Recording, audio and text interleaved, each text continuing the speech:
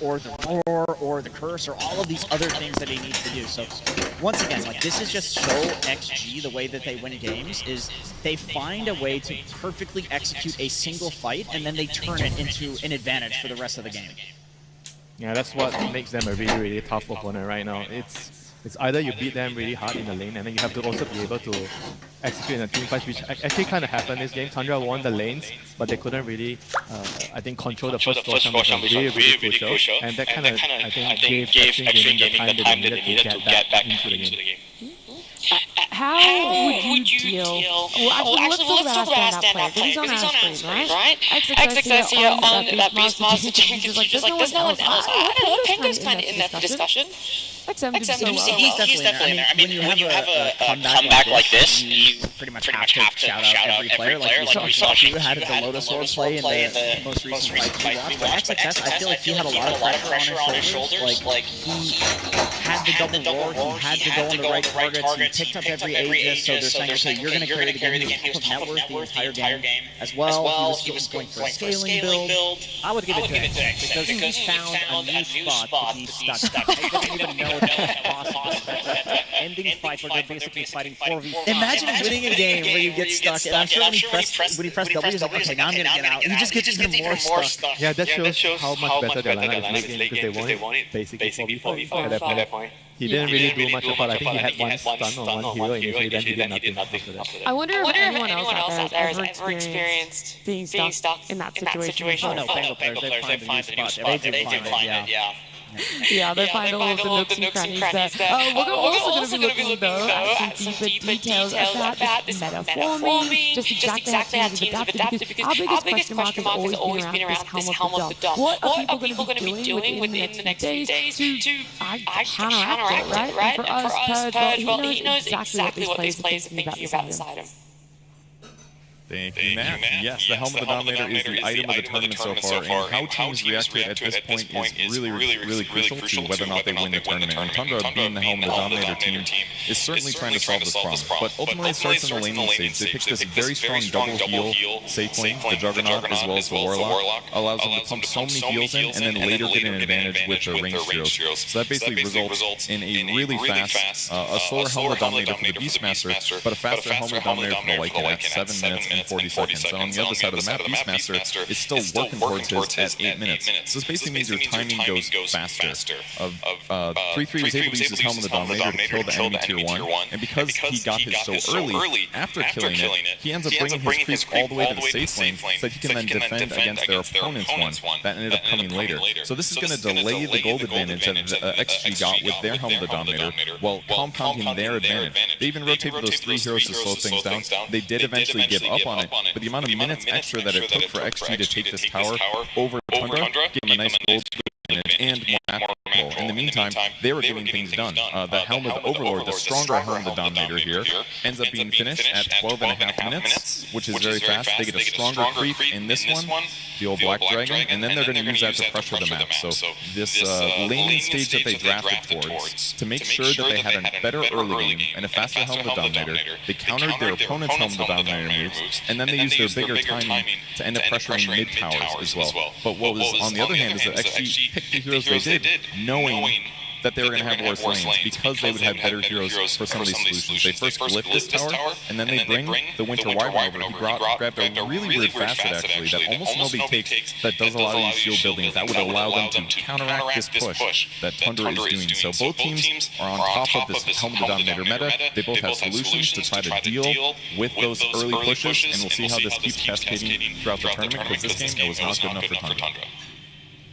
Thank you so much, Pudge. We're going more of that insight, just exactly what's happening, that people are willing to just sort of sacrifice their Helm of the Dominator creep to stop the pushes of the other Helm of the Dominator creep. That is evolving also with the itemization. It's a very interesting build coming up from BCM. This is not your traditional build by any means, because he was building into Holy Lock, every item with the soul ring. So this gives you quite a, I would say, infinite mana, because when you check the numbers, it is 255 mana with 17 charges on this Holy Lock. It's slightly over 2 minutes that you get it from, plus the soul ring, plus the charges that you get from potentially fighting. So it is very interesting. This is the first time seeing it. Maybe somebody else did it before, but we can see some new stuff, new tech coming out, and this is very interesting. So this is dependent just for the Storm, not anything related to his matchup in the mid lane. I think it's any hero that builds into Kaya also enjoys it because that's going to amplify it as well. Like you'll see Ember will also go for a Holy Lock.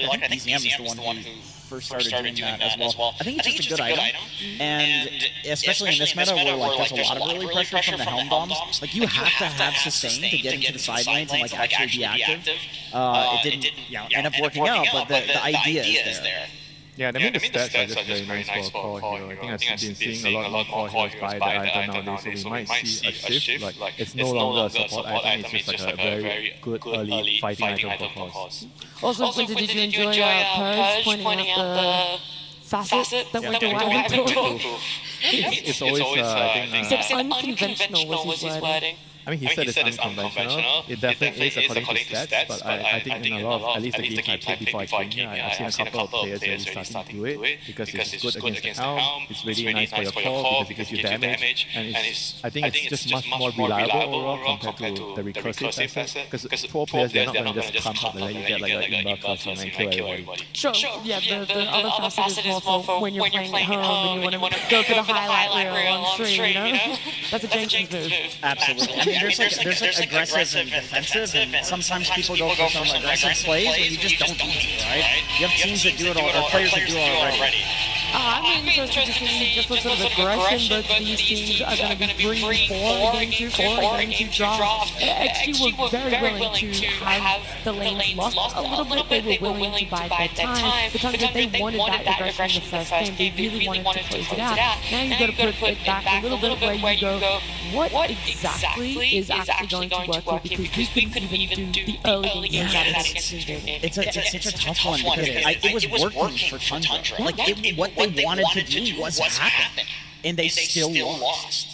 So I guess a lot is going to fall into Moon, like breaking down what actually went wrong in that game and how to fix it. I see Tundra as the type of team to not completely change their draft and say, okay, we won't do this. This one was definitely not on the draft because they executed pretty much perfectly for 15-20 minutes. Yeah, that Roche fight should have maybe happened because it was also a good play from Extreme Gaming, realizing what needs to be done, taking away Roshan from a team that is 5k gold ahead, which wants to put more pressure. But Tundra, seeing how they played out first 15 minutes was pretty much flawless, understanding what the holes in Extreme Game draft are. And Extreme Gaming, they are a team that we've seen it so many times where they just put themselves in a position where they are 5k gold down 10-15 minutes into the game. It feels like they really want to be pushing the limits, see if they can make a comeback. And this is one of the better comeback teams. Yeah, I mean something else to add to that, right? It's not just about the draft. I think which side you're on actually matters a lot. Because if you're playing the way Tundra is playing in the first game, you want to be aggressive, you want to secure the lanes. Being on the Radiant side, like I mentioned, the 15 to 20 minute Roshan, that is actually super crucial for you. Yeah. You do well in the lanes, you get Roshan, then you can snowball a lot stronger, you know. So I think being on the Radiant side actually matters a lot for how they are playing, if they want to keep everything the same. I totally agree. I think if you were to like look back at this game in retrospect, Moon is definitely going to call out the Roche play. It's very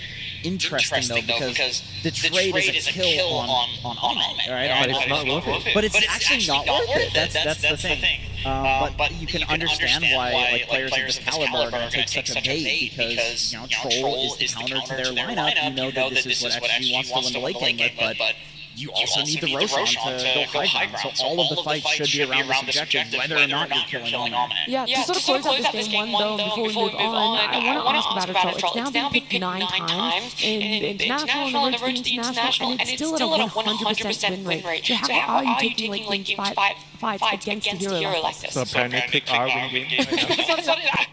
Plus, you want to stay in this upper bracket, and you want to learn more.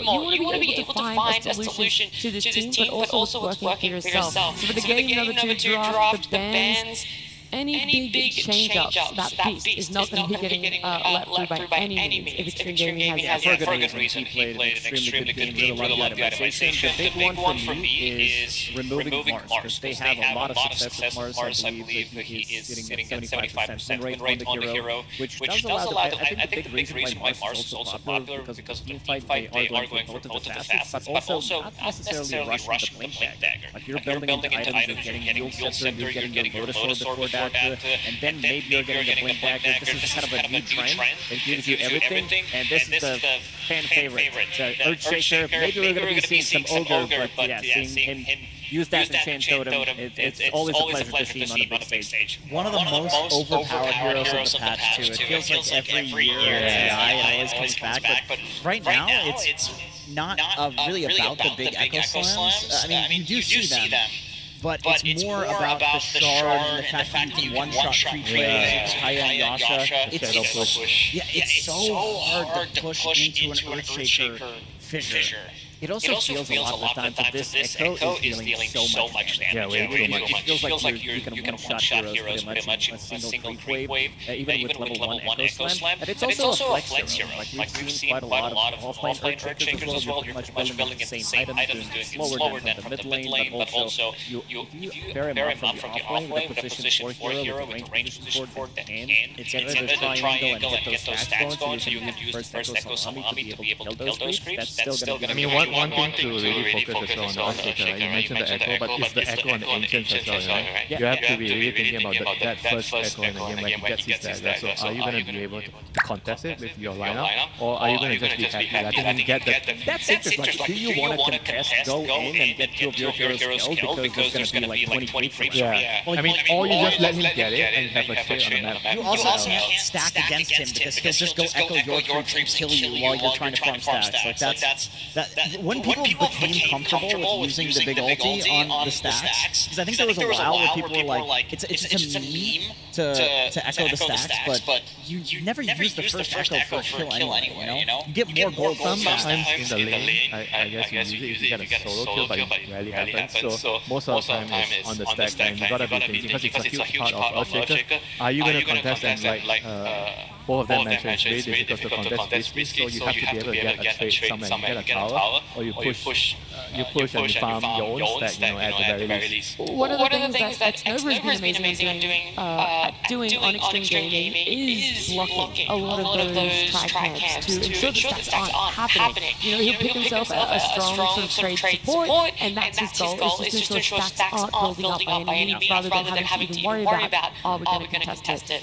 They themselves, though, Warlock might not really fit that sort of archetype, but it doesn't necessarily have to be an Echo. I think they wanted a hero that can break the fight as well, especially when Shaker goes in, try to reset it. You also have Queen of Pain, so the picks coming up from the carry or mid-roll where the heroes are going to go. These are not difficult. These are difficult matchups to be playing with, because the pushback during the BKB Warlock with the Golem, so you're wasting good 3-4 seconds of your... I mean, the Golem is very good at stopping the combo, right? You can come in with a BKB, try to combo your teammates, but the Rock stops everything. So I think in that regard, they kind of have the better or easier teamfight execution. I agree. And to be honest, going into this tournament, I was surprised to see Queen of Pain not picked up as much as it was on the previous patch, because in pro level pubs it was still very popular coming into the tournament. However, for XG, this is a different hero because Ame plays it. So what I really like about this pick here is that you can follow Earthshaker, all the roles you guys just mentioned, 4, 3, 1.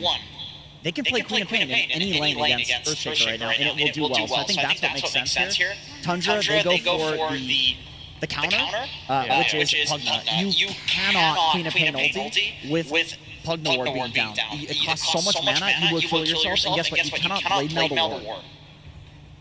Yeah, I mean, on top of that, we were mentioning about what would be the adjustments that Tundra is making. Right away, they are trying to drop a lot more priority in terms of the teamfight with the snap and the partner. And now we're going to see a Slada here, which is not, I think, a very common hero against Pugna because of deep grab. Yeah. But they are probably looking at a type of lineup where you don't really try to play around teamfights as much with the whole wing.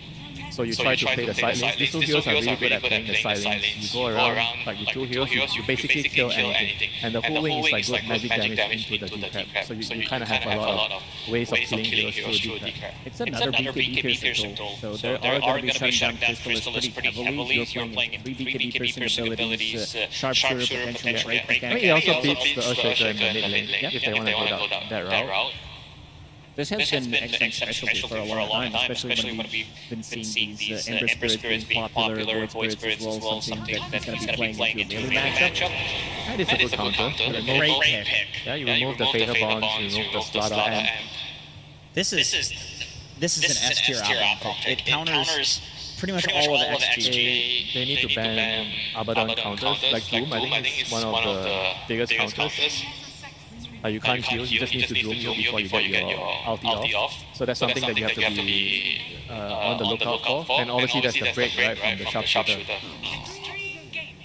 I mean, I like Abaddon here too because Tundra can run it in any of the side lanes against Queen of Pain, depending on where it goes, and it does well. Although we have seen Ame as a swap carry do well against Abaddon.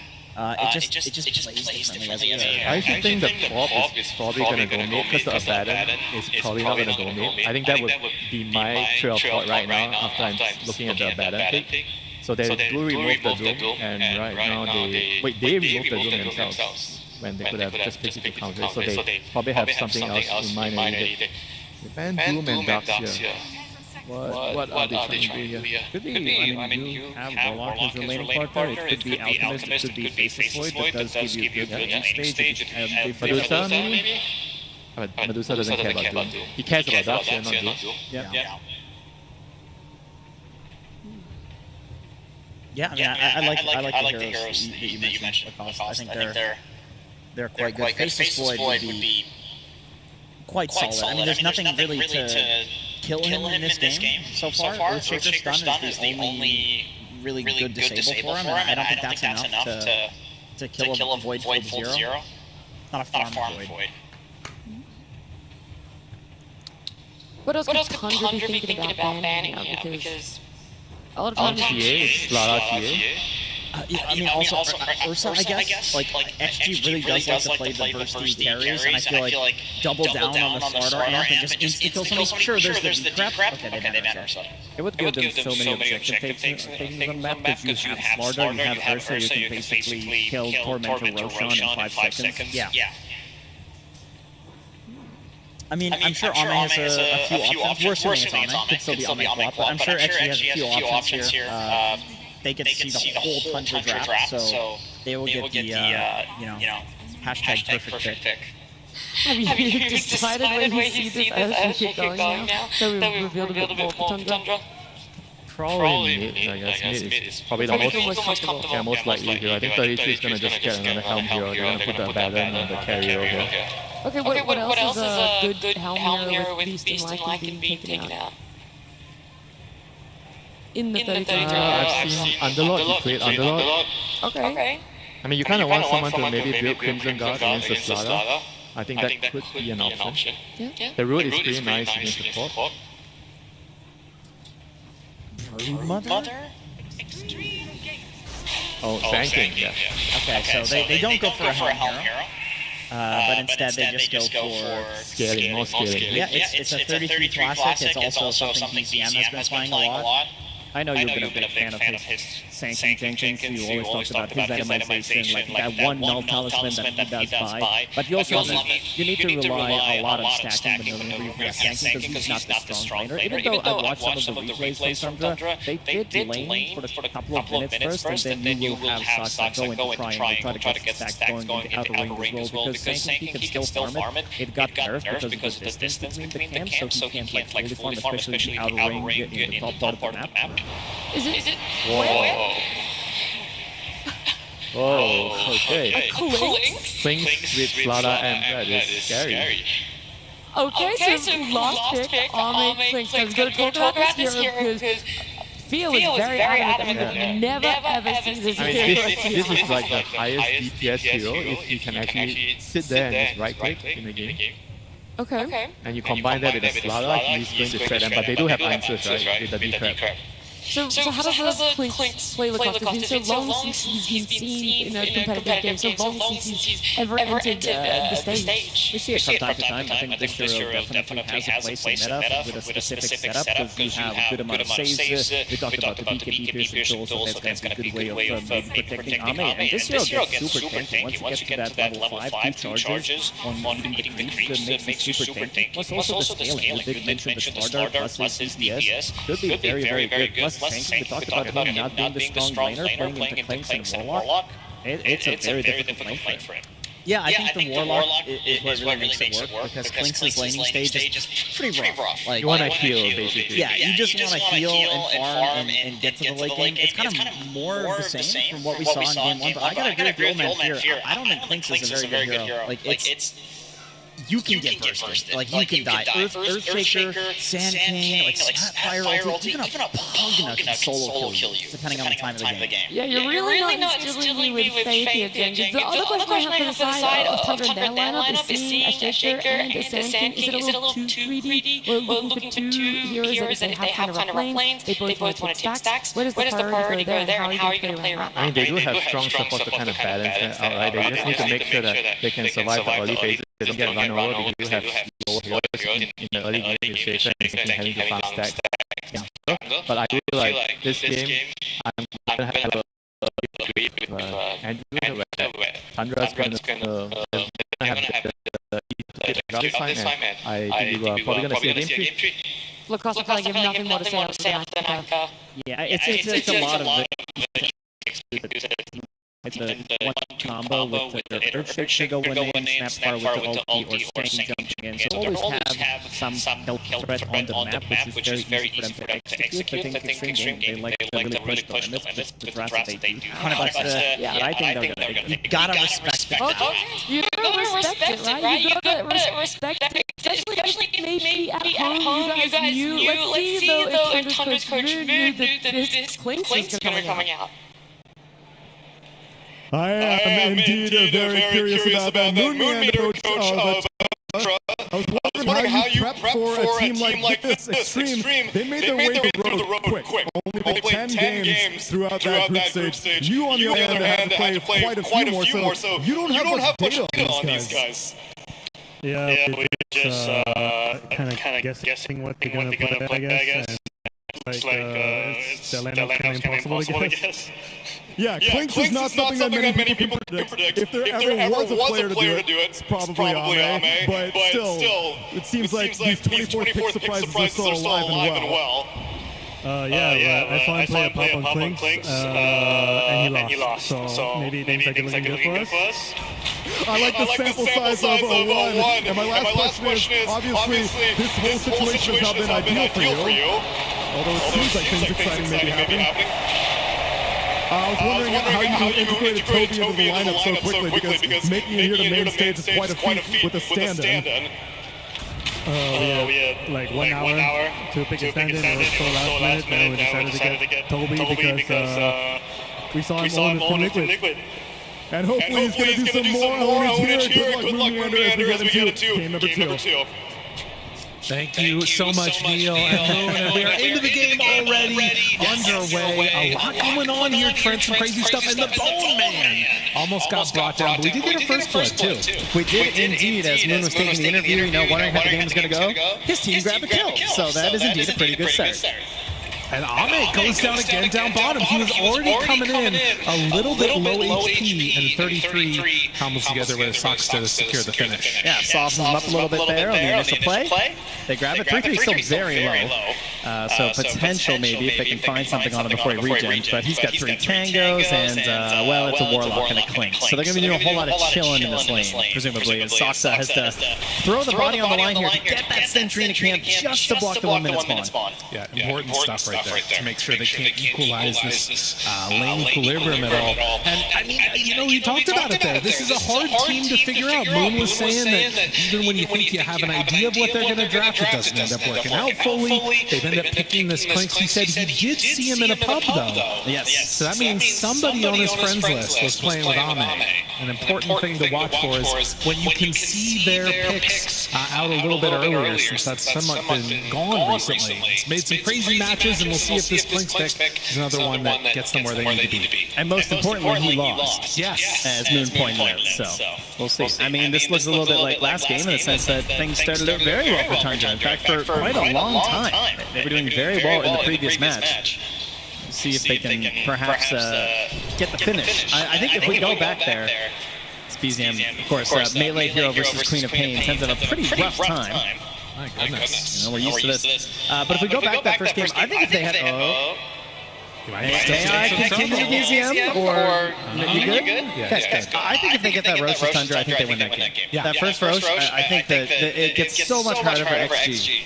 So if they can manage to avoid a disastrous moment like that in this game, Tundra should have a better chance. This is scary stuff right now. I'm able to get that deny on XM, but BZM still very, very low playing against the 2 points in Dagger, Queen of Pain. And you can see that's going to the tune of 12 and 5 for XM. And you can see he's not even trying to force this, right? Like, XM's low there, he's got a blink. He's thinking of some stuff there, but there's an enchant totem, there's creep waves. Like, why not just secure the runes and guarantee that he's just going to have to leave? Yeah, they don't have to necessarily play as aggressively as they want to.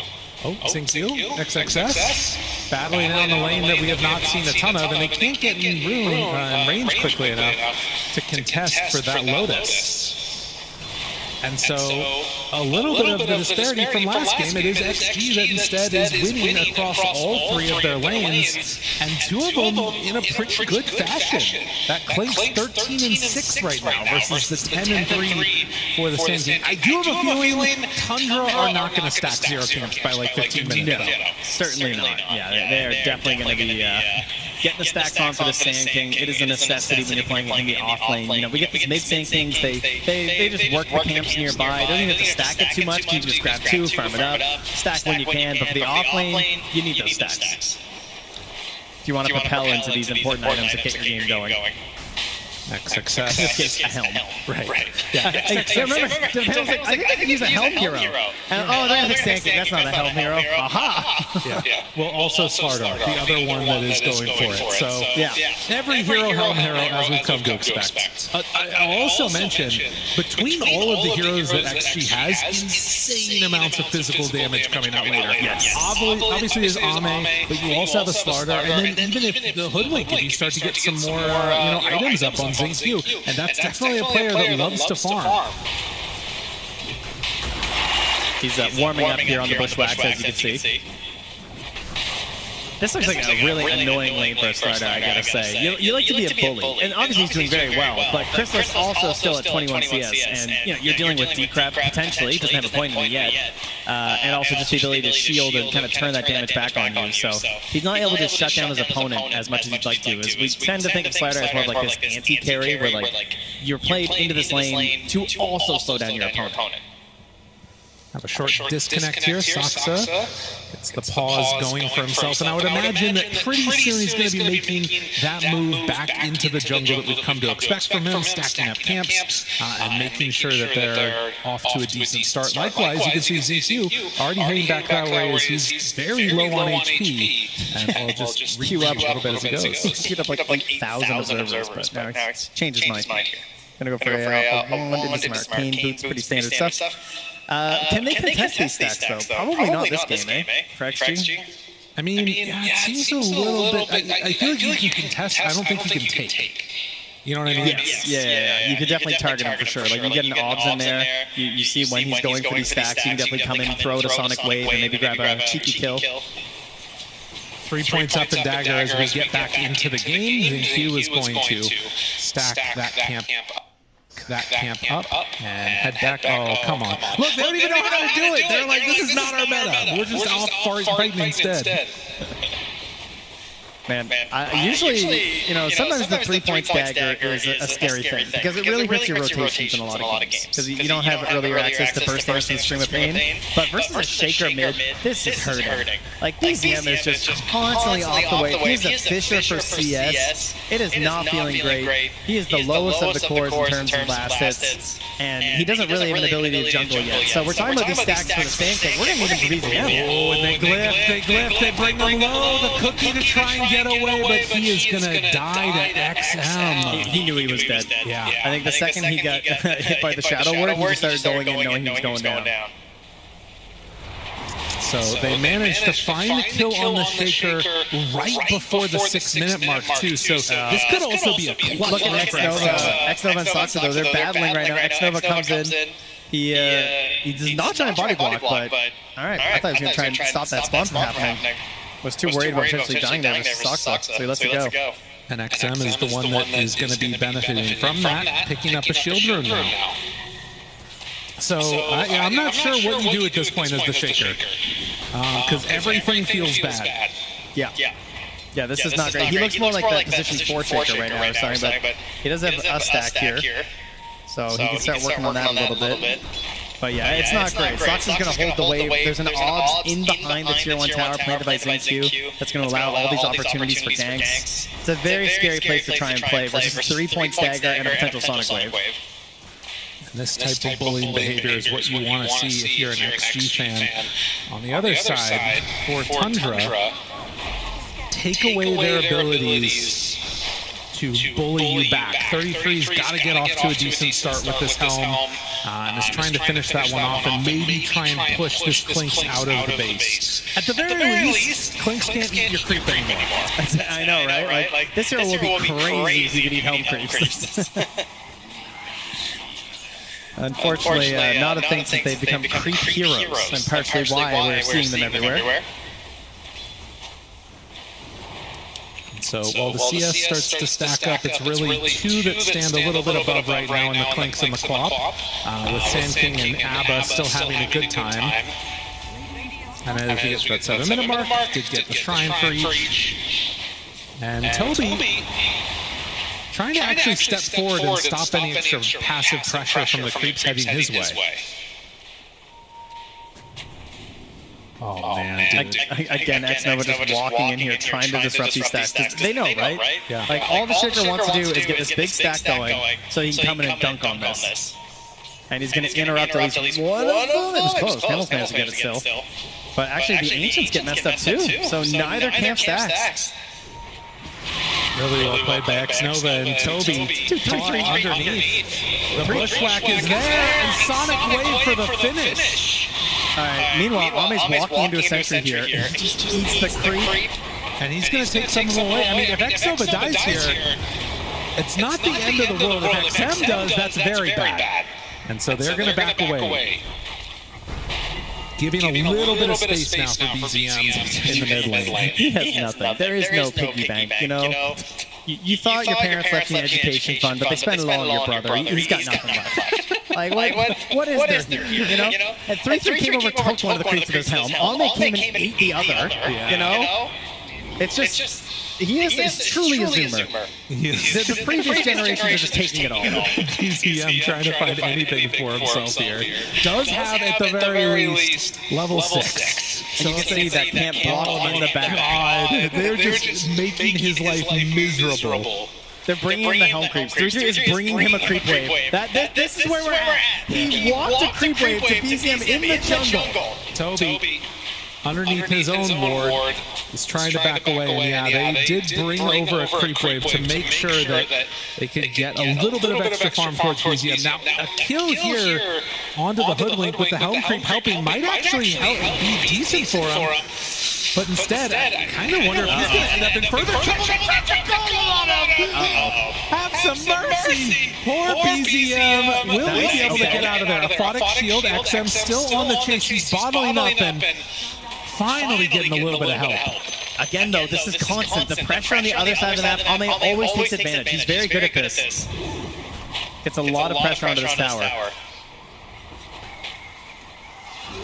But once again, it is Ame at the top of the board at the 10-minute mark. He has all the space in the world down bottom. This is a consistent theme that we are getting from XG. Well, surrounded now. XM playing in mid with Soxa nearby, and though they did not get the kill with the golem, they are going to get the tower with it. Yeah, that ward lasting the entire time as well. So much value, giving them this capability to take this. I gotta say, the tower lasted longer than I expected.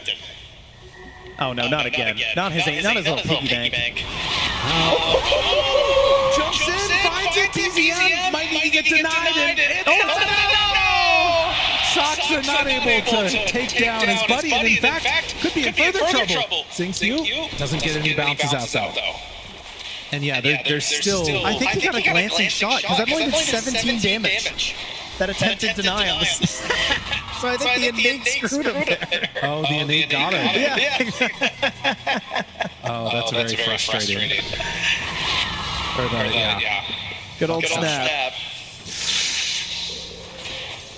Well, we said that we thought they could contest. We weren't sure if they could steal them. They're making an attempt at it right now. BZM still has Echo at the ready. Oh, you don't want to share this XP though. Yeah, that's true too. Even to your allies, like, guys, can you guys leave? But he just has to go for it. He needs the protection.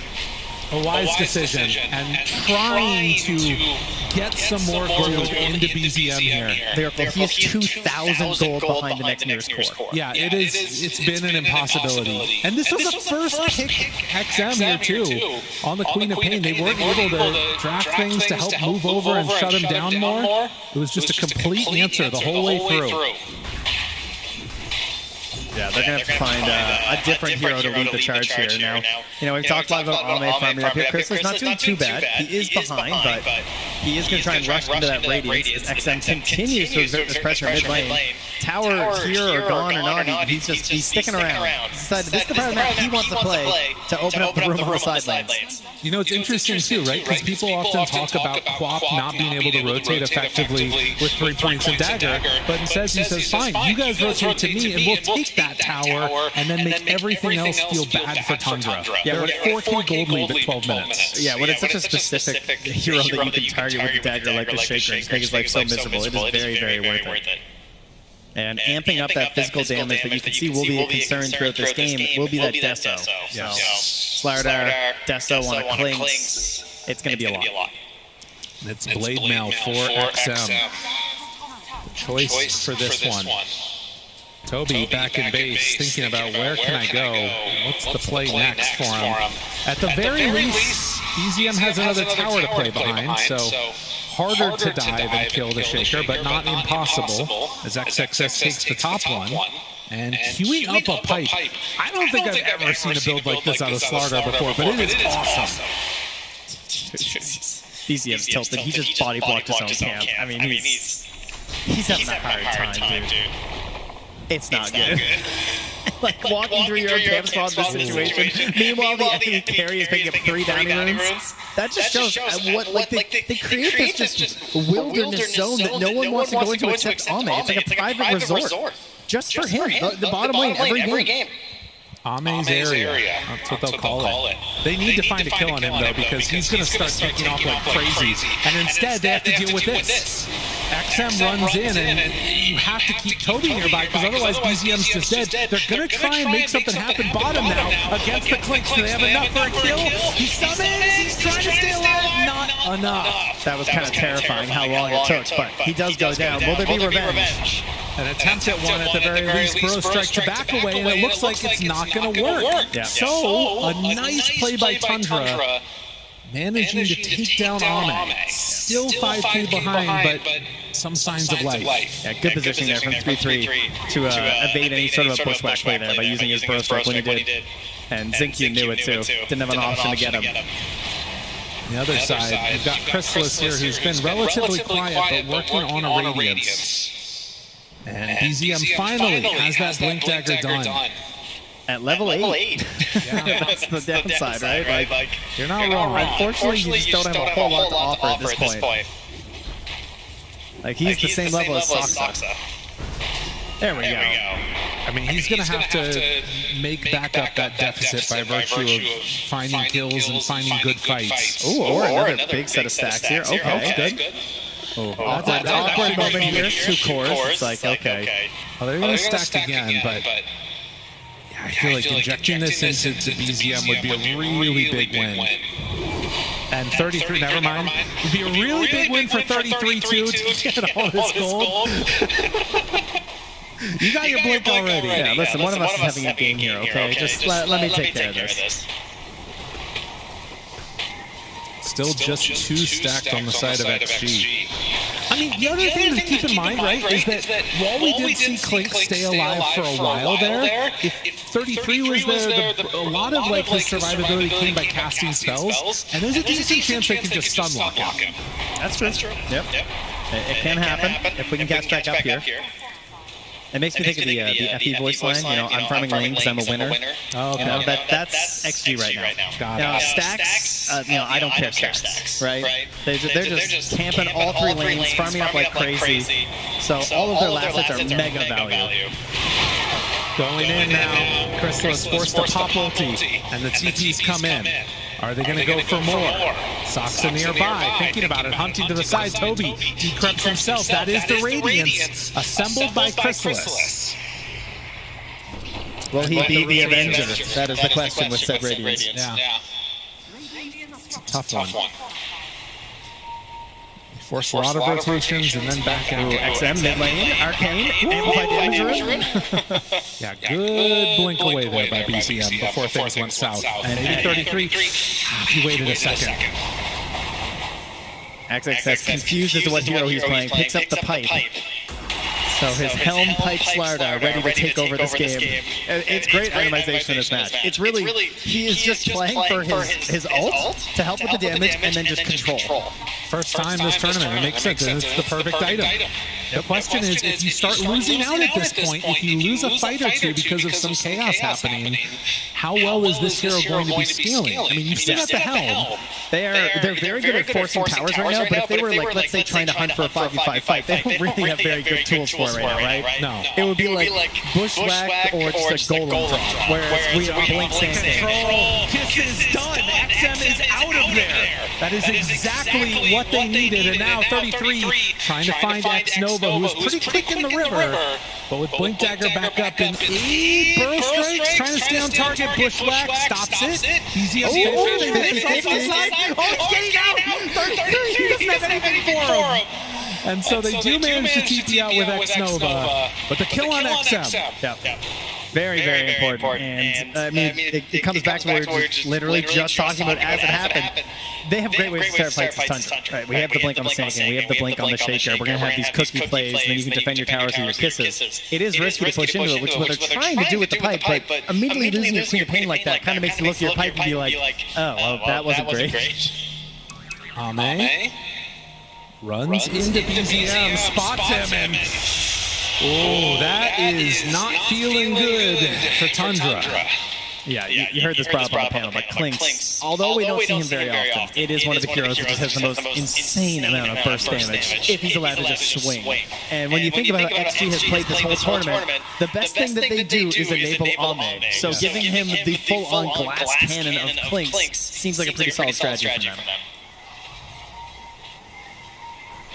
This gold lead staying steady, though. That's something that has also been a constant at this tournament, that even when teams are behind, they have found ways to keep farming, to stay relevant in the game, and to extend the duration. And, well, now, these types of kills start to hurt a whole heck of a lot. Ame goes down again. Ooh, a rare mistake there from Ame, pushing out a little bit too much, maybe incorrect read as to where they were moving on the map. He tends to play just like so defensively. I mean, Ame is 3 of their deaths in this game. That's 75% lyrical. I thought it's half. Yes, you're right. I was looking at the wrong column. I thought I really nailed my math for a second there. That's, I mean, when you think back out here, you know, I hear you. When I think back to the beginning of this tournament and, you know, the way that Ame had started, it really feels like so many of the games of XG have been in response to those early days and how well he did, where people like are explicitly going out and saying, I'm here just to kill Ame. That has only grown now. Yes, that's right. after the Road International. All right, some obs down here spawning some of this movement by Tundra. They scan, saying, hey, I think they're going to do a 20-minute Tormentor, guys. Just this feeling I have. Creepers in. XXS. No blink dagger. Ame's coming. No, he did have it. He got it back up in time. Now Sonic Wave. Chrysalis low, but not dead yet. He's broken. Forced to pop the ultimate. Now kisses from Saksa. Do they have enough damage? Ame spots him. Immediately blows up. Oh, no! 33 says no! But big hit down from X-Nova. Can they take down this Sandstorm? Immediately breaks off the burrow. They need XM low, dead! Oh, baby. All the X's are falling. There's nowhere left to go. As Slardar 2 is going to die. What a beautiful setup from Tundra. Oh, that's exactly how they need these fights to go for Tundra, right? Like, that ulti looked very dangerous for Crystal. He was forced to pop it because of the break. He was a little bit nervous there, so he just goes for it. They completely stop hitting him. He gets almost no heals off the ulti. And then you're worried about the reboost from XG. But just that little bit of survival on Saksa to get the cookie stun onto Ame gives them that kill. And then a delayed fight, the burn of the Radiance going the entire time, and BZM finally getting his revenge after that mid lane. So we take a look at this, the full breakdown of the view. I mean, again, at the beginning, you see Tundra, not as much HP, not as tanky, they don't have the pipe. They kite the ABBA ulti, and then this play. How did he not die? The T-Trap coming in saved his life before he got burned. And there, it looked pretty dangerous with that ulti. You see his chase down sliders coming in, but the Fisher block even to help protect 3-3. I mean, that's beautiful stuff right there.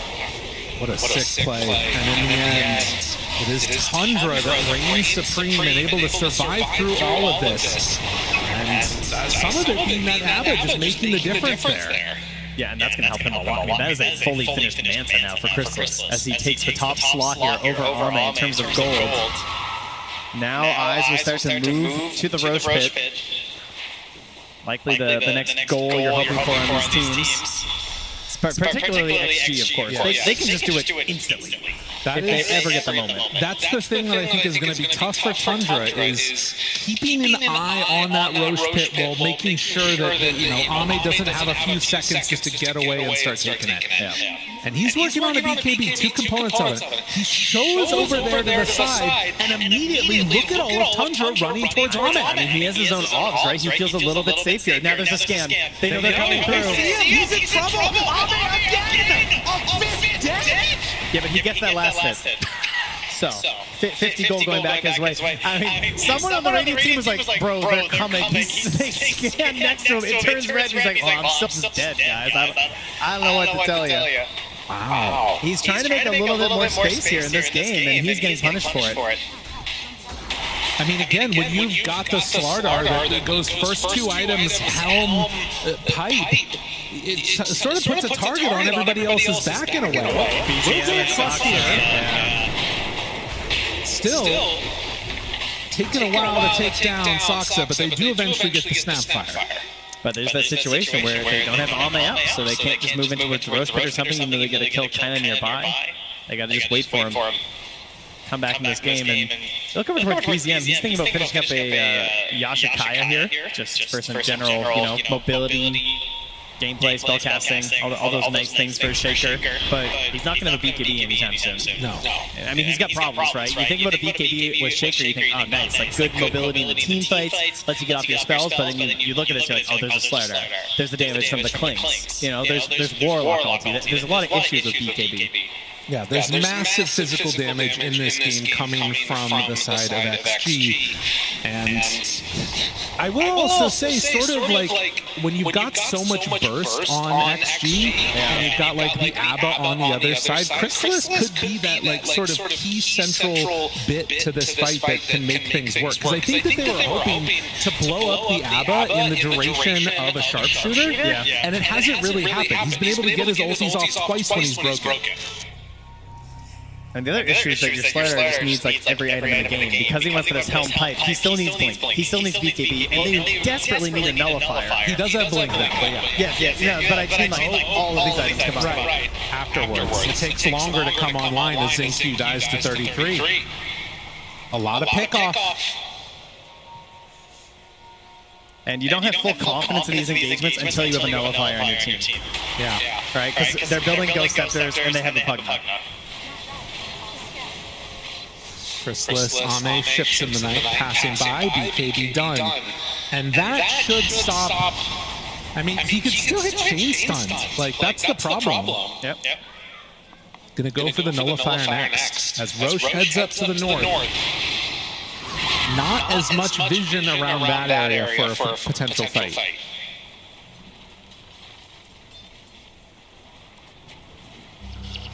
Also, very small lead right now.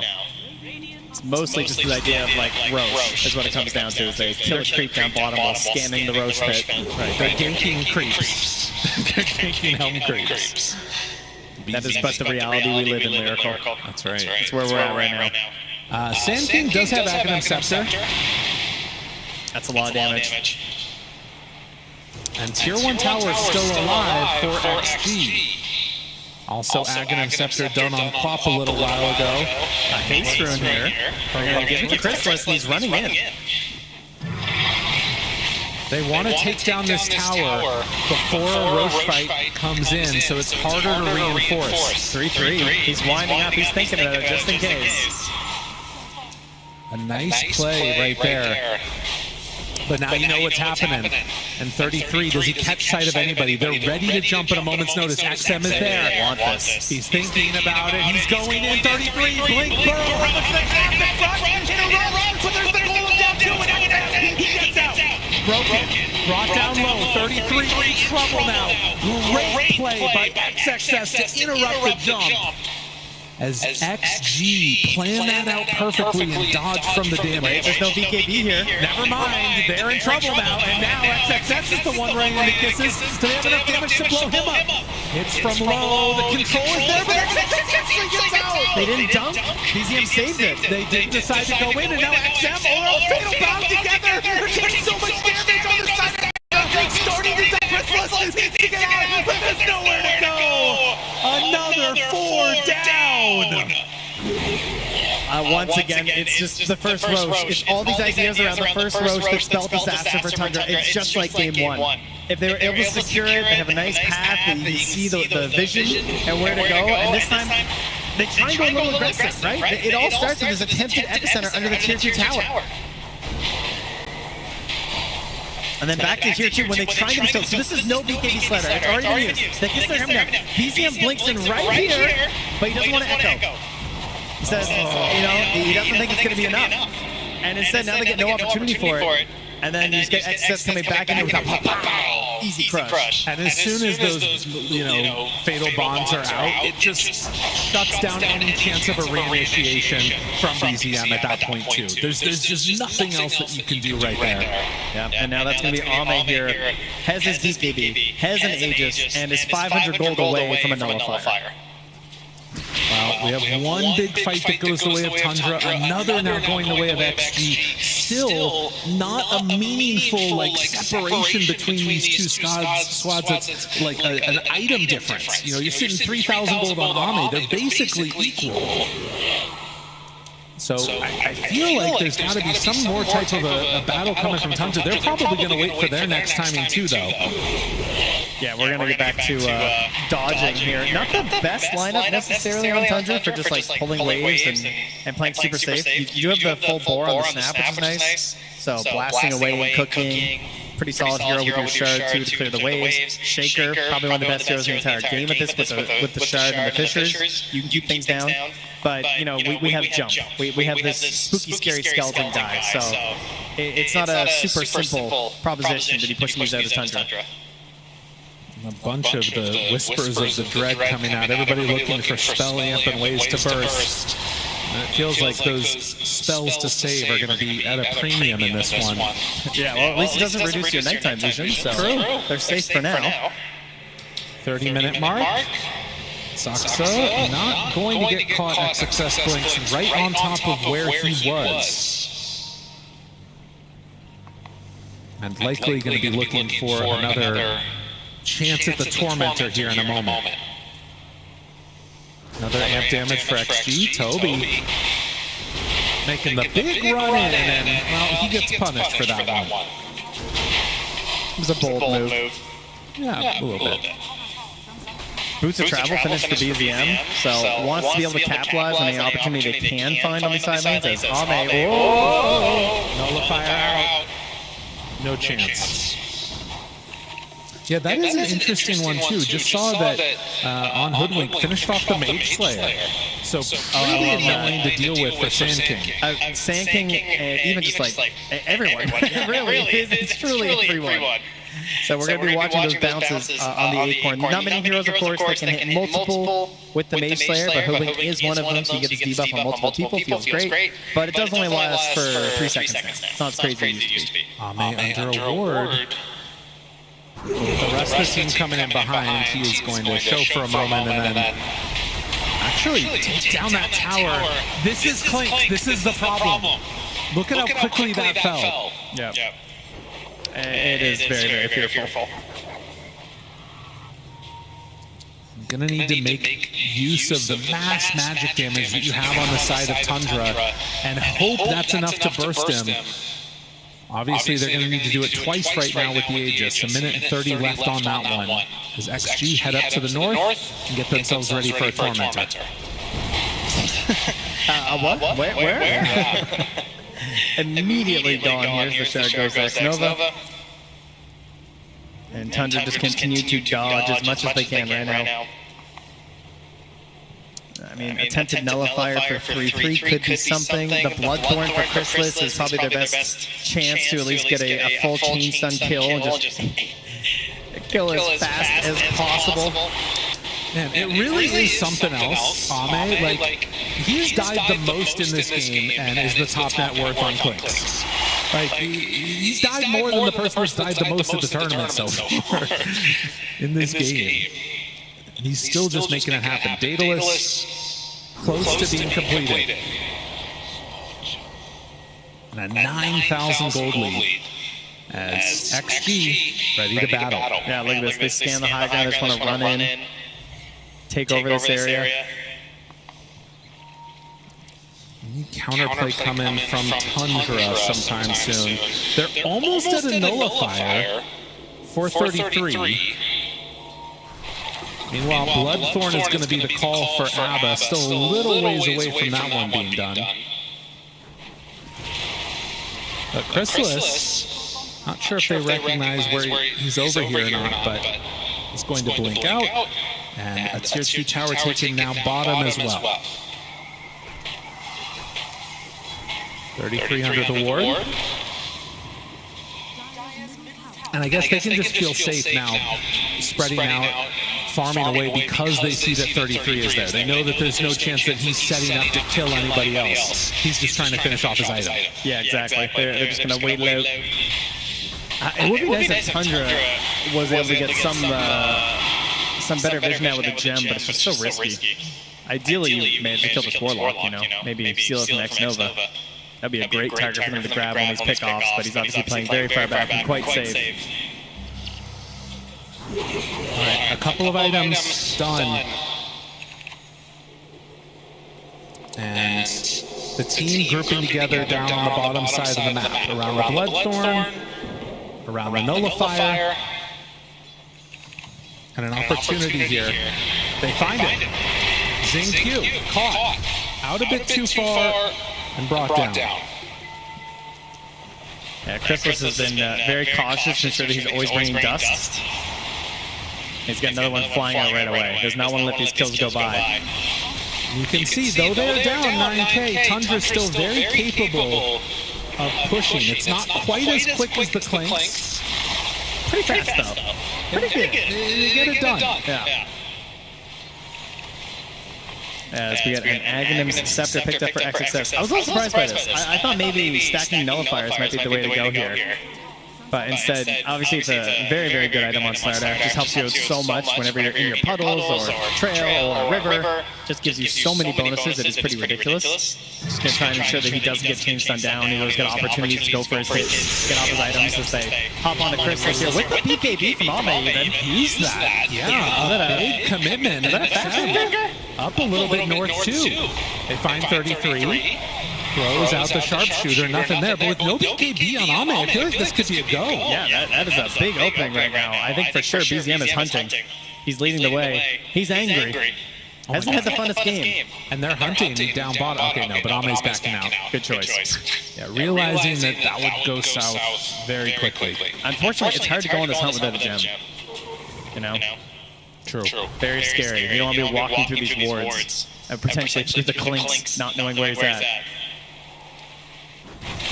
Well, 12 to 14. And while the smoke does not connect onto anybody for Tundra, they do get another chance to push out their waves. XXS is showing it mid. Ame still has no BKB for another 40 seconds. If something were to pop off. So if the Roche were to spawn instantly in 7 seconds, it would be extremely good for Tundra. I don't even know about that. Foxhouse getting really aggressive. He goes, that's a greedy ward, my man.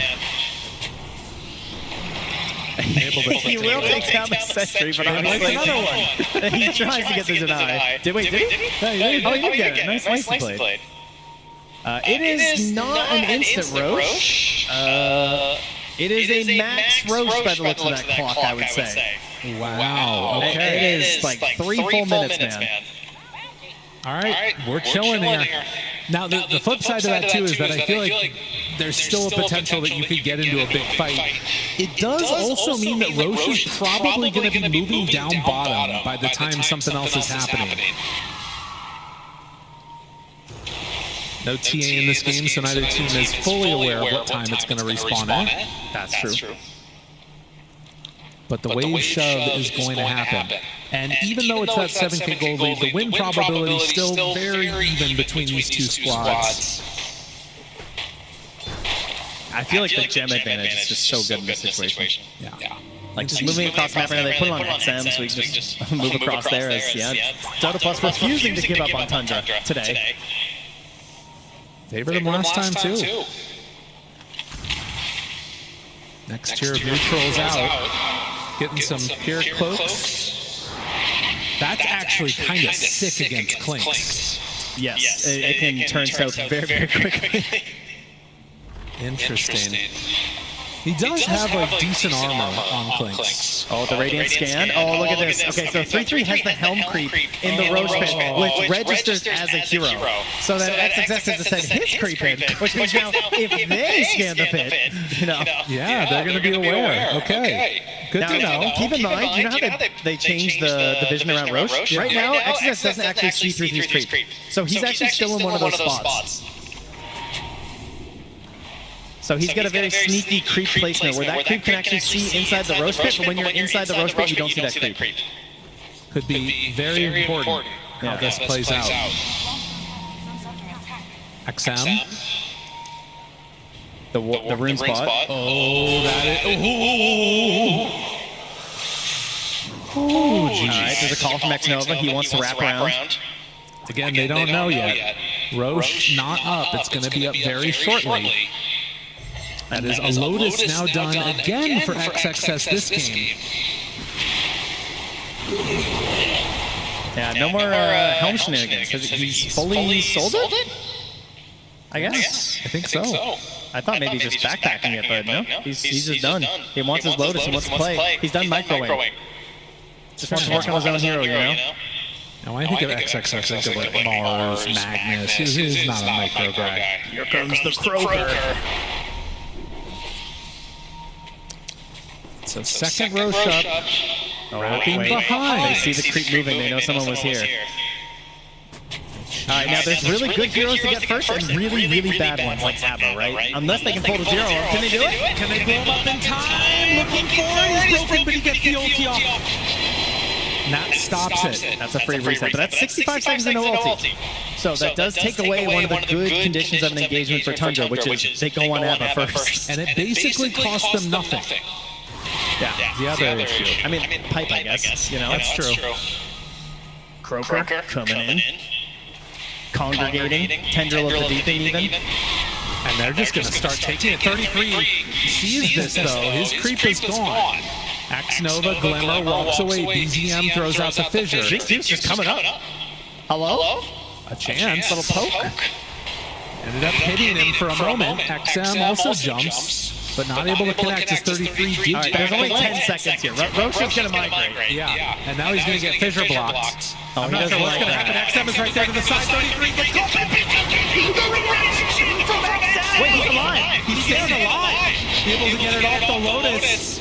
Keeping keeping them back and low, but dead afterwards. XXS puts the kibosh on that, and Chrysalis, now in more of a world of hurt, is going to start to fall ethereal form for a bit longer. But in the end, it is going to be a dead ABBA, and hunting down Toby, hides off to the side, ethereal form, no way to break him. Do you know what's crazy is that he didn't have ulti as that sharpshooter was coming in. His ally died and gave him ulti from his fastest. Ame moves back, but no. Comes in, shuts down the captain, 33 to fall, and XG ready to run away with his game number 2. Just, I mean, everything going their way. Like, what more is it, you know? They jump in there, at first you think like, oh, there's a heal. You know, maybe they can turn it with a shaker, but they just never find these opportunities. And just instant Roshan. Zero chance of contest here. And yeah, that's where it starts, right? Like, on to BZM. What is the heal here? Is someone pass him a Lotus or something? Yeah, it must have been. Regardless, you could see also the just swing that came in as soon as 33 Burrow striked, and then the reaction of the BKB from Quap shut that stuff down completely. And I mean, now that you lose this fight like this, you get the Aegis ready to start going high ground. I mean, there's got to be some answers to it, but you don't have buyback. Their spirit is broken like their base. I mean, that wasn't even a fight. It was just simply a massacre. The comms are quiet right now, you know? And another tier 3 tower going to be hit. They're TPing in with BZM. They're going to try something. Does he have the range? The creeps are starting to walk forward, but Ame just backs away. Now the jump finds Crystal's BZM. Waiting for his moment, waiting. There's a fissure block. XXS is stuck. He wants Ame, but he's just not coming in. And the cookie, but there's the BKB reaction. Ame's just running. A chance? Sonic Wave 33 can't chase now. No Blink Dagger available. XM, he's fine too, gets the blink out, and after just destroying that base, are going to freely walk away. Full 2 sets of racks. And they've still got Law, right? They're just walking out with this Aegis and only a single lane now to try and keep alive for Tundra. Their last hopes here in the upper bracket. XG. If there were any questions about if this team was for real going into the main event, they have been answered at this point. They have looked so good. And now an active Scepter done for the Clinks. They're doing it with the Weird Heroes. You love it. It's so much damage, man. The Burning Army comes out. It already is a lot of damage, but now this is that safe damage, the way he's been playing, right? He can just chuck this out. Does also get increased hits to kill the skeleton archers when you pick up that Aghanim Scepter. So, big range, drop it down, say come and fight us in this, which is even harder to do now because they're going to be breaking Blink Daggers of Sand King and Earthshaker. Yeah, who've already struggled, of course, to try and find these plays in. But you know, he doesn't have buyback. That's true. So, kill him twice, you won't have to kill him a third time. At least there's that. Tundra. How many more tricks they have up their sleeves? Ame is there, channels ton of damage onto the ABBA, and then he's forced to back away. I'm not sure what the right answer is at this point for them. They're down so much gold. And it feels like the fights have just not gone their way at all. And look at this. XM just blinks right in the middle of everybody here. They find Toby, and he is going to end up dying for his troubles. And look at this. XM scouts the amplified damage room too. And there, Soxa dying. Woo, buddy. Alright, I've now seen no world staff actually save someone.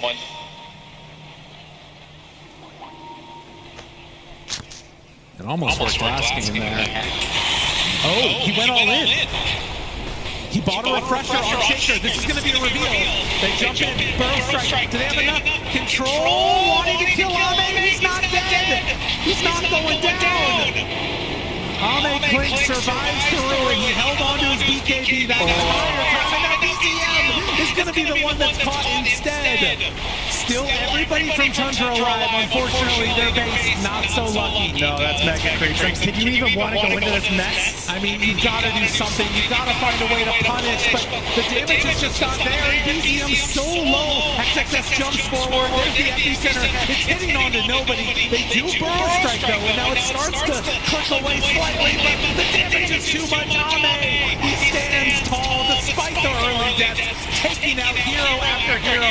Another burrow strike used, but look at the clinks. The skeleton man is doing way too much damage as they find a triple kill. Looking for 4, can they get it?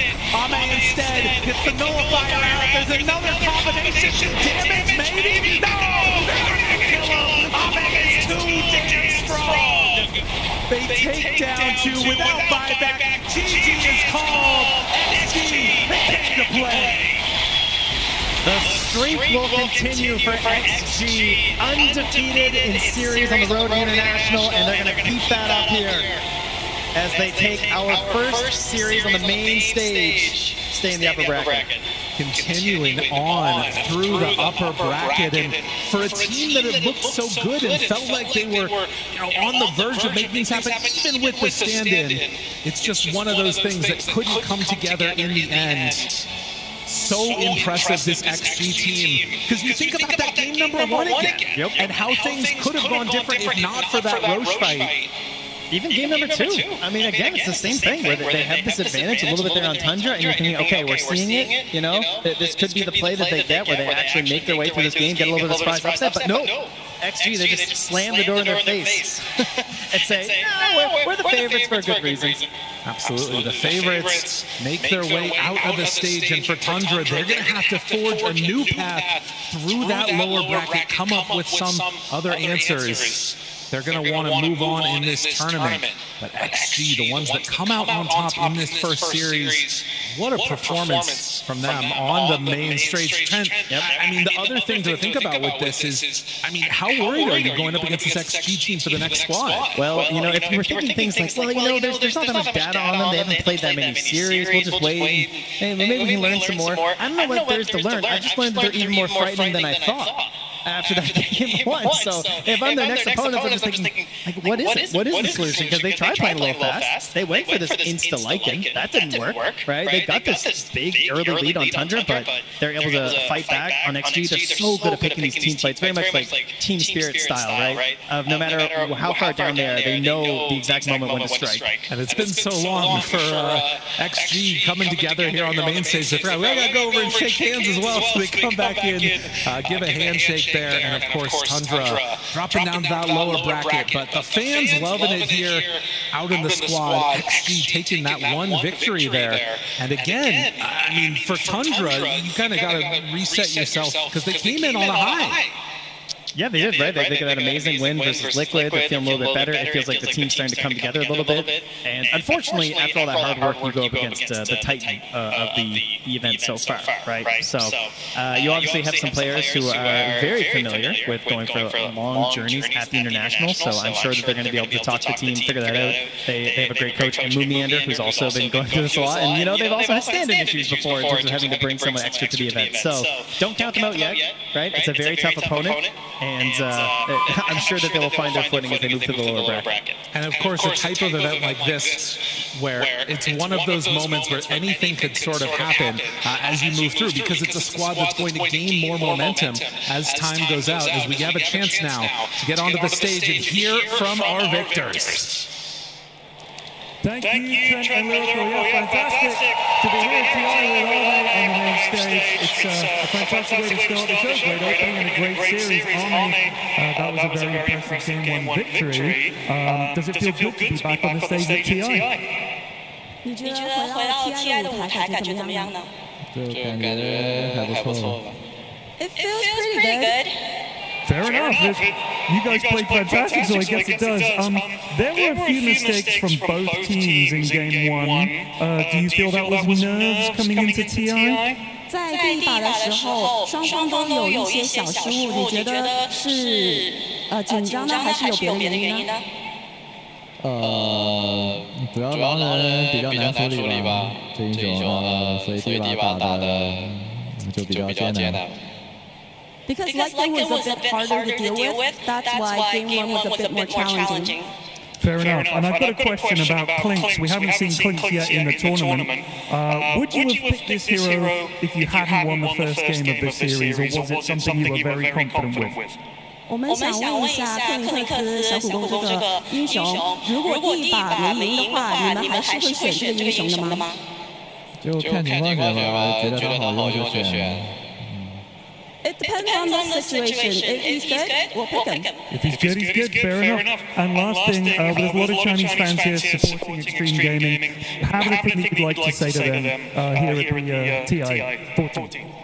线上有很多中国的粉丝，有没有什么想对他们说的吗？谢谢大家支持吧。Thank you all for your support. There you go. Thank you, Ami, for a fantastic performance. And let's throw it over to the panel now. Nat T and the gang, take it away.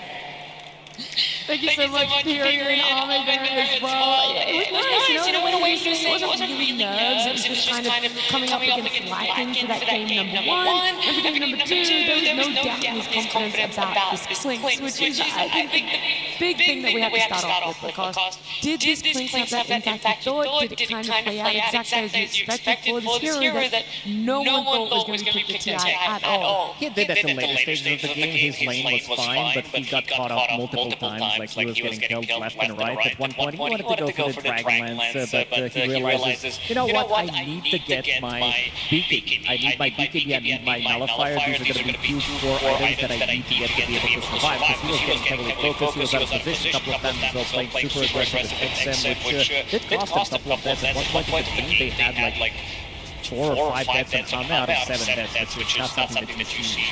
Yeah, I mean, really all they needed him to do in this game was be damaged, because the other cores on the side of XG had such phenomenal games. XXS on Slardar, like he was doing so much again. I don't know if you guys agree or disagree. For me, he's my MVP of the entire series. I think he did incredibly well as an offlane enjoyer. But XM in this game as well, he's playing into Pugna. Very hard counters. Difficult to use any spells against the Pugna ward, and he made it work. He did a ton of damage in this game. He was a menace in team fights to deal with. They felt like they had to completely focus.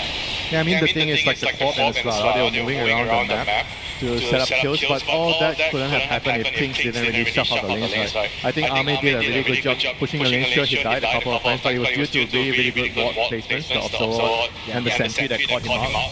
But I wouldn't say like he didn't really do a lot in the game. I think that he did a lot in terms of maintaining creep equilibrium for them. They pushed the waves, and it allowed the Quad and the Slardar to do their job in the game. It's also now something moving forward that you have to think about that we're seeing Extreme Gaming winning in multiple different ways with different heroes, right? This Clinks, no one thought was going to be picked. It works in a very different way than what Ame has been playing. And heroes, but it's the same kind of hero that Andrew was mentioning.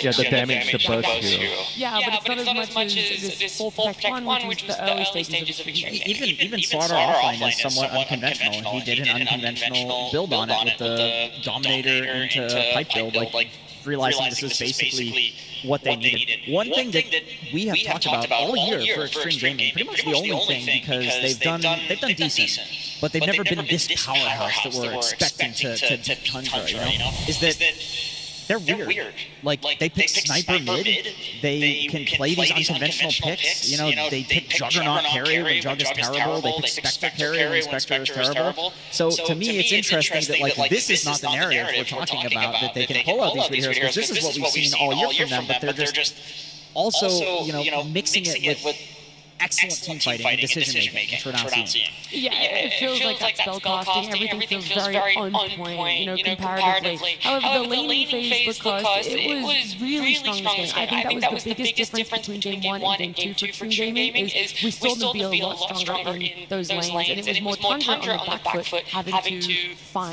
farm for themselves, having to pull their way back. They had a couple of small tricks up their sleeves, because the matchup in the mid lane wasn't really too good for BZM. He was struggling pretty much much throughout the first 15 minutes of the game to find his kind of blank dagger. But look at this Observer Ward, so they're seeing everything. Zinchu's being very annoying. He plants down a Sentry Ward. BZM, he can't go into Triangle. This is where Sanking's going to be farming. We talked about it in the panel before the game. He's trying to stack for himself, maybe get his Echo Slam on the multiple creeps, maybe get that Blink Dagger early on, but it's just not working out. Because right now, Sox is stacking the Triangle, and again, BZM's going to go here. Because what the Zinchu did is he did show himself. He did body block, so BZM didn't think there was going to be a Sentry in this camp. So again, he doesn't get the stack, and he's farming only one camp at a time, which is super slow. And then 11 minutes in, you have them trying to invade. So they go with the Fatal Bond. They're going to be trying to steal the XP. They know that they want BZM to get this Blink Dagger. They want to use this Echo Slam. He's only level 6, 11 minutes into the game, which is something that doesn't usually happen. They're going to be stealing a couple of creeps away from him, but you can tell that Extreme Gaming, they have a very good read of the game, where they're going to be playing and how they're going to be playing the game. And that was going into this. We knew that Sand King, Shaker Heroes that love to take stacks, how exactly are Extreme Gaming going to deal with it? And it felt like they weren't really focusing on that try. They actually wanted them to get those stacks, and it was like, we don't have to take the lost hits, we just have to make them get less combat damage. Exactly. I think the idea there is like, you just look at the amount of heroes that Tundra had to bring to defend that. We talked about the Sand King and the Earthshaker. You don't want a Sand King just watching his mid take stacks. That doesn't feel good at all. Like, Tundra had to allocate so many resources, and this is another thing when it comes to Extreme's decision making. They're able to make these calls where it's like, this was not about the fight, this was not about kills, it was about, we're just going to posture and force you to make bad decisions, essentially, which is a very interesting way. I mean, essentially nothing happened, but in the decision a lot happened. Yeah. For yourself, Winter, is that where you were seeing this game going, or at what point were you kind of impressed with what Extreme Gaming was doing?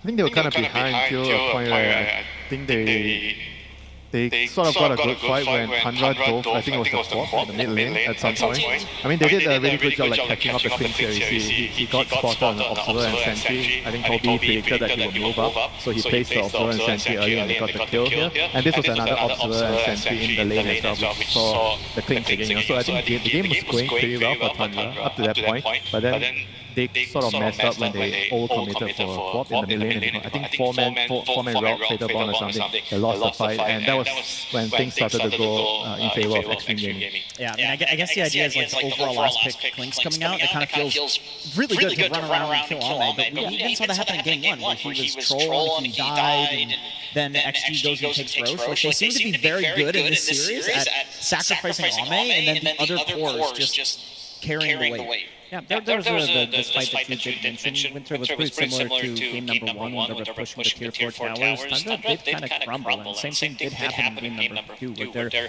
going for the push, they're going for this tier 2 tower, and there's going to be a very nice counter initiation coming up from XXS. Because he goes in, they proc Abba ulti almost immediately, they're going to be killing the same thing who can't really save himself, even though he has really good items this game. He does have Lotus Orb, he's going for the Helm of the Dominator as well, so he's super tanky, knowing that it's going to give him quite a lot of armor. Now they're on the chase. They understand that they're weak without Sankey. They don't really have that much. And at this point, XXS feels like he's in trouble. But he's sitting in the river, getting that river buff from his damage ability, gets the Glimmer Cape. And this Sonic Wave, it doesn't look like it's that good until XM blinks in again with the Blade Mail, and the rest of the team, they're ready to chase. There's not going to be any kind of a buyback coming up from Tundra, and they're ready to clean up. They could sense that at this point, Tundra, they're really weak. They tried to go for this push, but didn't really end up going well for them. And something to highlight as well is this itemization. This Pipeline Starter, which was unconventional, as you mentioned, Jenkins, but also pairing up with the Hoodwink. He goes for the Glimmer Cape, he goes for the Mage Slayer as well, which is not the usual item on the hero, because they understand that you're playing against Shaker, you're playing against Sand King, you're playing against the Snapfire as well. It's all magical damage. So those bounces from Hoodwink are going to be reducing the damage heavily, and also just the casual blast coming up from Hoodwink is also be able to amp up the damage. Yeah, the name of the game was just survive the start of the team fight, and then they have enough damage to persist and kill the rest of Tundra. Like that's the thing, is like we talk so much about Klinks because it's like, it's Ame, it's last pick Klinks, you expect a lot from this, we don't see it very much. And then you just have Queen of Pain late game. Aghanim Scepter, he went for the right talent, so he was getting extra screen damage, and he's doing so much damage in these fights. As long as they survive, he's able to chase and put up the damage. We can revisit this a little bit more and talk more in depth about that game 2 and exactly about this tier 2 and how Tundra sort of let it slip from what it feels like their fingers, but we really want to hear it from her and some more insight he has about this game. Thank you, Nick. Yeah, I wanted to take a look at why BZM had a below-average performance on his Earthshaker. So I went through and looked through the clips and I found some really cool stuff. First off, XM got to play Queen of Pain against the Earthshaker, which is a nice matchup advantage, because every time that you go for these runes, you can bully him with daggers and right clicks. He did a great job doing this, even missing some last hits to get extra daggers and harassing BZM. But BZM knows this. He's going to trade his health to try to get last hits, because he's just trying to accelerate his game and get towards the blink dagger so he can affect the game in a huge way. But check out this dagger here that XM throws. Pretty normal here. It's at the exact same time that BZM gets a healing salve. And keep an eye on these buff area. It's almost off, and he actually isn't paying quite good enough attention. He pops his salve and gets interrupted almost immediately. So he not only spent gold trying to get that salve, but it also got completely wasted. So as a result, he has to go back to heal. XM gets 2 water runes, and at this point has a huge last hit advantage, about double. And then when the rotations come in, BZM's going to get punished. He ends up getting killed in this and many other scenarios, and it basically gets him off to an atrocious start. Very, very abnormal for him. He thought he could get through the difficult moments, but it ended up just being XM getting a bunch of kills throughout this early mid-game. BZM dies here as well. So 10 minutes in, a couple deaths for him, and eventually they do clear these ancient stacks over here for the Earthshaker, but that mistake with the salve really cascading, because take a look at the net worth advantage here at about 12 minutes. Here's the Queen of Pain, 5,300, Earthshaker all the way down on 3K. He just cleared stacks, and he only has 1,100 gold. It's incredibly low. So this laning stage, they thought they could handle it, but the small mistake that BZM made ended up being a huge deal, and it ended up really affecting his damage output in the mid-game fights. Thank you so much. I had someone in the audience shouting it out as well. It's all these small things. I didn't even notice it the first time we were watching, because you kind of assume this matchup isn't going to be easy to winter. You know, like, there's some players that are very good at having those bad mid-matchups and still coming out, just a little bit behind. But for it to just be down to a small thing like a salve not being on you for long, to the point where your network is all one blink dagger. I mean, we were kind of wondering why he was like losing. We knew the matchup was bad, but felt like he lost the lane really, really hard, more than usual, and we didn't really notice the salve. So thanks, Chris, for showing us. Yeah, I'm going to be completely honest and just say that hurts to see. That really hurts to see in a matchup like that. You, as a mid laner, a lot of the time they'll say, okay, I know it's a bad matchup, but I'll deal with it. Like, they know the tricks, right? You send a couple salves here. It actually matters so much for the lane. It matters a lot. If he can just have any game in a matchup like that, like they could win off of the back of him doing that. Yeah, and they almost did. We already talked about it, just how close everything was. Ultimately, it did go in the way of Extreme Gaming. That's only our first series, and while those games are happening in between, Flex was catching up with some fans. Hey everybody, we are here at the arena with the fans, and today at this International, we are implementing a brand new system. The current time is 10:59, and we have actually gotten everybody's Steam IDs on their introduction passes. We've linked their Steam IDs, and we are going to be sending out very shortly a text message or an alert to people that have less than high Dota skill, less than medium. These guys are going to receive an alert, and then they're going to find helpers within the crowd that will potentially be able to help them raise their MMR. So hopefully at 11 o'clock, we should get that alert going. How's the MMR? How high are we? Like 3K. I'm not sure if it's going to ping it. It is, if you're above average, what's your MMR? 15K. Who has the highest MMR, do we think? 50? Back here? Hello? You got pointed out. I don't even think this guy knows you. Oh, okay. MMR, sir? 6.5. 6.5. Can anyone beat 6.5 MMR? No. 7.2. What do you spam? If you are below average MMR, you should be. Your cell phone should be going off right now. What? Everyone here? Oh, no! Oh, my God! You 7.5? No! I am so sorry. The phones are going absolutely ballistic right now. Well, that is unfortunate, but it looks like the entire arena is below average. Yeesh. Well, Back to you guys. Dang, I'm so sorry. The entire arena, including Flex himself. I feel that a lot. Yeah, my phone went off as well. Yeah, I know, it was really annoying. I was asking you to turn it off the whole time. I was just paying too much attention to the wonderful game Lacoste. Lacosse's fun to go off, though. No, The only pro here. Get this 15K guy on the team. He's so old, he doesn't use a phone. He writes notes with pigeons. That's why he's a guy using abacus. What's it? That's maths. That's how you count. We gotta Did you actually not know that? I don't know what an abacus is. Okay, alright. I just had to I've seen Doctor Who. It was below average. It's not. Good work, alright?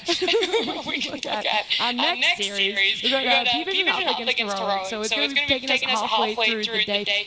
Winter, obviously, someone who also didn't have their final arm go off, that knows a lot. Where would you expect this series to be pointing towards? I think probably most people will expect it to be favorites for P-Vision, but I do feel like based on the games that I've watched Europe play, they definitely understand the meta in a very different way. They have a couple of distinct picks that only they are the ones using it. So I think it's going to be a surprising series for a lot of people. Yeah. Oh, look, I want to just kind of point towards the fact that we want to get into these games, right? Our teams are already ready. I know they are. I can see them out of the corner of my eye. And for the very first time, 3 players are going to be taking to the TI stage as their debut. So everyone, I definitely want to hear a lot of hands clapping for P-Vision.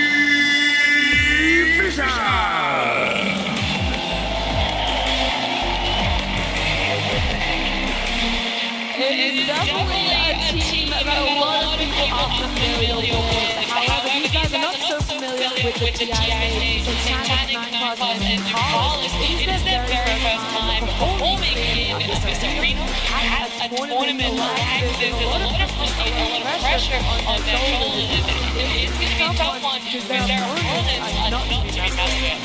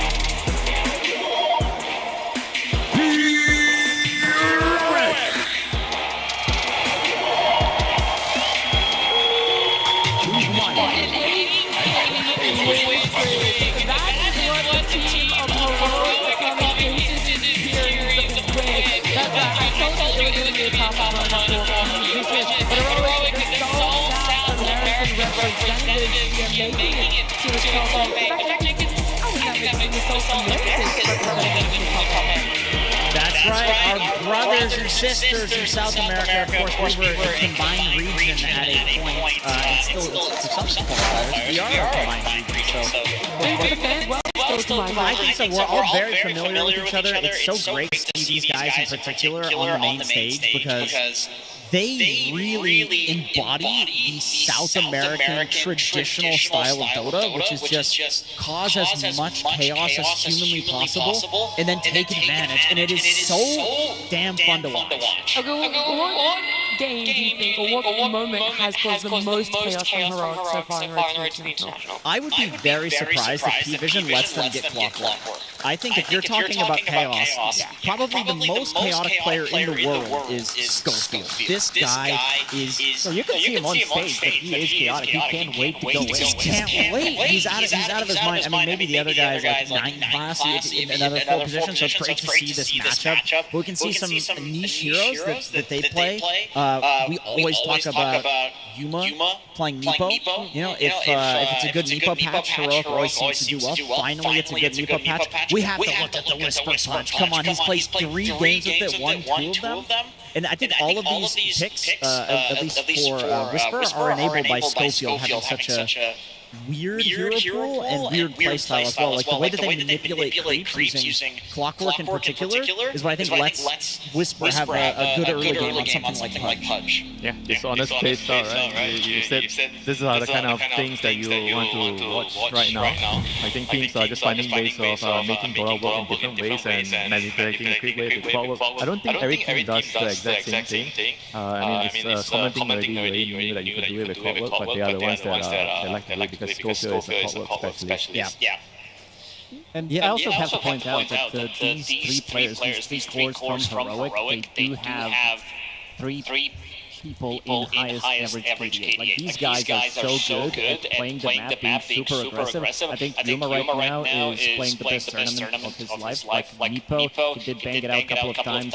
He's having, Pudge plus Meepo combination as well, but you also gotta be careful on the other side, because P-Vision, they also play both of these heroes. Not from the core role, they do play Pudge from position 4, but also Satanic. He's also very familiar with playing the Meepo. Yeah, I think them being so high up in that average KDA is something to take a look at what caused, because at the end of that day one, it was funny, we had Ame out there, he had a 90 KDA, right? That's how good the game was. It shifted a little bit over those 4 days, where TK now is the highest, Ame is there on the 5th, and then right in the middle, it's Yuma, Alog, and Whisper there. So something that you really have to take into consideration, and what helps was that 8-game win streak I was mentioning.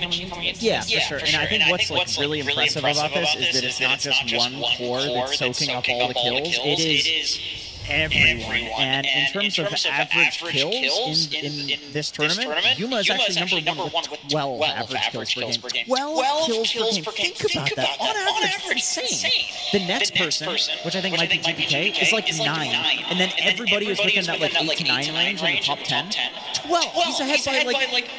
That's like 3 standard deviations or something across. Yeah, he gets active very early on. Like also the heroes that he has been playing so far, playing the Prophet, playing Ursa, Monkey King, Gyrocopter. Maybe Ursa not as much to be super active early on, but these other heroes, they can be pretty much anywhere on the map, using the twin gates, using the teleport from Nature's Prophet, Meepo as well, using the twin gates, can be anywhere on the map. Gotta be careful about these type of heroes, and I think coming into this series, that they needed to figure out how to play against Heroic. And if you shut down Yuma, I think you're also not just shutting down the carry, you're shutting down the playmaker as well. Yeah, he kind of enables everything else for his team, right? I think it's he's like a dream type of carry that you want on a team where he actually prioritizes helping his teammates a lot, and he doesn't really play selfishly, right? He wants to come to the fights, he wants to defend the towers, he wants to enable the off-laner, he wants to enable the mid-laner, and you can see like from the heroes that he's been playing here, it's all very active heroes, right? They can fight early, they can come to the gate, they can gang, they can defend towers. Love the Spectre, putting a win on the board for the Spectre players here.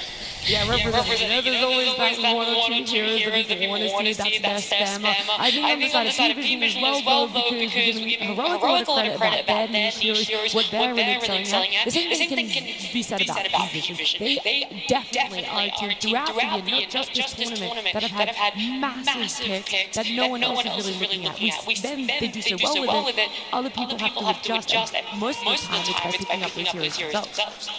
Yeah, this is like gaslighting the team, because I feel like 9 classes heroes just absolutely ruin pubs, and I'm not even sure, I feel like it ruins DM's lane and game as well, and P-Vision just kind of makes it work, and then everybody bans heroes against them, and I'll just say what I'm thinking, which is, I watched the Alchemist gameplay. He just fed, and then Damon adds. Which one? All of them are like that. It's like obviously it's good, right? I'm memeing a little bit here, but it's like the fact that it's good, it's weird, other teams can't seem to make it work, but other teams have to ban it. This gives P-Vision such a huge drafting advantage to the degree where I feel like if 9 class was like overtly feeding on all of these heroes, he'd probably still do this strategy just for the drafting advantage that you get. Well, let's talk about that, because with unique heroes, you have to wonder when exactly when do you want to bring them out? want to be getting a more stable pick for yourself in a draft where it feels like you're not really going to be able to predict what either team is gunning for. And usually when we talk about the important pick, it's always like the 18th pick for the first, when you're on the first pick side, and the 24th pick on the second pick side. So the last pick is 24, and then the last of the second phase. Yes, correct. So basically what we've been observing during the road to the international is like P-Vision has been prioritizing more towards their mid and their carry. With I think around 10 picks each. The whereas carry, they're prioritizing more on their off lane. So there's a huge difference there with who is the boss in the team. You know, for Heroic, it's the off laner. For P-Vision, is the mid and the carry. P-Vision's first hero pick usually is a normal hero, let's call it. And then they start going with the weird stuff. They unravel at that point. They choose position 4 or 5 with the Shard farming the jungle until they get the Aghanim Scepter. And I think this is not going to be an easy matchup by any means for Heroic, given they're playing one of the best Dota throughout the year. They've been one of the Malachias, 2 different players on the team, but still the core still stays the same. And 2025 didn't do them really a favor. P-Vision did beat them. Know how many times, how many games? You're about to tell me. It's 10-1, so they only managed to win one game off of P-Vision. Yeah, I think this is often a thing that seems to happen to Heroic, where they get like pitted against each other. And the reason that I think this is such an iconic matchup is you have Caps versus Astini, right? It's like you have Brazilian coach and genius that is, controlling and masterminding this new team. And then you have Caps and a bunch of Brazilian players who these guys have known each other for years. Like they are in each other's heads. They know what Whisper can bring out.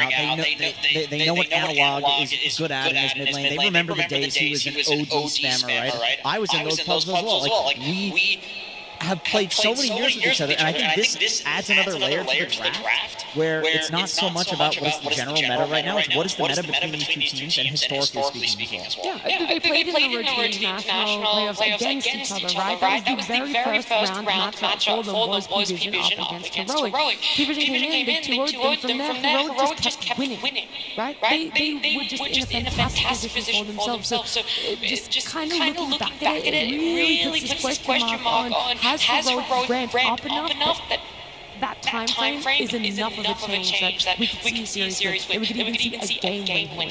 And I mean, these are really good teams as well that Heroic beat. Yeah, 2-0 Tundra. Like Tundra, it's like you make the argument like Wildcard didn't do so well in the tournament, but I feel like their games were pretty good. Boom also, it's not like these teams bottomed out. I mean, it's not just about winning, right? It was the manner that they won. It was really clean game. So it actually showed that they had a lot of confidence. They knew what they wanted to do in the game, and they didn't make a lot of mistakes, So I think that is the important thing to take away from that. So then is your answer yes, Heroic have powered up enough to make this a 3-game interesting series? Yeah, I think a lot of it is going to come down to the draft. Can they come up with something that Astini doesn't know? Yeah, and it feels hard to do that with how much Astini is cooking, with how the boys of Empire P-Vision are kind of going back and forth. He's coaching, and he knows the boys on Heroic better than any other coach in the tournament. We've seen some crazy things coming up from P-Vision so far in the tournament. The Zeus, the Alchemist that you mentioned, again, position 4 Slark. But DM, also has a very interesting hero. We're talking about Necro, we're talking about Medusa. I'm not sure if he was the one who pioneered this off-lane Medusa or it was 33, but still they are playing it. Other teams, they don't want to touch it. He's playing the Phoenix as well. This is also something that 33 did play. Brewmaster as well. So very interesting heroes that he can bring to the table. And very interesting player because you are saying that a lot of the times 9 Class will put him in a situation where DM is kind of on his own. He needs to figure out how to get back into the game because 9 Class, he's playing mostly melee position 4, so there are some Rubik's, maybe some Zeus, but these heroes can't really stack. I mean, that's why both of them are perfect for each other. Yeah, heroes just work with each other, and DM kind of enables 9 Class, because I've been saying this a lot. 9 Class is a support player that needs to be enabled. I don't think he's like a support player, he's like a core support. He plays like a core, and I feel like they sometimes have 2 4.5 heroes in the game, and they don't exactly have a clear 3 and a clear 4. I think this is a perfect storm for a player like Satanic, who we've actually not touched on that much talking about this team. But he has the record for the least deaths, highest GPM, highest XPM, highest last hits per minute, and overall last hits. That is insane. He holds like half the records in the tournament. And you gotta think about it, he only came into the scene, the first scene, at the end, at the conclusion of Lost International. He's brand new. This is his first TI. A massive debut for him, and there's still also those question marks around his hero roller cost. He gets to sometimes get the cheesy last picks of brood mothers and whatnot. He does. He has also shown that he can play carry thinker, which is something that... I don't want to talk about it. Yeah, I mean, this team also has a bit of a toxic lineups with the heroes that they've been playing, very annoying to deal with, and seeing them on camera tells me that he isn't a good... Like, this is his, you said 3 players, first time TI, so there's got to be some nerves playing on the stage, most definitely, but seeing him super relaxed, I think they also have no one who's gonna, dad in this team, because he's been playing for such a long time, that he's gonna get him good advice. I think there was also a video after EWC where he was telling him how to bounce back, and you can see the connection, you can see the bond between them. Yeah, that was my biggest question for Satanic. It's like, does he have the champion mindset? Because he has the skill. 100%. This is the most skilled Dota player that we've probably seen in like the last half decade come onto the scene. But my question was, can he survive the pressure? Can he survive the crowd? And did you know there's a fun fact about him? He spent like around a year playing in SEA because his dad was in Vietnam. So he was playing Dota in SEA. That's how we kind of started to notice him like a couple of years back. So P-Vision is an SEA team, is what you're saying. They're the four players in one SEA player. That's what you're talking about. That's the winning combo we just said at the start of the day. Yeah, keep it. Yeah, no one can know. No one will know. No, of course. For this P-Vision and Heroic matchup, which is still struggling to get some of the players into the lobby, so don't go too far, guys. It's definitely going to start very soon. But we've talked about how crazy everything is when it comes to a draft, when it comes to a hero, and how to predict that. But what I want to know is who you think has had the cleanest gameplay. Heroic on this upturn of not having lost a game, 8-game win streak. P-Vision just kind of all over the place, but are those wins just as dominant for them? I would say no. They have not been looking clean. In some of the games, they've been really struggling to find what they want to do. I'd say a lot of the times with this position 4 and 5, these weird picks that they do have, it does feel like griefing a little bit, but they seem to manage to find what they want from these type of picks, especially Slark, who's being super annoying. You see him go on one side of the map to try to get something done. You see him keywording, he teleports suddenly, he collects information, and then he just bounces back, runs away. Also, Helm of the Dominator from position 4, this is something that 9 Class does like to do. I mean, we've seen it mostly from the carry roll, some invokers from the mid lane, offlaners they love to buy it, but most of the position 4s they don't love to buy it, but the 9 Class he will definitely do it, because he wants to be even more annoying. I think this is the perfect item for him. Yeah, P-Vision is such an interesting team. I mean, Astini himself has said publicly that they always throw once, at least in a series. And in a series? In a game, sorry. In a game. I don't know if that makes it better or worse. It's definitely worse. But they know that the problems that they have. And I think the heroes that they pick make it more likely that this sort of thing is going to happen. Like, you have an Alchemist running around stunning himself on ancient stacks. Like, goofy things are going to happen. But on the flip side, I don't think you can call Heroic clean either, because they intentionally create a game which is unclean, so that way the way they play upsets the momentum of their opponents a lot. I think it's very hard to find a rhythm. I think in Dota, it's important to maintain rhythm. You know your heroes are strong right now, you want to play with that rhythm. I think against heroes, it's usually difficult to do, because they break the rhythm. They kind of mess everything up, so you don't really know whether you're still strong or not. I'm looking at the pre-lobby chat. One of the teammates, I think it was 9 Class on the side of P-Vision, said, yeah, we're ready. They only have 3 players in the lobby. And he was ready to stop the game. They don't need all 5 barrels. I don't think he thinks about his teammates, to be honest. If he's picking Alchemist for... He's like, I'm going to be the carry and the support and everything else needed. You know, the goofiest thing is that in the draft, it's going to be banned. Nobody wants to play against it, even though it's so silly when you watch it. I mean, we'll see, right? Because people have lost against still banning out, people have lost against letting the out through. I really don't know where to take us from here except straight into a game 1 draft. P-Vision versus Heroic. Game 1. There's definitely some mixed cheers here. Heroic having a lot of fans in the crowd. Vision as well, and so they're going to be hoping for a lot coming out of this drop. That small little delay there, does it kind of ease the nerves, do you think, Winter, or does it make you more impatient? Like, I should get into this already. Yeah, I think most of the players would think that you just want to get the game started, you just want to get into the game, make sure you're focused, you don't really want to bother yourself with the noises outside or anything else. Just focus on minute 3 Lotus, minute 7 Wisdom, minute 6 Power. You're thinking about all those things, and as a call you're thinking about, okay, I have to make sure that I don't throw myself away when I see my teammates fighting and I'm not ready to fight. I think when the game starts, that's when System 1 activates and you're just in, right? You're literally not thinking about anything else. At least that's ideal, in an ideal world.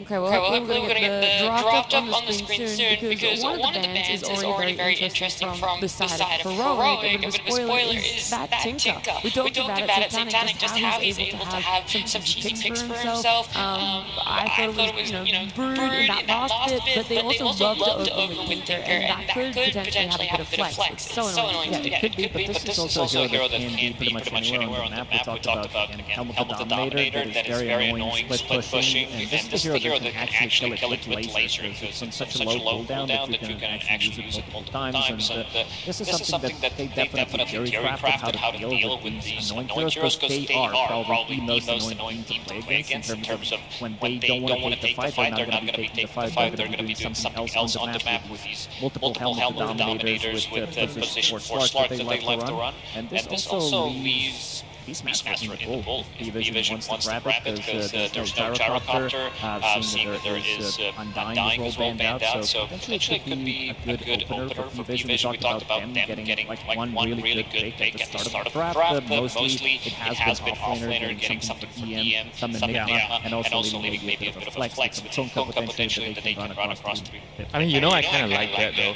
because if you have to open your draft with Beastmaster, right? I mean, if you're in P-Vision's side, you're probably thinking, if we have Beastmaster offering, it means that my position 4 can't actually run around and just do his own thing. He kind of needs to stay and secure his lane, So that's kind of like a little bit of upsetting the way they normally have to play. Because with Beast, I think that ideally the situation is you have a position 4 that's range, that you want to sit in the lane and secure the Beastmaster's lane. And if they don't really want to do that, so this might be a good pivot, for Heroic.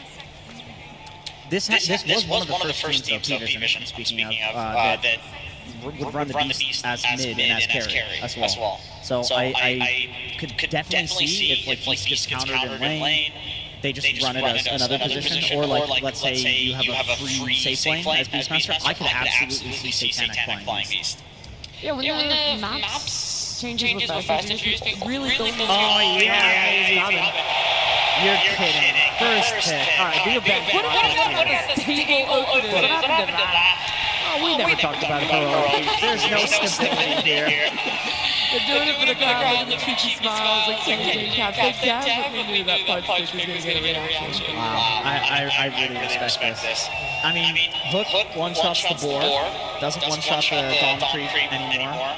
But I will say, if you're playing Core Punch, Aghanim Scepter plus Fleshy, you run in, all the Beast summons hitting you, it doesn't do any damage. The Beast Aghanims is also effectively damage over time. Like, Fleshy counters all of this. I actually think Pudge is one of the better heroes against Beastmaster in general.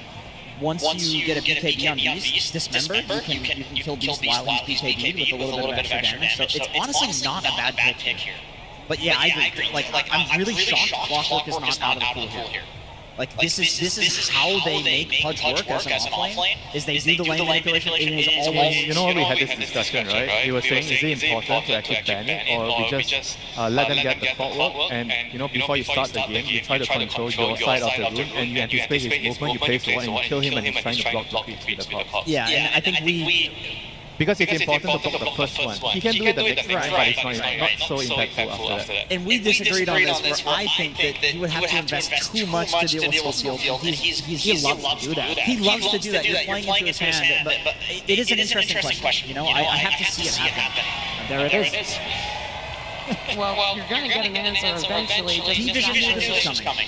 One of the better supports to stop that is something like the Bane, because you can just go in and sleep him. So I wonder if they're going to try to do that. But the downside is Bane is not as good against the top lane in the mid game. He's only good at stopping lane shenanigans. I think SD is the same. Well, you can't SD other because the cogs that aggro the creeps, right? I mean, you have to wait for him to come, and before he does it, you have to sleep or disrupt. That's the problem, is where he does it is literally at the tier 1. He walks into tier 1 range and aggros from like far away. It's like there's a very small window where you can stop him from doing this. I would love to see some position 4/5 that is going to give them something to get out of the cogs. Snapfire is still available, so you can push him out of the cogs. Also potentially good against Hook, good against members who are not taking rot damage as well. Yeah, are there any other support stats? I do want to go back and forth a little bit while we're thinking about that, because for me, I'm looking at the P-Vision bands. It's Enigma and Mindkick. And so then I had a question mark, is the Pudge potentially going somewhere else? Why are they so focused on taking out those two heroes? Is it a lead-up protection to what they want? Or were they actually looking at this Pudge not necessarily have to be an off-lane? I think if these two are supports, Clockwork and Pudge, it's just not going to work. I guess mid-Pudge is the idea. Like, potentially, but I think they're just going to keep things. I mean, they must know something that we don't. Yeah. But that's what I'm saying. Like, we see it from her very straightforward, just offlane, but P-Vision aren't necessarily showing that same sort of line of thinking. But either way, the snap does come out as well. Exactly what you're looking for. Something to help with those cuts. Yeah, it also gives you a good amount of damage. It gives you overwhelming team fight, Beast Master. I love the 1-2 combos that you can pretty much kill any hero on the map. One roar with the Snapfire or Monkey King boundless with the I mean, don't forget, if it's a post-5 snap, you just go into the lane and you run your Shredder and kill the cogs. Yeah, so that is like very annoying for the Clockwork in the game. Pudge is also a very low armor hero. So running into the lane and little Shredder in him at level 1 is pretty good. Have you seen the Blightstone build? I have seen the Blightstone build. I don't think it's that good. I feel like little Shredder already does what you need it to do. I mean, the weird thing here, though, is like Pudge Clock is not going to be laning. That's why I'm not a huge fan of like the Monkey Kings and Undyings, these heroes that normally counter the melee offlaners. There will be two lanes. There will be Clockwork cutting one wave, and then Pudge flying on the other wave. And both heroes will be farming just fine. You will 50-50 this lane always. That's why Heroic plays this strategy. So I'm curious to see what P-Vision does. Like, I think that idea of like hard countering it with the Bane makes sense, or bringing a position forward that can help. Crystal Maiden, that's another uncontested hero so far at TI, getting picked up here. It's for the Pudge. Oh, it's I think it's a carry. It's a carry Pudge. Wow. Also, the Flesh Leap plus the Crystal Maiden fast area allows you to be extremely tanky. Do not mess with this. Like, this is super insane if you want to turn the fight around with the stick, with the barrier, with the Flesh Leap as well. You feel like you're going to kill them, and then they just stop taking. There's also another thing good about CM. She's one of the better supports at dealing with the helm, because you have frostbite and you can kind of kill it. It's the one thing that still works against the creep. If you're leaning against a Beast Master and someone You should kill the kills boss. but You should kill the boss before he gets down. right, then but what's the skill build then? Most of the time, I think you would get your frostbite max if you want the cast range and everything else you have. I think the cooldown, the lockdown as well, because it's easier for Pudge to follow up if you have a higher point in cast frostbite. Yep. Pudge CM is just one of the most classic lanes. Crazy lane. You just die at level 1 if you're not careful, you know. Yeah. Frostbite and you totally die. I love Pudge in the safe lane. I mean, I play at 5, I creep my games. But the tree spots that you can now hook into, you need like 2 trees to quelling lane to get out, otherwise you run through the tower. This is a very good pick into the Pudge, potentially Pudge carry. This is one of his worst matchups, you know. Lifesteal against Pudge. You can't really fight him because he does more damage because you have a lot of HP. I mean, the only good thing about it is you can bite him during his rage, you know. Yeah, they have a couple of EKB piercing tools against the Lifestealer, but overall a good matchup. What Pudge Board doesn't like to be playing into is some stacking damage. They're playing into Ursa, playing into Viper, playing into Lifestealer, these types of heroes that can actually win fight him. And they're also going to be fighting into Monkey King, whether this Monkey is going to be played from the position 4 or the mid roll. it's still going to be building into the Diffusal Blade, because we've seen 9 class go for Helmet of the Dominator, go for the Diffusal Blade, and this is something that Pudge doesn't like playing. If he has no mana, you're basically just... You're also getting that gangling by Ghost. He's coming with a creep, he is the creep, and you're going to be able to kick the enemy carry out of the lane. I think the Meepo ban is very smart, by the way. You do not want to get obsessed with this idea that it has to be a CM Pudge lane just because it's a classic lane, because you can still rotate CM through the portal and play with the Pudge. Like, for the game, and for the early game especially, it's still very good. And this would be a phenomenal Meepo game. Yeah, but if you do that, I feel like it's not easy to kick the lifesteal. Let's say lifesteal is level 6. Like, it's not that straightforward for you to I think you would just play as like the trio, and then Puck connects, and you're never going to pick the lifestealer out, right? But I literally saw them do Clock Pudge against lifestealer Undying, which is a harder lane than this, and they did fine. Because he's just farming Pudge. So would you say like the gate wards are going to be very important if they're going to play like this? You have to place wards to see those moves coming. Definitely, which can be very game-changing. Or jungle wards if the trio is like moving between the one side lane and the mid lane. I like this ban a lot from Heroic, removing Void Spirit. Even though they have a good amount of lockdown, you have CM's Frostbite. This hero has a good matchup against Puck in the mid lane. The other one I'm looking for is potentially Ember Spirit, because you can build an H-Slayer. Blade Mail is not as good as it was, so we're seeing them going back potentially for Spirit Vessel if it's a good game for it, going for the Mage Slayer as well. And so far I'm seeing Heroic having all magic, even though Pudge, if it's going to be 4 with the Rocket 4, he's still dealing good amount of right clicks, but most of the damage is going to be magic. And by the way, the good shout on the Void Spirit ban, that also means that they think that it could be a monkey support. I was going to say, could you not still move that monkey into? And it is a 9-class specialty hero from back in the day. I don't think it's as good because the Simeon Stride, you need to level the jump up to level 5 before you're doing the instant jumps. It's a lot worse, but I don't think 9-class really cares about that sort of thing. The thing is, they're gonna have to reveal it, right? They're not gonna be able to have that flex. Is it a monkey mid? Is it a monkey 4? Going into this, they're kind of just gonna have the last pick. And place their odds in exactly where they think the Pudge is. It's still 2 carries that they're banning out, both Meepo and Terrible. I like do you guys like the monkey king lead and pick something like Rubik for 9 class to play the lane? Seems like a pretty decent lead. There's some good spells to steal.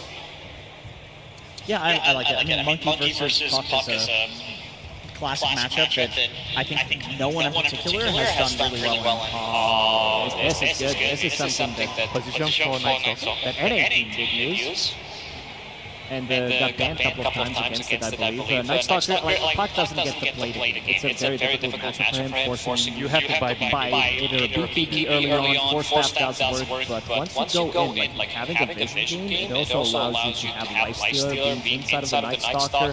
There's a lot of moves that you can actually do with the Snapfire, with the Agony Scepter, with the Infest, and then getting someone else out and you have 2 heroes. We're going to save that for the later stages, but I think overall this is a very good Night Stalker. Even though the hero is not the strongest right now. Some sort of illusion hero would be so good here. Like if Naga was still like, okay, they go first. Well, it makes more sense than why they did ban out that going that terribly towards the end, wanting to link into a mid-beast and an off-lane Night Stalker actually was what it is. So that's the change that happened, and 9 class is still just going to stick to that monkey for himself. And then you're having the Ursa last pick. Yeah, it's a very good carry to carry matchup against the Lifestealer. Yeah, I kind of like it, and it's also good against the Beast in the lane and in the game. And I feel like overall, I'm not so sure about the Night Stalker. I know the Night Stalker has his fake against the Speed of Silence against the Puck, but can he secure Beastmaster? And he's not an off-lane Beastmaster. It is, it's a mid-beast. It's a mid-beast. Oh, so it's going to be support Monkey King. Again, we're saying DM, he gets his lane brief, Monkey King, double melee against Ursa and CM just doesn't sound that fun. Even though Night Stalker Night Stalker with the Night Lane facet does put a lot of pressure, very difficult to cast because of the extra movement speed, has a lot of range as well. Want to see the lane shenanigans, I think, in this one. I don't think you can just straight up fight it 1v1. Yeah, the gate ganks are going to be very crucial to watch who can destabilize the lane. I think it's probably more important for Heroic to get a good start, and try to snowball with their heroes, whereas for Paravision, they just want to like get the levels and try to play a slower game, and eventually they're going to have that overwhelming reason to win the team fights. Okay, well, it's that offlane Pudge, and I know you love Pudge, Jenkins, so I'm going to give you a little bit of time to talk about it on the side of Heroic. Which set he's going to use, that's what matters. I can see on my screen here which set he's using. That's cheating, you can't do that. It's the best set to use, to be fair. I mean, yeah, I agree with what these gentlemen said, which is I feel like the laning phase will definitely go for P-Vision. They're going to win that. But then after that, like after the 5-minute mark, once the lanes start breaking down, then we're going to look at this trio. We're going to look at Whisper, the Clockwork, the Puck, running around, CM going through the portal, and see if they can get kills in those moments. Like, this is how Heroic makes space for you. Alright. Look, I was checking behind my shoulder because I already saw Slacks with one coach, and I was wondering why we weren't hearing from him, and that's because Slacks has both coaches. Absolutely, my friends. I brought the two biggest brains in Brazil here to fight it out. I jumped this segment. The USC server, ladies and gentlemen, welcome. Now, you had a conversation before the camera came on, and what did you say to this man? I asked how spicy will the interview be. How spicy will the interview be? Not too spicy. But let's go ahead and ask, why did you give them their iconic Pudge Clockwork? Pretty risky stuff. I forced back then, so the best way to show respect is giving them their best strat and beating it. Oh! It is spicy! Alright, last one. Any words for him? He gave him a lot of 100% hero. Snapfire, the Monkey King. What do you think? I think we should give them the best strategy and did it, you know? Okay, alright, gentlemen, give us a handshake here before we get into it. Let's get into this match between these very good friends and these two fantastic teams. Thank you very much, Snacks. Yes, we're getting ready for the action here. It's going to be P-Vision up against Heroic. What a way to start the draft, right? We get the Pudge coming through. I mean, there was no way they weren't going to do this, right? When you saw what they were able to do during the road to TI, you got to go with these Pudges and these clocks. The question is, are P-Vision going to be able to deal with it here on the main stage? That's the question, right? Because I think Schofield, for time and time again, especially at internationals, he has broken ankles. Even at other tournaments, of course, too, but he's playing his signature and a ton of signature heroes, as we do see across the board. Master tiers, Grandmasters all over the place. This will be an absolute treat, as we do see pointed out by our beautiful observer right there. Yeah, this has so much excitement in it because there's some heroes that maybe were not really countered so much, right? The Puck, limited disables on one side. They clean up the draft with the Night Stalker at the end on the side of P-Vision to just have that type of lockdown. And this long silence could definitely be pretty disruptive. It's something that even Ursa doesn't like to play against at times. Yes, the lane for the Ursa with the CM looks fantastic, but as we've seen sometimes, lanes can be broken very early on. 9 Class has shown it, Schofield has shown it, that they just go through portals, they make all these crazy types of moves. So yeah, we're in for a treat. This early game is going to dictate quite a bit.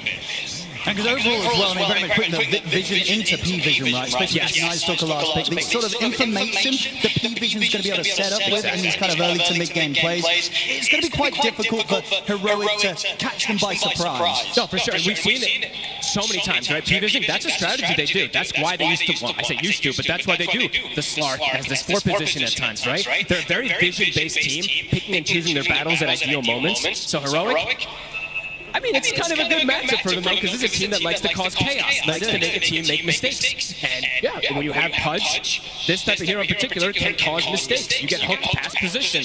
Some really cool stuff that we could have coming in.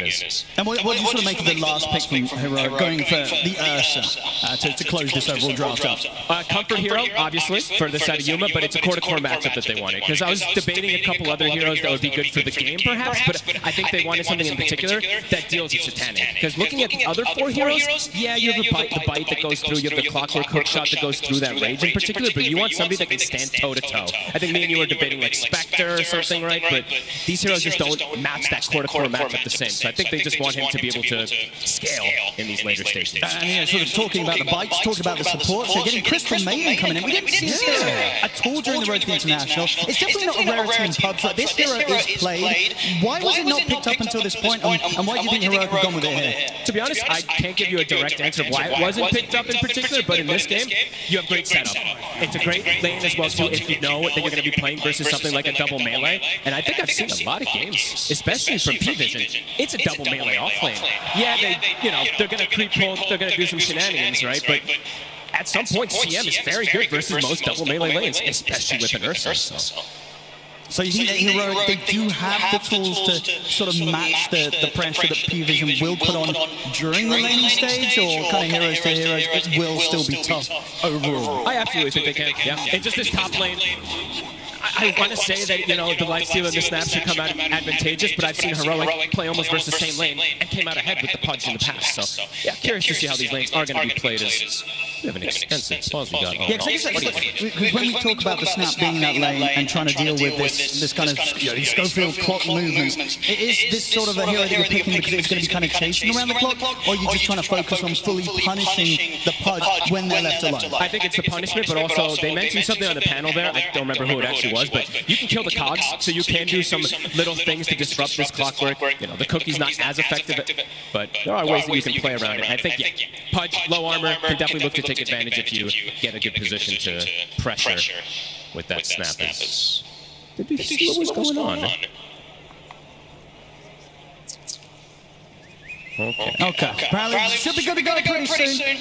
Just getting some final things lined up in the booth, making sure all players are ready to roll. Something I'm looking forward to is, I mean, we're likely to have some dominators, of course, in this game, at least 2, potentially even 3, because we do know 9 class likes to build it, but Heroic, they don't have a Dominator build. I don't think, they don't need that Dominator. No, so maybe some of the victories they had, but definitely a lot of the wins that they were getting towards that second half of the Road to International, where they started to hit this win streak.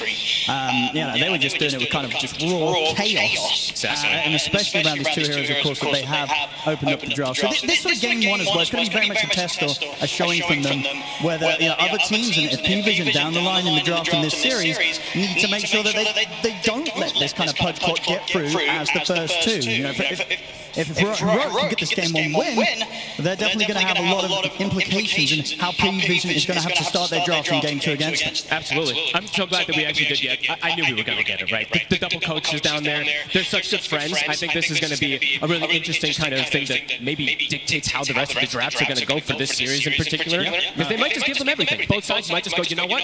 We'll just give you guys what you want, and we'll see what happens. Because the bans, if you saw, were pretty specific. There was a gyrocopter ban in the first phase. You don't see that a lot. So. No, absolutely. No, and indeed, as we heard from the coaches, you know, the respect they have, they want to be what the enemy gets the best, you know, gets the best in the enemy's hands. So, you know, maybe sort of, just sort of a mutual agreement that kind of played out during that draft as well, in the fact that both teams did get those strong openers. Yeah, I mean, I'm looking forward to see what we do get going down, but we do have this pause at the moment. We do. It will be over pretty short. And hopefully once the pause is anticipation. Anticipation for a hook immediately, right? That's what we want. That's what everybody wants. The Pudge. Getting a lot of scribbling on the mini-map. Yeah, they were playing tic-tac-toe. They drew some stars. I don't know. But looks like we're underway. DeCallis gives us the good. DeCallis said he's ready. We'll see if Heroic's got everything good as well in their booth. And hopefully we'll then get the word to get this game underway.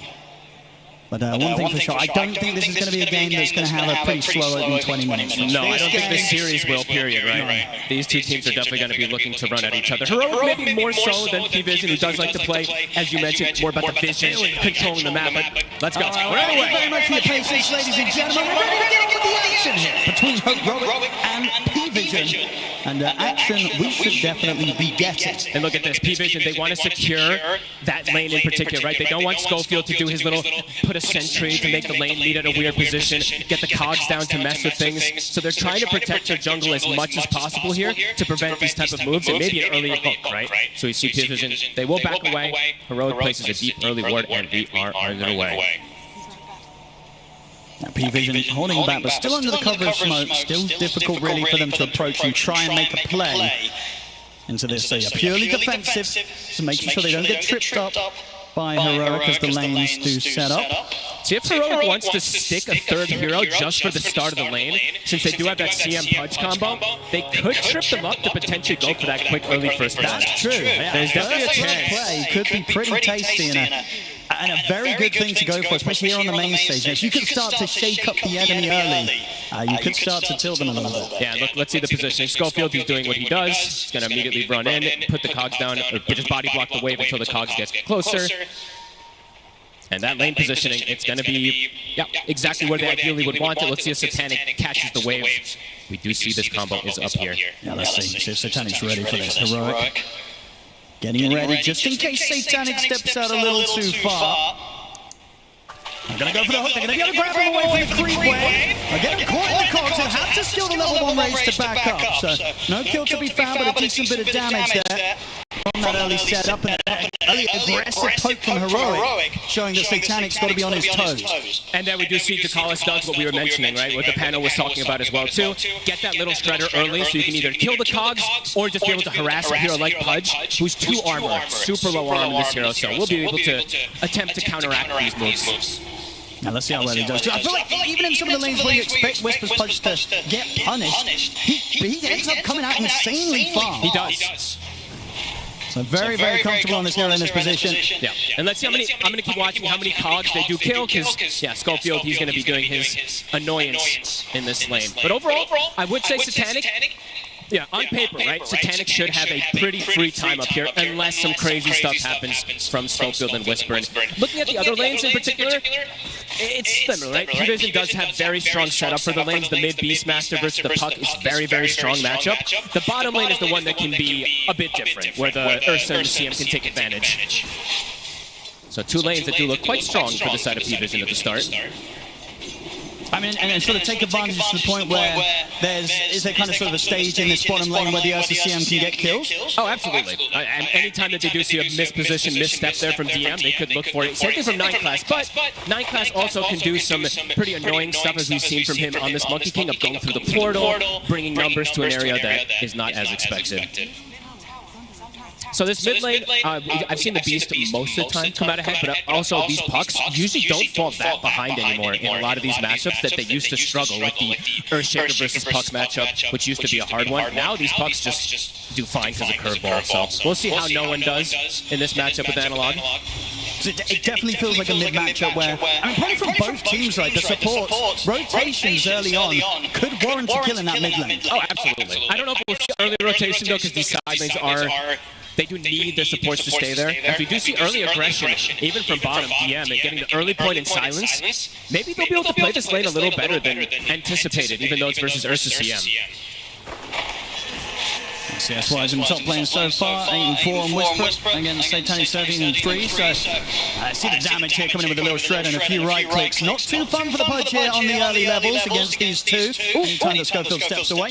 Yeah, he even went for the chainmail immediately in Whisper, right? They've got to watch out for this though. Something about Schofield and sniping the carrier's couriers. It's happened so many times. We had that one series earlier. Yeah, he got like the DK's courier level 3 times in a row or something, so Satanic's definitely going to have to be a bit more careful with his courier placement when he gets those, or he's trying to get those items brought out. Because Schofield, he will be on top of the timings. Like, you know for sure, he's keeping track of when that courier is respawning, and he's going to be ready to get in position to go for it again. 100%. I mean, that's his best involvement that he can have up here, is really killing the couriers and just disrupting them from killing the Pudge. Because right now you're seeing Whisper, he truly is struggling up here. He even bought the chainmail level 1, or immediately when he had the gold, so that he could try to survive the pressure. But look at it, it's constant. Yeah, poking him underneath the tower. Still has to be careful. I mean, you saw that anytime that Dakalis tries to set up and go for that, if he lines himself up to get hooked under the tower, he'll get turned around.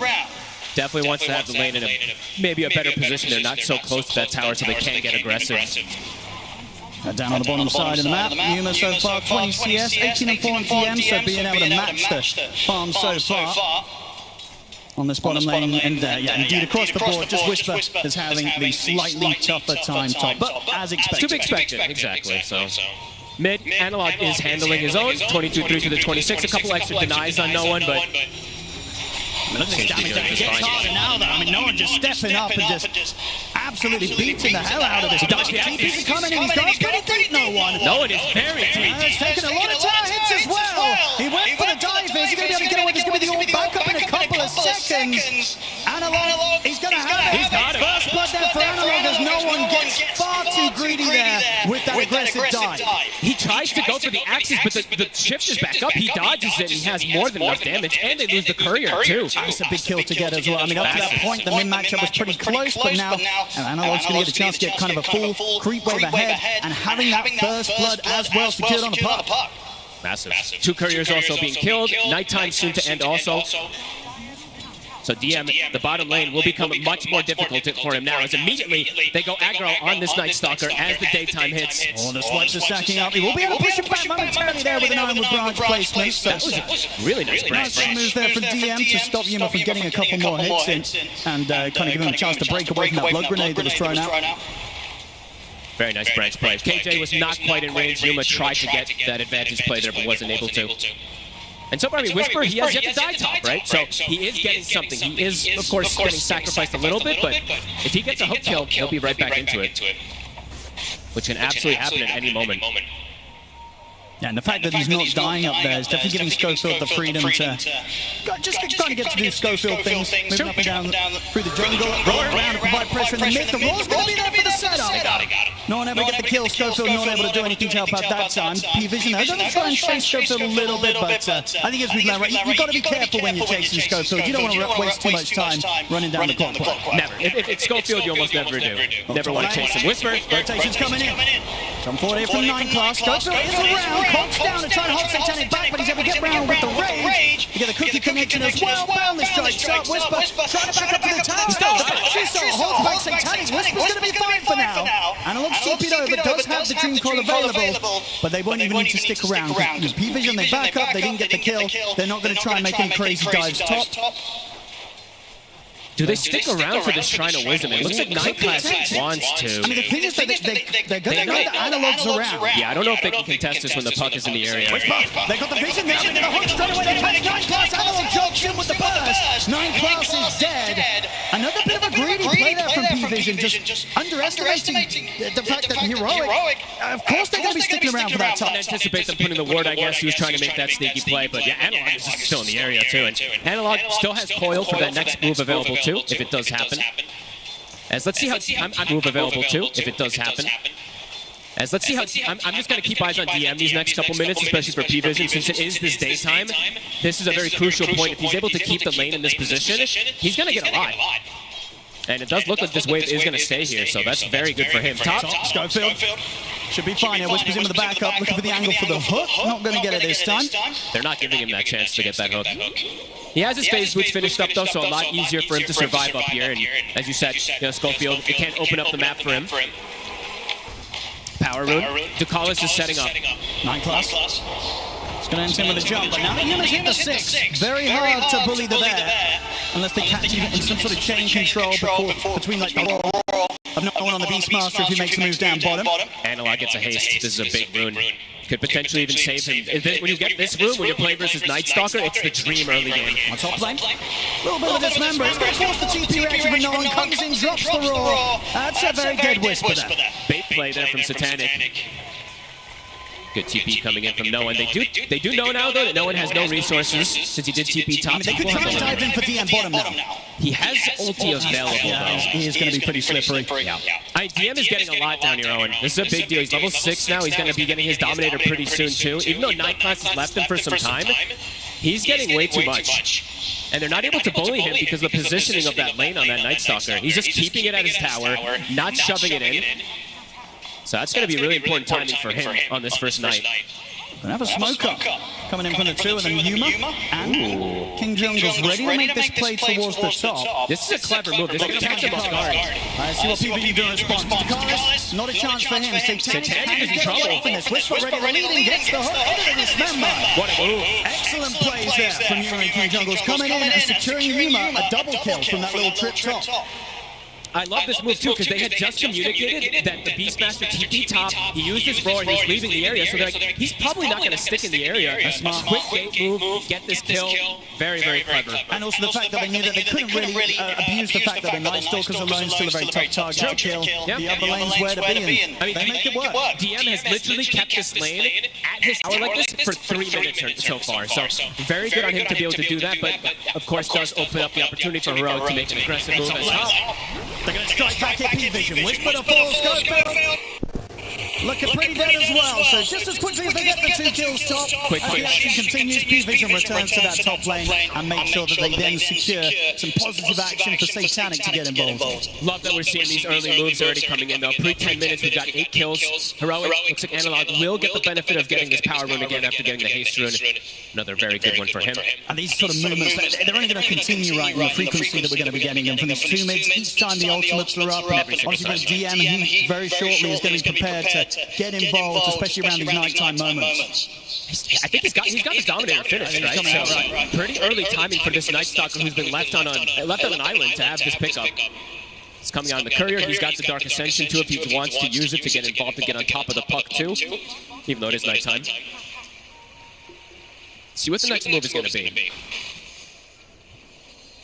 I mean, so far, if you're both of these teams, from the Heroic side, who is it that they're most concerned about is getting the space? Because your DM's getting locked down bottom, but, Satanic, he's getting a good chance, a good area to map, especially with the security of both supports being in the area. Hit probably a pretty solid timing on his radius. Yeah, I'm not sure if you're too, you want to obviously think about these things, but I don't know if you're too fussed because you're also getting a lot, right? It's like Whisper's getting shut down, but your Ursa and your Puck are having a phenomenal time right now, so I think at the moment things are pretty chill for them. Yeah, we can see the Battle Fury just about a few inches away from coming out to Yuma. Here comes the smoke. They've got what? Snapfire ult is up, so kisses are at the ready. Here we go. See if Heroic is ready for this move. Just to be a little bit careful in the sense that Satanic is very close to having enough money for his relic, so if the fight goes wrong, might hurt him a little bit on that timing. They're bringing the summons though. They've got the Dominator, they've got the Ancient Black Dragon that comes in. Yuma, they've already pulled back right up to the tier 2. They seem to know. This move ain't going to find anything. Might give them the chance to pressure him down the tower. Catching Yuma, unlikely. Yeah, very good awareness coming out from Heroic here to not hemorrhage anything in the mid lane. TP though toward mid.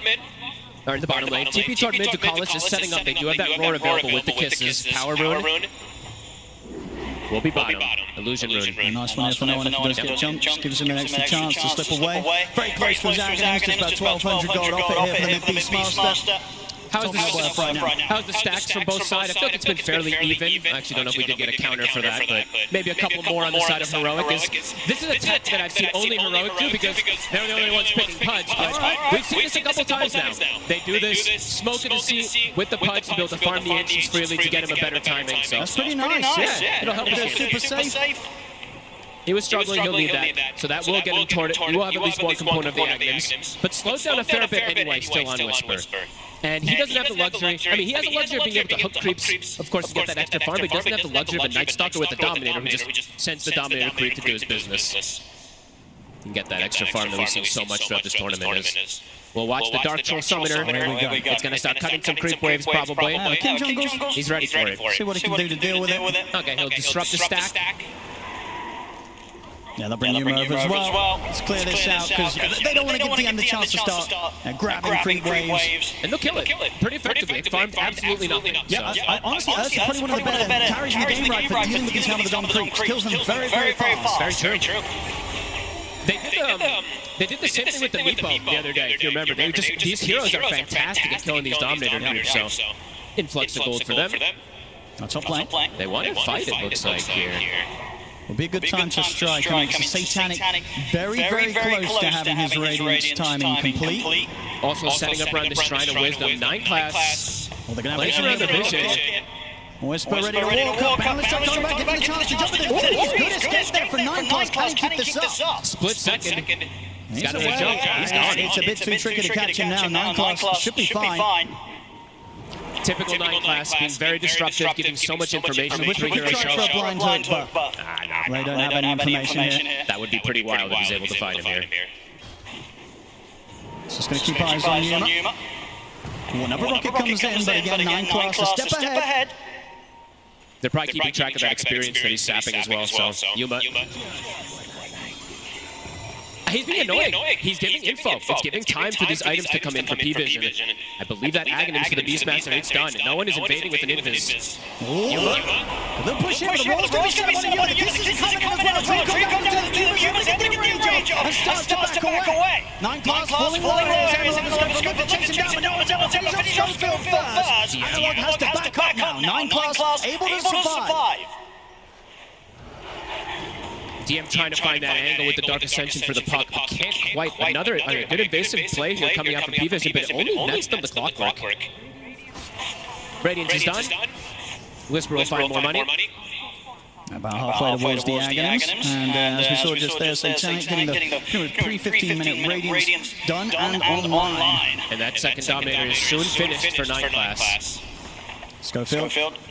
Maybe considering something around the mid. Needs Analog to be a little bit closer so they can bring in the damage required. And King Jungle's a little on the mana right now to contribute. It's funny how Schofield, even in this type of game, he's still queuing up the Aghanims. Doesn't deviate his build, even though the other games when he got it early, he was kind of crushing the game. This one, it's a lot slower, but he's still going for his build. Here we go. Smoke sign here from the supports of Heroic. Whisper ready to join. How long on the Roar? The Roar is back up. There's no nighttime, though. That's what they're taking advantage of here. DMs did pop the Ascension earlier. It's been hit by a scan, so P-Vision know what's coming.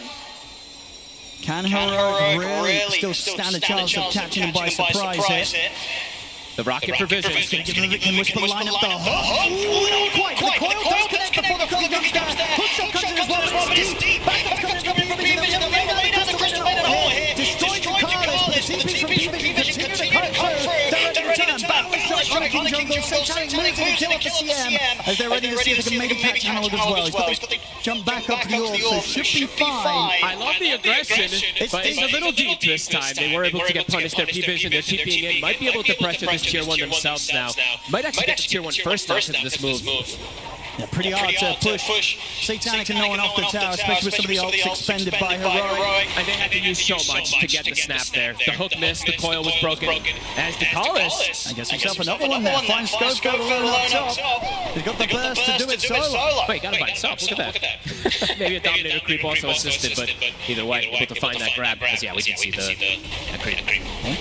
Yumano with his blink. Indeed, with the blink reveal comes in and gets a kill for himself. Back up to level 12 now on the Ursa. Now, Yuma is having a phenomenal game. He's so close. Look at the two carries, right? So close. As close as it gets, really. This game progress of these two. And both of them not afraid to turn up to the action right now. When you look at P-Vision's heroes, they've got a good ways to kind of get Satanic on the life stealer onto the front lines. And Heroic, well, with the Blink Dagger Ursa, Yuma, any sort of fight that happens around the tower that's going to be set up by this Analog with Dream Coil, Yuma's going to want to make sure he's there.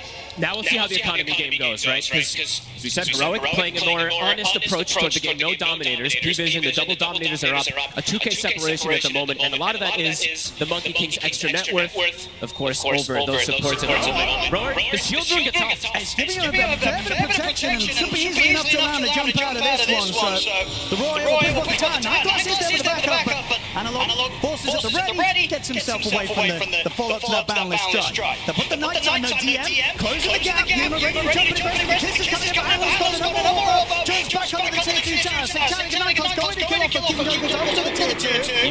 Has to enrage, get out of the Wukong's command. Whisper not quite able to find a chance to get anyone hooked in over towards the Tier 2 tower. So P-Vision back off. They don't take any casualties themselves. They're just able to get that kill against King Jungle's CM. A lot expended again there, though. Roar was used, but no one's able to secure himself this F damage. Roar going to be back up in 30. Heroic, are they going to look to make the move to try to punish now that this Dark Ascension's down and Nighttime's down? It's got to be appealing. I mean, we saw that earlier play. That is that raw timing. That's kind of everything when it comes to what Heroic can try and punish when it's down. And Whisper does have a big timing now. His Aghanims is done, so a lot stronger in the fray in terms of the aggression he can put on, but also just disrupting the healing and things from the Beastmaster, right? It does do quite a bit versus Beast.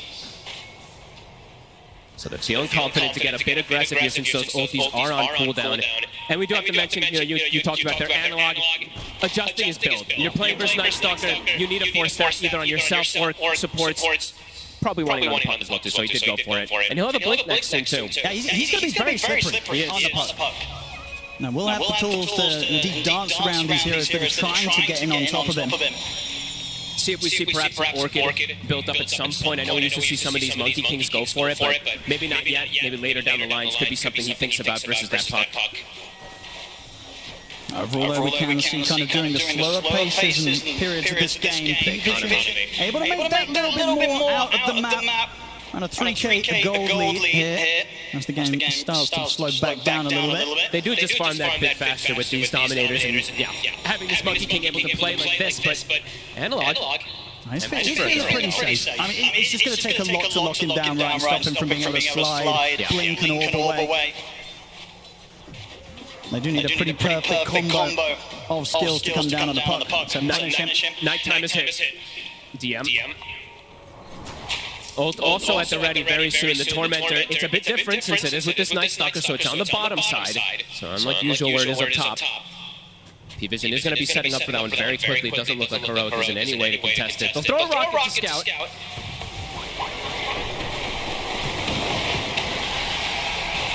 So the shot. Who gets it? Gonna get away with DM. That's a really nice one to get for free. Heroic. That makes something happen elsewhere. Into the pit. Freezing feels when they need to speed I think so as well. I was about to say they might want to use every spell as possible that they can to damage it. Looks like they should get away with it. Yeah, P-Vision, they do smoke on now, but it's a little too late, Roshan. It's going to all be Heroic. Streamer's going to have that Aegis secured for the next play. So, P-Vision, they get a Tormentor, they get a shard, but Heroic managed to find that timing to get the Ursa in the pit and secure that second life. Balance in all things. Knowing a full BKB finished up now for this Beastmaster. He is going to be very difficult to bring down. Even though they have BKB piercing disables, the damage, unless the Ursa gets the fully free hit out to him, could be problematic now to deal with this beast early. But could just be a bit of a slowdown time. Both teams might be content with sitting back, finishing up that next item. Yuma in particular, his BKB. Yeah, it's going to be so important just to be able to give him a chance to run in and not worry about having the silence come into play, stopping him from getting that enrage off. DM is the big nuisance for sure versus that puck and the Ursa. They have to be very careful in terms of this game.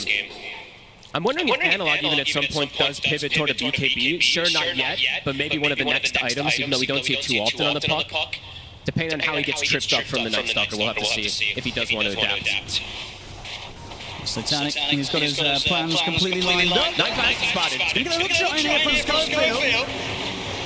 9class. Unlikely to get much back up here. He's able to jump out over the sharp boundless strike. He's actually going to survive. He's away.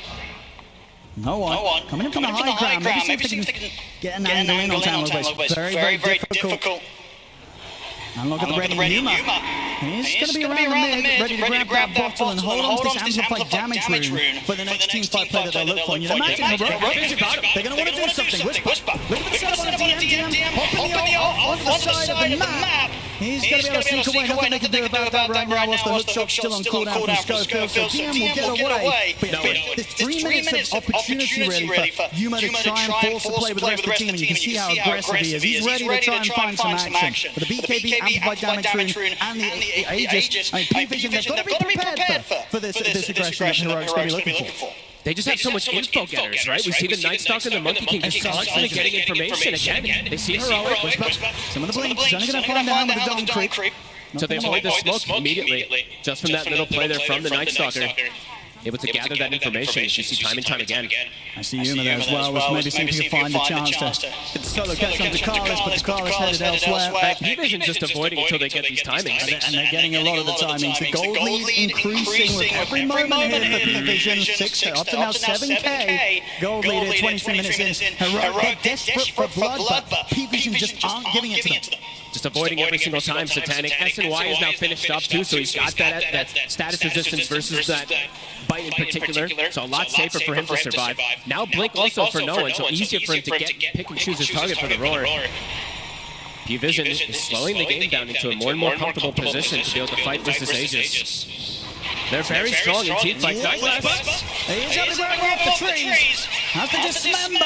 It's going to be enough. He's throwing him down in the rocks. So a little bit of action there. Heroic's able to get back on the table. There's 9class gets caught out. It's been a long time since they've found a kill. It's just been avoidance from P-Vision. But look at the Dark Troll Summoner. 9class dies, but so he lives on. Oh, here we go. Yeah. And there's another one right above it, by the way, too, cutting the next wave that maybe was getting through. Let's see what Heroic do about this. They're trying to hunt them. I mean, what do you do Heroic in this situation? You want to find the fighting, you want to kind of get this action going, but P-Vision are just not letting themselves sort of trip up. That's a good question. You might have to start looking to play the economy game yourself, or just maybe go for more crazy type of plays. But that's a risky play. Going for such aggressive dives when you know the P-Vision's playing on this defensive footing. It's dangerous. P-Vision just getting so much DM. He's got his eyes on Schofield. No one's ready to back him up as well. So P-Vision will be able to grab themselves a kill here. How about use the roar? I mean, the game's kind of like that. It's slowing down. I don't think he cares. Yeah, he's ready to drop that corner. He's top lane. Yuma having a back off here. So Satanic starting to run him down a bit with the Radiance. Won't want to chase him down too much. Still 40 seconds left on the Aegis on Ursa. Will find himself a Dominator creep. And that's it. Finish him. I mean, he's pretty terrifying. Oh, stuff ain't going to save you anymore if he gets on top of you. Hey, this is a Night Stalker who is in on lane versus a CM Ursa. And look what he's got. He's got Blink, Nullifier, Dominator at the 25-minute mark. It looks like he was in a lane that was pretty much free for him. That's going to be very problematic for them. Yeah, because now it's at the point where they couldn't quite find any action. Now if they do, it's not necessarily going to be guaranteed at all that they come out on top of these skirmishes. P-Vision will be ready to return. And this is that time. We'll wait for a second. Night Class again. Should be able to finish him off there a little too far away now. At this point, they've got the damage. So good kill. They're getting something. They're getting kind of a 9-class kill here and there to kind of keep that overall goal that P-Vision have against them kind of closed up, at least not growing any further than it did in the last couple of minutes. So around that 6 now down to 5k gold. So Heroic definitely starting to slow down the advance that P-Vision was gaining on them. And Yuma is still farming very nicely, right? Almost neck and neck with that lifestealer, so he's feeling confident. The Basher's done. I was going to mention this, so for Analog, let's see if he does adapt in the build that we were talking about, because that Nullifier's done for the Night Stalker. So now if he gets on top of him, Silence plus Nullifier, it can really cause some problems. But at the moment, it looks like he's content with just going for scale. And if you can get away with this type of itemization on Puck, on Ursa, your lineup does scale super hard.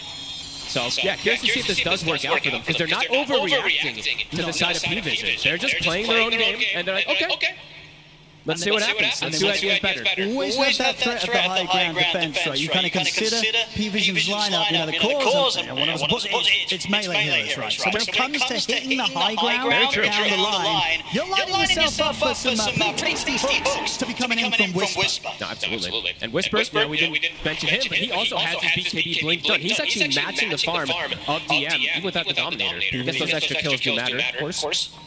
On the hunt themselves now. See what they can find. Schofield. Don't get him. Alright, kill around the tower. No funny business, but look at the wraparound here. Heroic.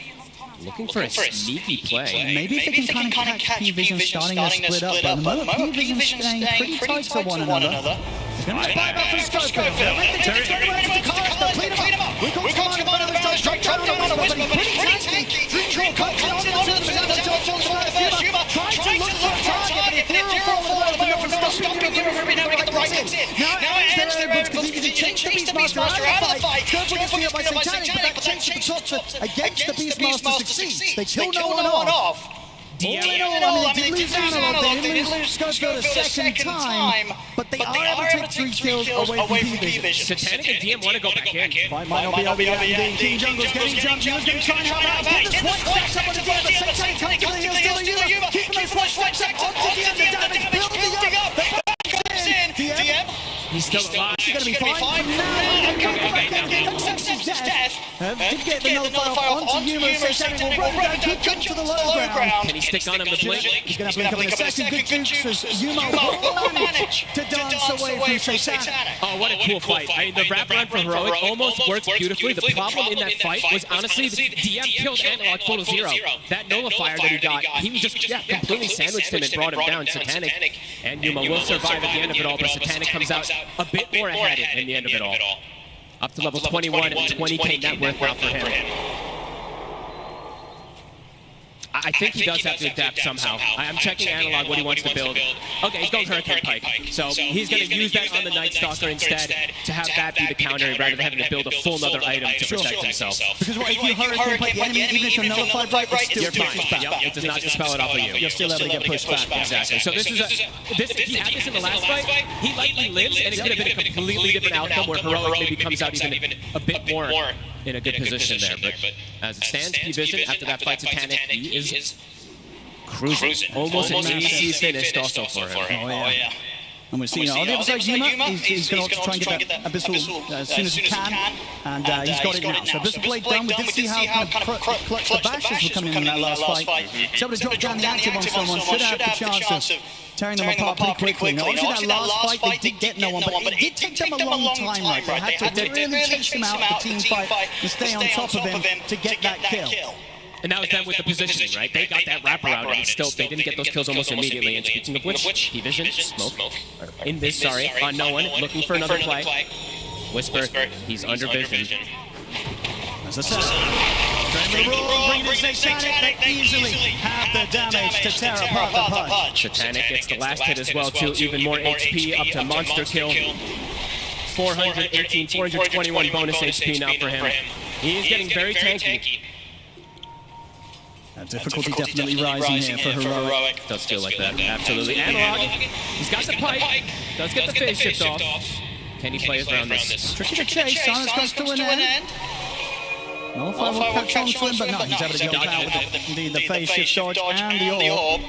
9+ is sweeping across, so Analog has to continue to play on his toes here, because they're trying to jump. Silence is back up, they get the jump on him, and this time, he's not able to jaunt away. And meanwhile, too, they get a rush. P-Vision is starting to accelerate things. They really are about 500 gold away from that AC now on Satanic. No one's got the roar ready. They bought him a gem earlier, too, after that last fight. He's always in a good position to know if anyone is stalking him. Schofield. They got the roar. There's just kills everywhere already, and he's falling apart for Heroic. I mean, King Jungles, I think he got very close to a bit of a clutch snipe there. I believe the Courier did have the rest of the BKB of DM on, but the delivery is actually made just before the Courier got killed, and of course King Jungles still loses his life for that effort. This life steal is just getting way too big. Just the difference between him and Yuma now at this point. Yuma can't do it on his own. No one jumps forward. It's definitely 4 minutes on this Aegis. It's going to get to the point where the question is how strong of a high ground defense can Heroic pull together? Yuma find a grab out to the side whilst the cast is separate from the rest of the team, but now the rest of the team's ready to close in. Defensive hook will drag Yuma away, as Yuma will get away with that one. Gets the kill, gets out with the help of Whisper. P-Vision sticking in the area. Satanic still feeling as strong as possible.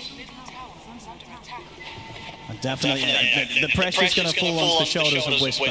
Can he get these crazy angles on the high ground defense to get those hooks, pull apart the attempts from P-Vision when they look to try and close up towards the barracks, towards those tier 3s? It does feel like that's going to be their next best shot. It feels like it's very dependent on the cores in this game on Heroic. It's been a pretty quiet game from the support zone, I have to be honest. Schofield not really having much of a game this time on the clock. Maybe in his lane, absolutely, but right now, he's 0-7, and he hasn't even built any items to buff up his allies either. He's built completely for himself. So. It's definitely one of those risky builds. Sometimes it looks great, sometimes it looks like the support you encounter in your pubs. It's a risky move. It's not paying off so far, but Schofield will say, hey, this game's still young. We're only 32 minutes. It's very true. We're going to hit the 60 minutes, and Schofield's absolutely still got a chance if he goes 30 minutes more to maybe come in with those plays, and he'll say, hey, you know what, the Axe Rush, it was absolutely warranted. We'll have to see if it does pay off. He can do still some really nice stuff with the Agnums. I'm only critiquing him a little bit extra because it's Schofield, but he can scout a lot, right? And in this game, scouting has definitely been pretty crucial. So and you clear the waves, like you can prolong the game. You absolutely can. Being spammed down. So, as I say, Schofield, he's ready to keep playing this game for another 30 minutes. Let's see if they can try and hold on that long, because P-Vision against them, they're continuing to hit these timings. They'll get themselves another shot. This time goes the way of Satanic. They've got 2 minutes of Aegis. They're very likely to bring the fight. They've got to do the best to kind of limit the casualties and try and not lose too much against these next moves from P-Vision, because otherwise P-Vision, they could be moments away from shutting down the game. Absolutely. I mean, P-Vision, they're just getting a bit too much. It feels like out of the map is shrinking it. All of Heroic is having to follow each other because of this annoying vision game that we've seen from P-Vision, so they can't really separate from each other because they just might hemorrhage 4 kills as we saw before. If they split up on Heroic, heroes could die all over the place, so they have to kind of stick together like this versus the P-Vision strategy. Refresh on no one. Continues to grow. They can find the opening to get that sort of set up the silence the rules on towards Yuma. If any of these fights really where they take Yuma out, the damage is just not going to be there for Heroic to tackle these three beefy cores of P-Vision. I think the only reason this game has felt as close as it is because Yuma is having a flawless game. Absolutely. He's 6-0. If he had died even once, this game might just go completely out of control. He's holding on pretty hard here for the team. Yuma. Another amp damage to spawn Satanic. We'll be waiting at the bottle at the ready. They're going to pick it up. All right, they wanted to pressure with it. So 1 minute left on this Aegis that he wants to use this amp damage. Yeah, he wants to get in. Get right in there. So start to bring in the mid push. What's the response going to be? Not going to be able to push them off the tier 2, that's for sure. So let's let the mid fall. There's a sneaky ward that has been placed down bottom also quite some time ago that could catch Heroic off guard when getting back to their base. At the same time, we'll see Heroic themselves are able to get some sneaky vision outside of the base to set up for those high ground hooks from Whisper. Whisper's looking for it. He's going to try for 9 plus. Is he going to get him? Okay, this member off onto Satanic, but Satanic is perfectly fine. They have to be careful about how they go about tackling the lifesteal, and indeed they'll be able to pull back. They do not want to put too much into trying to go on this lifesteal, especially watching still at 2 seconds left of Aegis. Will start to now come to an end. Daytime will hit. Looks like P-Vision will back up with that. Continue to play that economy game as they continue to grow and grow and grow in terms of that economy. Seeing 9 class, he's gone full greed this game, as he tends to, but Diffusal into the Scotty next, so it's going to be very, very annoying to play against for these cores, in particular the Pudge and the Ursa. The fights just, they continue to feel harder and harder and harder for Heroic, and I'm wondering how and when it's going to feel that much easier. Perhaps it's when Yuma does have that MKB, but again, it does feel like it's starting to feel like him versus the world a lot in this one. So just sort of little things like the ghost on no one makes it hard to get jumped. He's going to trap King Jungles. King Jungles at the moment kind of juking him in terms of the vision, so a lot of time this game being put to waste. Still will get the roar at the end of it, allowing Satanic to close up and take down another. Hey, Owen, that's actually a really good call that you did mention there, right? Like, Yuma has to do so much, and he has no nullifier. So they can just dance around him, either with these Ghost Scepters or Force Stabs in particular. Very hard heroes to bring down with the Monkey King as well, too. He can just boundless out of a lot of situations, too. So definitely hard for Yuma in terms of how he wants to progress into this later stage. We'll see Refresher being queued up next. I imagine what the plan's going to be. If Whisper can come... Scofield coming on the shot to hold them back. Scofield will fall for sure. Yuma, though, with that play from Scofield, should be able to get out. Did cost him his BKB, though. Had to use it. 85 seconds, no BKB. No, it's in. The buyback coming straight away from Scofield. Does not want to allow P-Vision to get away with that. He's got another lore. Still has that ready, and double BKB if he wants to have it for the side of no one. Forcing a buyback again, that's 2 from Schofield. Now the gold difference starting to look pretty crazy now. 20k gold advantage here for P-Vision, 37 minutes in. Satanic is getting close to being maxed out too. He's got to believe the Daedalus finished up. His Ag is going to get consumed too. He is massive, and there's that. That's the Scotty's finished up now too for 9 class. He supports. I say supports. These cores now on P-Vision are cores as well. Absolutely. I mean, 9 class, he's definitely not got any problem with this thing going on. He's more than happy to get to the stage where he might just be 6-slotted as well. Heroic has to do something chaotic, and that's what they're looking for here. Smoking out, there's no Dark Ascension, there's no nighttime, so looking to perhaps take advantage of that here. But P-Vision are all so far back. This could be a bit risky, stepping out on a map like this. They're not even going to find Bucalis down here. He's just farming an aid. Do they find anyone? Spot. Even if they get up there onto Satanic, it's going to be tough to take him down before backup is inbound. And Yuma also has no BKB, so it's 15 seconds on cooldown. And once the whisk, he's going to get it. Satanic. They're going to make the jump. They're going to see if they can try and burst it. The damage starts to get some up. They got it. They killed him all. But National comes in. P-Vision ready to punish.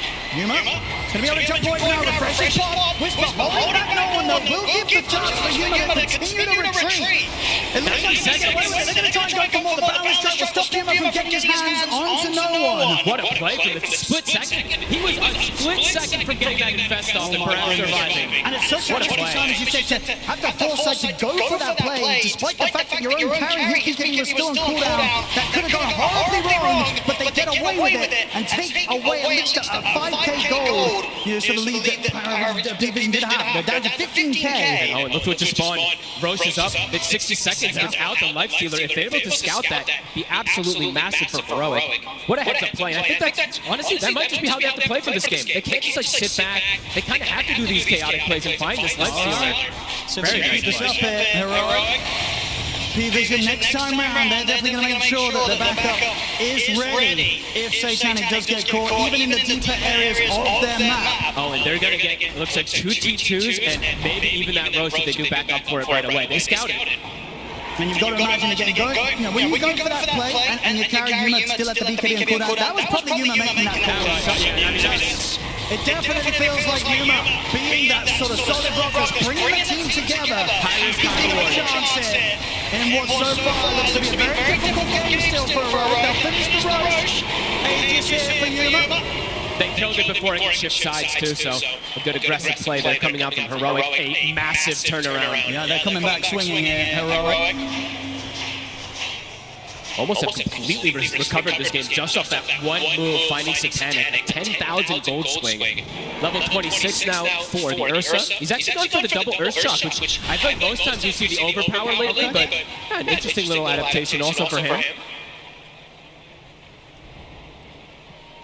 Maybe just wanted to have that extra bit of enrage too is going to be nice for these fights. A big step up in damage output also for Heroic, and Plasma now online for Analog. And this is the thing, like, whilst there's been a little bit of difference between the carries that Yuma has now pretty much closed against that of Satanic. Now when you look at the other cores, they're catching up. Even. We have Analog pretty much in the same position as no one, and DM and Whisper, they're in a very similar situation gold-wise as well. Overall, the majority of that difference, it's the support. Exactly, so. And Yuma now, a full another item picked up. He's got the Swift Blink, they have the luxury of the 4 minutes with this Aegis. And they have this Refresher Shard on Whisper. This Refresher Shard could just change everything too, right? If he gets a double bite, full duration on the core. Absolutely, that gives more than enough time for Yuma to kill anyone that Whisper's got his hands on. And yeah, Cheese, right? Cheese for the puck. He essentially has a second life to protect versus that Nullifier combo that can come out from the Night Stalker. I mean, we're in for a treat here. They're not afraid to fight still, even though this Aegis Cheese and Refresher Shard is on Heroic's side. They've smoked up themselves, and they're ready to try and get they spent their gold too. No buyback on DM. No buyback on Satanic. Well, let's see what they do here. Find Yuma Nullifier. Jump in from Whisper though. Missed the hook. Nine+. He's going to get your hook shot in the face here. Fight Schofield caught to the side. That's 9+ gone. Back in the midst of the fight. Whisper will fall.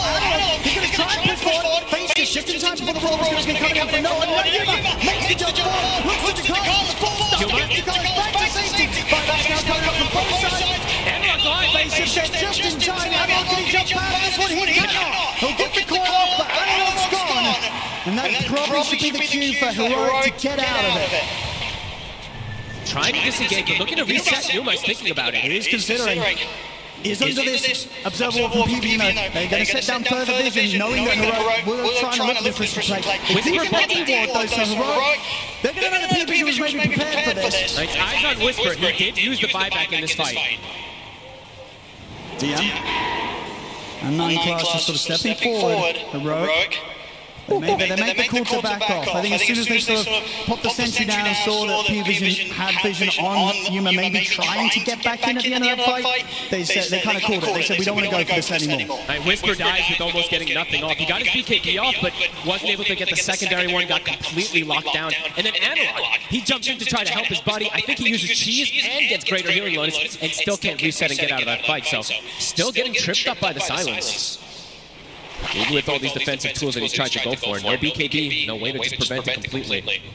Yeah, now P-Vision, they're going to be more than happy to try and look for the play there. I mean, we saw them not afraid to fight and being able to kind of come out even on the results of that little bit of a skirmish. Now that there's no Aegis, no Cheese on Heroic, P-Vision, they're absolutely going to want to try and go shot. Besides Schofield, he'll get the set attack for 2 minutes, he'll die for this, but Yuma's going to jump into this moment over to DMT. He's dead. Schofield happily trading his life there for the P-Vision. And it's the gem as well too, so big pickup. Great connection there from Schofield. I don't even think that was the initial target that he wanted. That hook shot actually hits the smoke target that was blocking Ducalis. Nice little pickup there from Schofield again. No doubt about it. Even though P-Vision have maintained the lead for the majority of this game, they're definitely going to feel shaken up a little bit with how well Heroic has proven to be able to hold the game, punch back. I mean, and Yuma just continues to just play almost like he's 7-0-3. He's truly being unlocked for the team. That's pretty insane. It is pretty nuts. Action has been starting to go on in these later stages. The fact that they've not been able to get this Ursa at all is rather remarkable. Doing a great job of keeping that core-to-core matchup versus this Lifestealer. Yeah. That's why they wanted it. That's why they wanted this last pick, because we do see Heroic smoked up again. Still 30 seconds, no Night Stalker. And I guess this is the thing as well for Yuma, why it's working so well for him in these fights. He's just got so many heroes around him that are more than happy to throw their own lives into the front lines. Like you've got Whisper jumping in, Analog ready to make these aggressive moves straight underneath the entire team of P-Vision, and Schofield always ready to initiate with a hook shot. So with all this stuff being thrown at P-Vision, it's very difficult for him to isolate and deal with the bear. And he's not the one getting silenced. Right? It's the Night Stalkers having to go for the puck. Because if Analog gets left alone in these fights, Analog might run rampant. So, yeah, it's a good way that they've been balancing off of each other of who takes which spells. We do see Heroic still looking for potentially another play, but not going to be the case. Schofield just has to continue hugging Yuma. And he is just, using this acronym to scout tree lines. Yep. Every single time he can, he's shooting the rockets, looking for 9 class. He's doing a lot. I mean, he's definitely, as I say, getting closer to that period of the game where the greediness of the clock definitely feels good. You're happy to have him on the team. BKB also finished up for KJ, so that Frostbite, or that Freezing Field is going to start having some impact as well, too. A lot of money on no one. What do you think he's considering next? 5.7K coming up in the bank for the Beastmaster. That's a good question, because they already have the AC, he already has...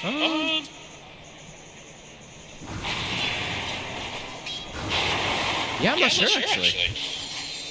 Could you look for a Hex, or does a Hex not really do too much? I think Hex is probably the best one. I was thinking Hex, or maybe even just Lincolns to protect and block this Abyssal Blade in particular on a core, but... That's true. Maybe you have someone kind of for dismember efforts, right? Yeah, because there's a couple of different single-target abilities that can be very annoying this game, so he's got options. I'm not too sure, though. I think he's also debating which one is best so far.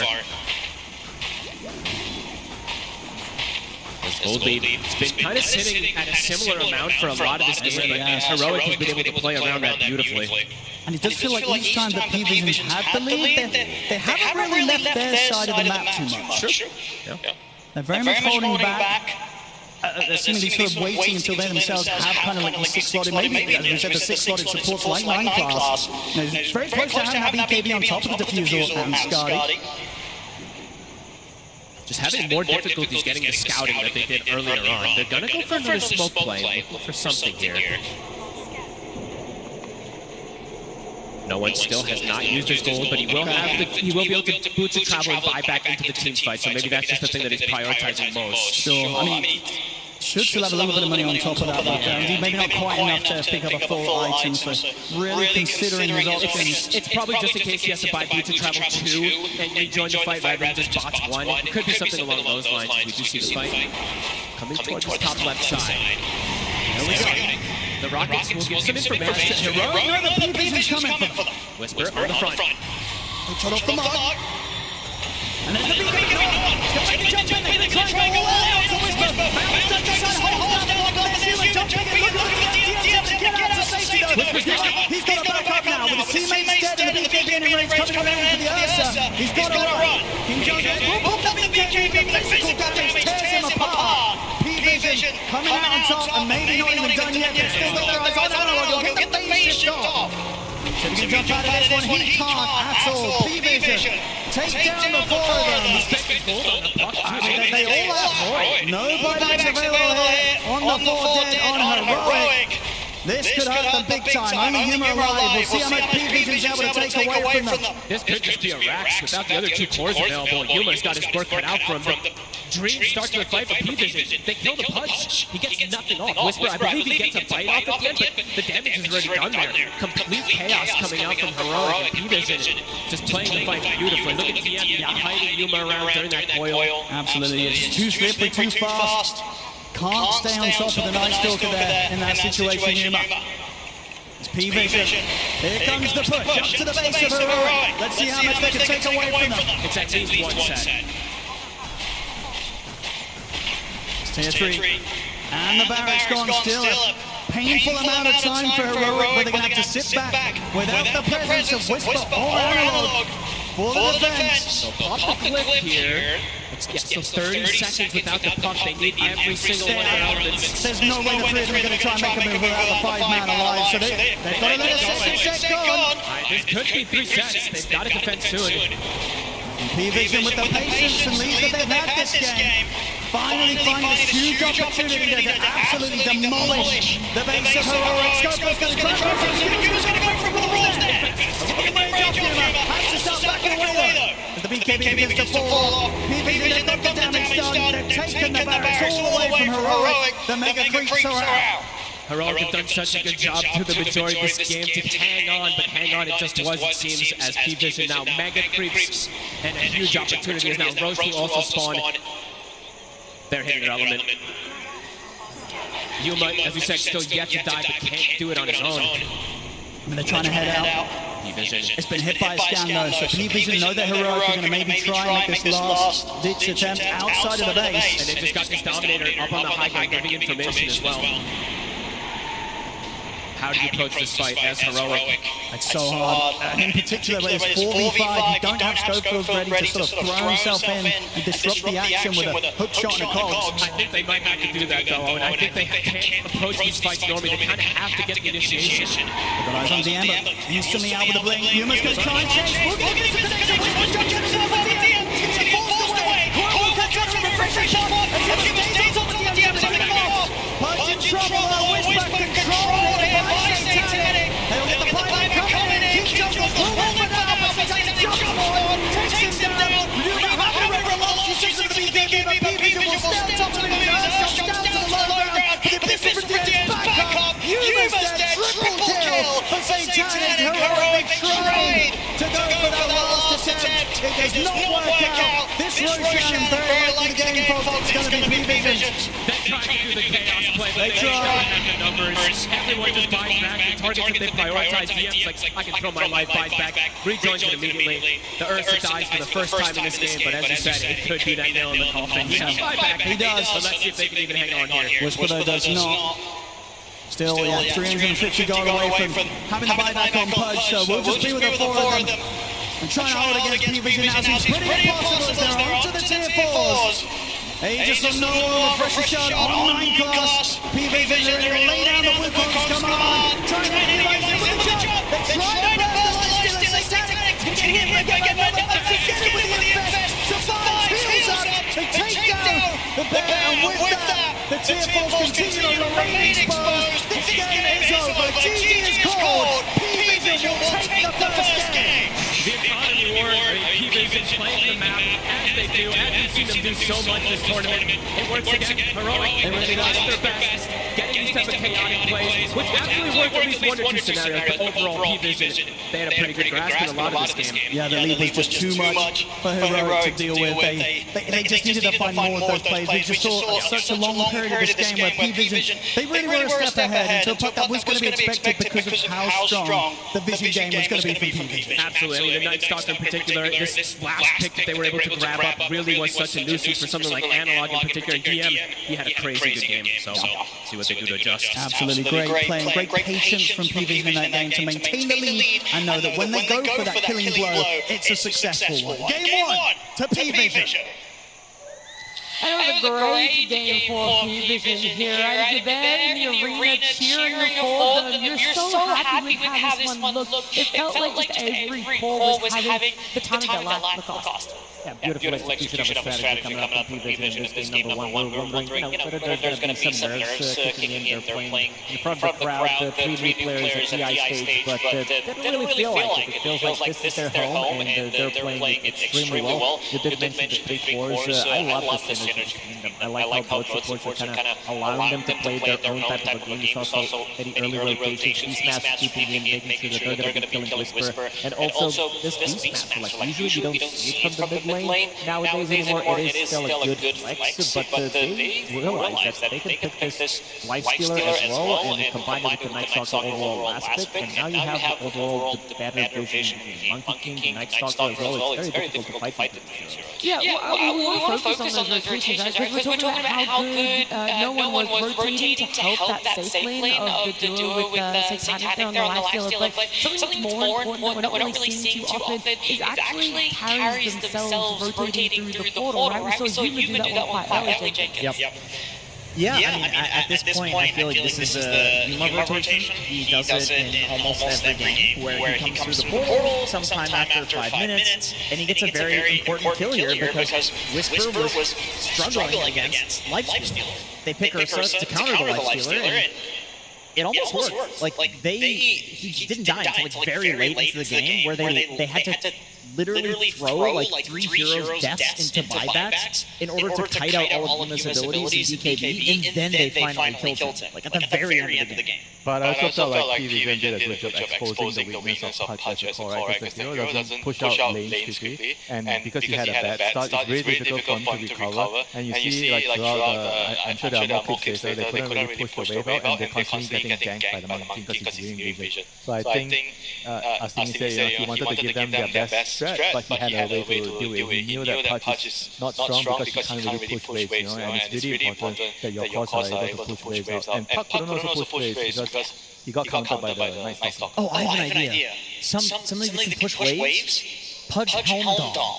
So you can block your own hook. Okay, back to time. I'm with you. Alright, we're going to look at that vision game specifically with the Monkey King and the Night Stalker. We said the lineup was big, but seeing it in action and exactly how they're able to utilize it is a whole different thing. Yeah, 9 Class is just being himself, being super annoying, looking at dodging the game. So this is 3 heroes, so there's going to be a hook, there's going to be another hook shot that they're trying to go for, and he's still going to be escaping, lurking around the 14-minute mark, trying to go for the Vision Shrine, and he's just going to be staying around. He came back, and what he did is he provided vision for Skull. You can see that he's buying time, he drops down, it feels like he's going to die, but they also understand that they can help him out. After he provides vision, they're going to be helping him. He gets a really good downward strike, and in the end, he doesn't even die. This is what he does the best. He's very annoying, and there's going to be another situation where he gets initiated on, again, providing info for the team to see where the heroes are, which allows others to play much more safe, and then you have him escaping with the shard. Plus, also, we got to point out the Night Stalker. Like, he's really good. He's going for the Nullifier as well. Didn't have it in this fight, but it also completely ruins what he wants to do with Ursa.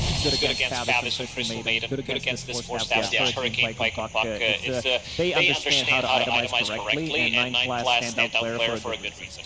It is a really big deal against, especially like Heroic and Ursa lineup, to waste time like that, to waste these smokes of the seeds, because you end up in these games where like you have a timing, like Ursa BKB, something like that, and you just legitimately don't have any smokes because you've spent so many of them, like smokes being broken, or Monkey King jumps in, makes some like waste some time in the early game. Like, these things really matter in a game like this, especially when you're the team that is trying to create chaos. I mean, this kind of happened during the game when they traded Tormentor for the first Roshan. So the Ursa got the first Roshan, but he couldn't really push the map for advantages because they were constantly chasing around the monkey, was pressuring them, the map was pushed out, they just basically couldn't really do anything with the first Aegis. They just blocked. They just blocked every player from Heroic. They couldn't progress on the map, and I felt like that was a huge problem in the game for Heroic. Yeah, and I think they also understood the fact that, okay, Roche, that's going to be an objective early, that Heroic is going to be really strong, right? You kind of want to give it away, but things and objectives that aren't as easy to give away will cost these wasting shrines, right? You want to be able to take them away from your opponent as often as possible. We don't see early fights around it, but in this one we saw that later 27-28 minute fight. Yeah, they understand that they want to take it away, and this is the fight where Night Stalker does have Nullifier available, so it's going to be very difficult for Ursa to play the game. You'll remove his overpower, which means that he's not going to be having enough damage, and he's going to be running in, providing vision one more time. We've seen so many infest bombs in this game because you have both Beastmaster and Night Stalker ready to jump in with the infest, so in the end they're going to be stealing the Vision Shrine. Night Stalker, in this one, it turns into daytime, his ult just ended, but he's still going to be using Nullifier before he dies, making sure that Ursa is not going to be able to do much, but Yuma, I gotta say, he had a perfect game. It doesn't get better than this. We said that he's playing the tournament of his life so far, dying first time 50 minutes into the game. He was very slippery. Even though he played into a really difficult matchup, you're playing into Beastmaster, you're playing into Night Stalker, this is not the matchup that he likes to play into. I mean, even Lifestealer with the Axe, we talked about it. Like, you can kite out the Ursa Enrage with the Lifestealer Axe, you infest, and it's not affected by status resistance, so it's not exactly the matchup that it was before. We did see like one time, I think, or a couple times, like he was able to do a lot of damage.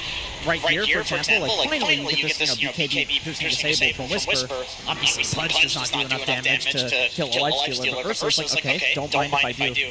And this is where I think a lot of people were thinking, like, are they doing it? Are they coming back? But more annoying P-Vision shenanigans, like able to slowly kite everything out and only lose Satanic there. I think this is something that they're very good at, is when they do lose a hero, they will retreat tactically, They, as Estini said, will throw once per game, and so they're very good at making sure that throw does not end up throwing the entire game. It happens, they recognize and they're like, okay guys, that was the one, now we just have to go back, reset, wait until Satanic.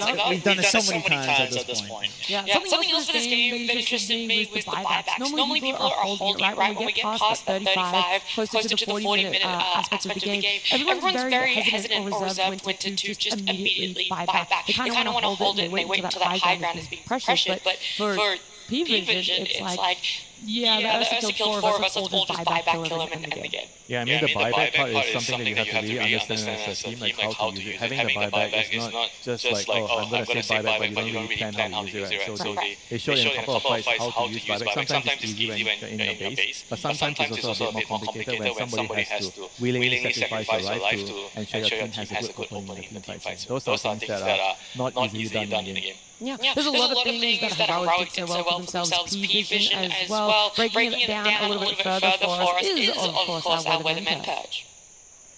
Thanks, Nat. Yeah, I thought 9 Class had really an amazing game, so I wanted to highlight some of the great things he did, because he had a little bit of a rough laning stage. This game playing Monkey King, getting back into his normal thing. Now, very importantly, he's basically trying to waste a lot of his opponent's time. They happen to get lucky and hit him with a rocket flare, and as a result, this is an easy kill on Monkey King. If you can catch him before he manages to come off cooldown here, but because he jumps into the trees, they put all this effort in trying to kill him. This is wasting tons of time, and he's doing economic damage. So him surviving and then ultimately having a great fight over here is fantastic for his team. He's not dying, he's getting pressured, and ultimately his cores get farther and farther ahead. And how this changes as the game continues is basically because of the item of the turn, the Helm of the Dominator. Now, Monkey King classically never buys this, but it's working out for 9 Class here, because it fits his playstyle. He's trying to waste his opponent's time.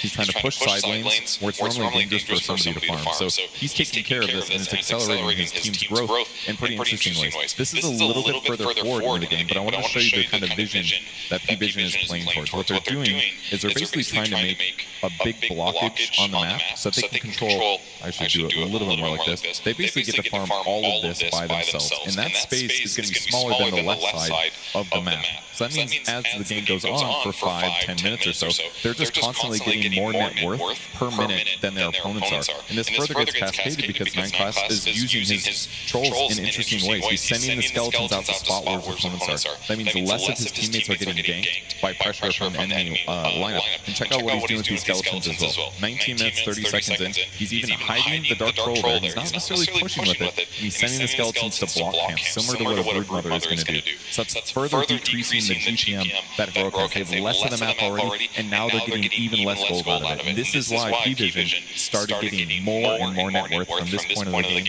onwards, and made their game just much easier to play. That is just insane to really think about. It's always been about utilizing the observers, and now we're wondering how coming in. That's great for pushing out or stalling waves. That's something that you can delay the game with. But now there's a whole other aspect to it of support getting it. Prioritizing what sort of creep they want, and now looking at that's incredible. That is just incredible. I don't think anybody was thinking about that. Using the skeletons to block camps, like that's one thing. People can complain about Helm Bomb, and yes, it's running rampant in every game. This is a high skill item. Like to use at this level, there's so much you can do with it. Yeah, normally you will only be able to do this if you're Naga. If you're playing support Naga, you send the legions to Naga camps. Makes profit as a position 4/5. You can also go and block multiple camps at the same time, but this also allows you to not get get enough farm, because you talked about the lane pushing, now you don't have your own camps, Crystal Maiden, Clockwork Punch, these type of heroes, they want to be playing very active, they want to be on the other side of the map, and these are not the fastest farmers in the game, so P-Vision did a very good job choking them out of the map and not allowing them to get that farm. Yeah, avoiding fights, making sure there was no map for them. It feels like a lot of things are going right for P-Vision, but Heroic, one thing that I do know is on their side is a lot of the fans in the arena, and I believe Tsunami and Avo are down there trying to check in and see how the fans are doing. I mean, as far as I'm concerned, I have sided with the away team so far. Tsunami? What do you want, Avo? Look, I know you've already picked a side, but I think they're on the larger side. I'm literally surrounded, by Heroic fans. Can I actually just show 1 second, please? Can you please show to the crowd how much of a fan you are? This is what they are going to say when I see lose the second game. Why cry? But South Americans are the same thing they know how to do. We know how to roar, South America! Let's go! Avo, what now? What is going on here? South America makes it the top 8. Use real power. And yet I also find that P-Vision very excited here. They see the Oracle. Tell me the story behind this. Asini can do all the predictions. He do the best picks. Wait for us, Capotado. He knew to let the punch and the clockwork through, and he beat it Avo. What are you going to do about it? Okay. It's hard to compete against Astinissimo. It's true. He's also Brazilian. He's also part of us, okay? And as true South Americans, what we do is we claim anyone that plays well. Anyone that does well is from Brazil, is from Peru. And today, I want the whole stadium to roar for South America, please. A big shout for the greatest Dota tournament. It's the International.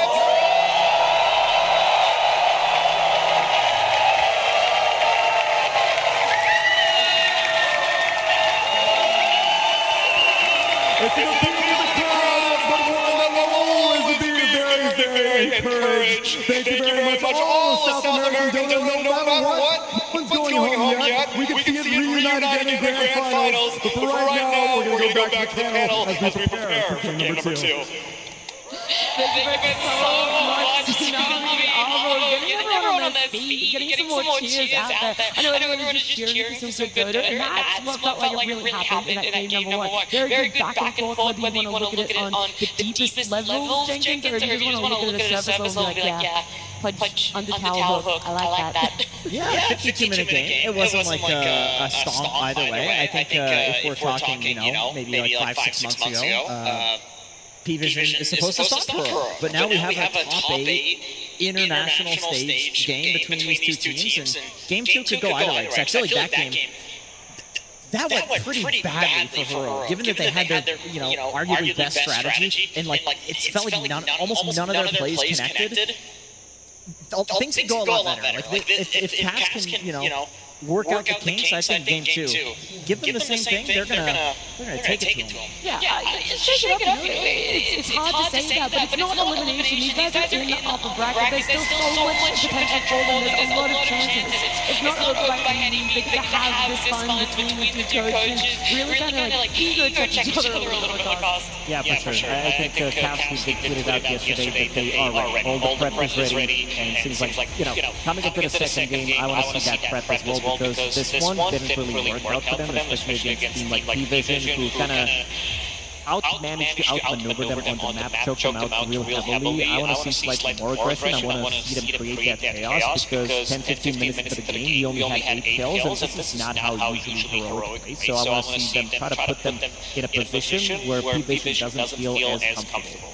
Yeah, he's going to play a really important role here, deciding whether they're going to stick to their guns and make minor adjustments, or they're going to just completely change up their draft. Right? Because we saw in the first game, they had a lot of problems dealing with the split pushing of the creeps. You know, they needed something like maybe something along the lines like Darks, you know, with first place Darks here. So you can have one of the core heroes just shadow pushing the waves out so that you can fight. Because they like to fight, they like to kill heroes. But if you don't push the waves out, you can't kill the heroes. To be honest, I don't think they should change anything up because if a single smoke gets broken, like just one in a game, that's a blunder in my opinion. Because you know there's a Night Stalker on the enemy side. You know he just pressed ult. You cannot walk into a lane and press smoke. To me, this is a little bit of maybe pressure getting to them. Like I guarantee you, this is a talk that they had backstage. I guarantee you they talked about dealing with the Monkey King better. Maybe they banned the Monkey King, whatever. 9 Class is going to do the same thing no matter what. You have to find a way to deal with him with wasting less time, or just don't deal with him. Make your own plays. But if you're going to do that, you cannot just run your smoke into a Night Stalker. I think you got to respect that position force. Like the best position force in Dota history. You know, we're talking about Jarrett's, like Dota, Jinkyu, these very annoying players, Boxy as well. It's very difficult to deal with what they're doing on the map because they understand the micro and macro like completely. They know how you're going to move. They can predict your moves, and this is exactly what 9 Class is doing right now compared to Schofield, who's a bit more of a polarizing player, I would say. He's playing much more aggressive. I don't think he's fishing for information as much as 9 Class is doing. I mean, that's like the very surface level problem. I think the true issue is the overall strategy. How are they going to build a lineup which allows them to cover more ground? You know, they have a lineup which, technically speaking, they need to snowball. They're going to kill heroes and they just keep running at you. But you can't do that if you don't have an all-rounder draft. So I think they probably have to look into that. If they don't change anything, I think the game is just going to end up the same way. That's true. It's easier to make the good plays and to not have to deal with 9 Class if you're also creating pressure somewhere yourself. I think sure he's like a huge problem, but he's not the root of the problem, I think.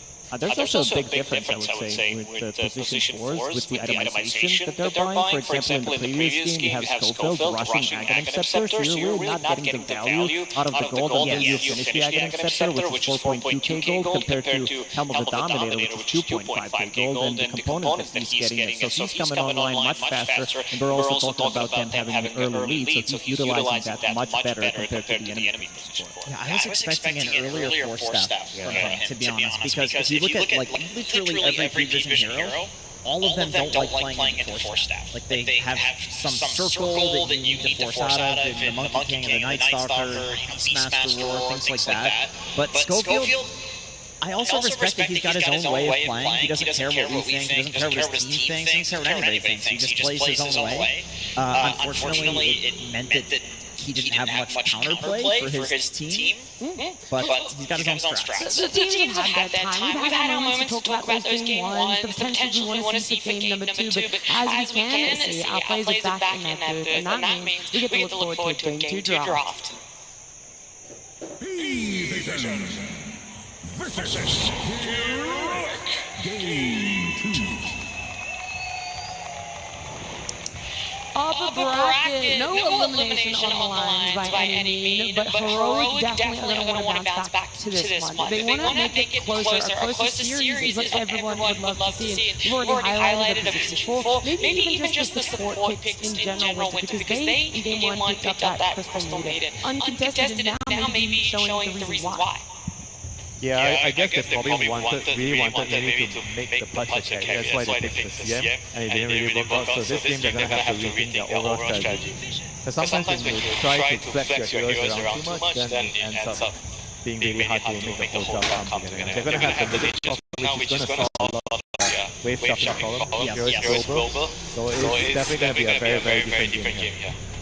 And it's also a hero that can deal with the Helm of the Dominator creep with the Sprout, you can easily kill it. Mostly from the role position 4 doesn't kill it as easily, and Vision, after seeing what 9 Class did do in the previous game, they're not going to complicate too much, having that 1-0 lead after game number 1. They can try to repeat what they just did. Yeah, the other side of Heroic, they actually value that Night Stalker being much more of an issue than the Monkey King. We did offer two different ways to deal with it. Either drafting to deal with it, or just kind of ignoring him. That was actually the third one was to ban, right? Maybe they wanted to go for puck again this time because they're on the first pick side, so they're probably planning to maybe 18 pick the puck. Yep, they banned DK as well. That also indicates the puck. So there's a very high likelihood we see PVJ maybe on the 16th, 17th pick try to snatch the puck away if they think that's a good move for them. And remove Spectre as well, which means that Nate's Prophet is going to be played as, or most likely this is not the matchup, but he likes to play in Heroic is the only team so far in the tournament that did play Spectre overall. They did win the game, so it seems like they know something about the hero that could potentially be really good, especially in this matchup, having that global presence against NC and try to punish him. I mean, it's also the fact that whenever you're playing to Nature's Prophet, you kind of want someone to be able to shove the waves away from the team and also join the fights, right? Usually we talk about Dawn, Underlord, those are the kind of heroes that Spectre kind of, even though it's not a very popular hero, but you can kind of do that with the ulti. Heroic was so quick on their side of this with the bans. PVJ taking more of that time. They see what we saw right now. They don't want to pick it up for themselves. They're really going to make sure that Heroic can't have the perfect setup for a puck game. I mean, this is also really good sequence here, so they know that the opponent's going to ban a puck, and when you remove the puck, Pin becomes very high value. Puck is a huge counter to Quap in the lane in the game. I will say though, Nature's Prophet traditionally has been a very strong hero leaning into Queen of Pain. So it does eliminate like an offlane Quap potential. You know it's most likely going to go mid. I mean, 9 class was experimenting with position 4 Queen of Pain for quite some time in pubs. Maybe he'll do it here. We'll see. Yeah, this is the hero to catch the Monkey King in the game. You sleep him, you grip him, as long as you're on high ground wall, you see him. This is one of the best setups for killing a Monkey King. I'm interested to see if they still value like clock pudge. You know, I feel like they've solved some of the issues that we talked about with the Nature's Prophet. They did go to 52 minutes in the game. It was a relatively close game. I would maybe lean towards melee position 4, maybe Marcy, keep that potential flex from the offlane, maybe even Tusk to have ability to save people, because right now you have Vayne with the Nightmare save, that's going to be good, and these heroes that I just mentioned even get more value after seeing the Shadow Fake. Even Clockwork that you mentioned comes into play for sure. Oh man, what a combo Bane Shadow Fiend is too. You can Nightmare sleepwalk somebody into the SF Requiem. And that is going to be one shot, pretty much any hero. I mean, does this indicate that Nature's Prophet might be a support, or is just going to be a Nature's Prophet carry and an SF mid? I feel like it's analog calling for the SF. It's like his best hero. So, I mean, other than Clockwork is out. Yeah, he's played it twice already in this tournament, so it kind of does make sense that it's leaning that way. I do think maybe just trying not to flex too much could also be a strength for Heroic. I mean, but at the same time, I feel like PVJ chooses to go for like some Tusk, Spirit Breaker. Those are heroes that are really good at punishing SF, right? So if you get like 1 or 2 kills on him in the laning phase, you could completely ruin his game as the SF mid. I mean, EP is kind of nice against Vayne in teamfights. You can cancel the creep from far range. Amps up the pop damage. It's also a great hero out securing lane for Satanic, no matter what. Like an ET is gonna do well. Yeah, not to mention the runes though. I think the rune fights are going to be extremely important in this game if the SF is going. You want to win the rune fight, so you need suitable supports that are very strong at using their body or their stuns to secure the rune.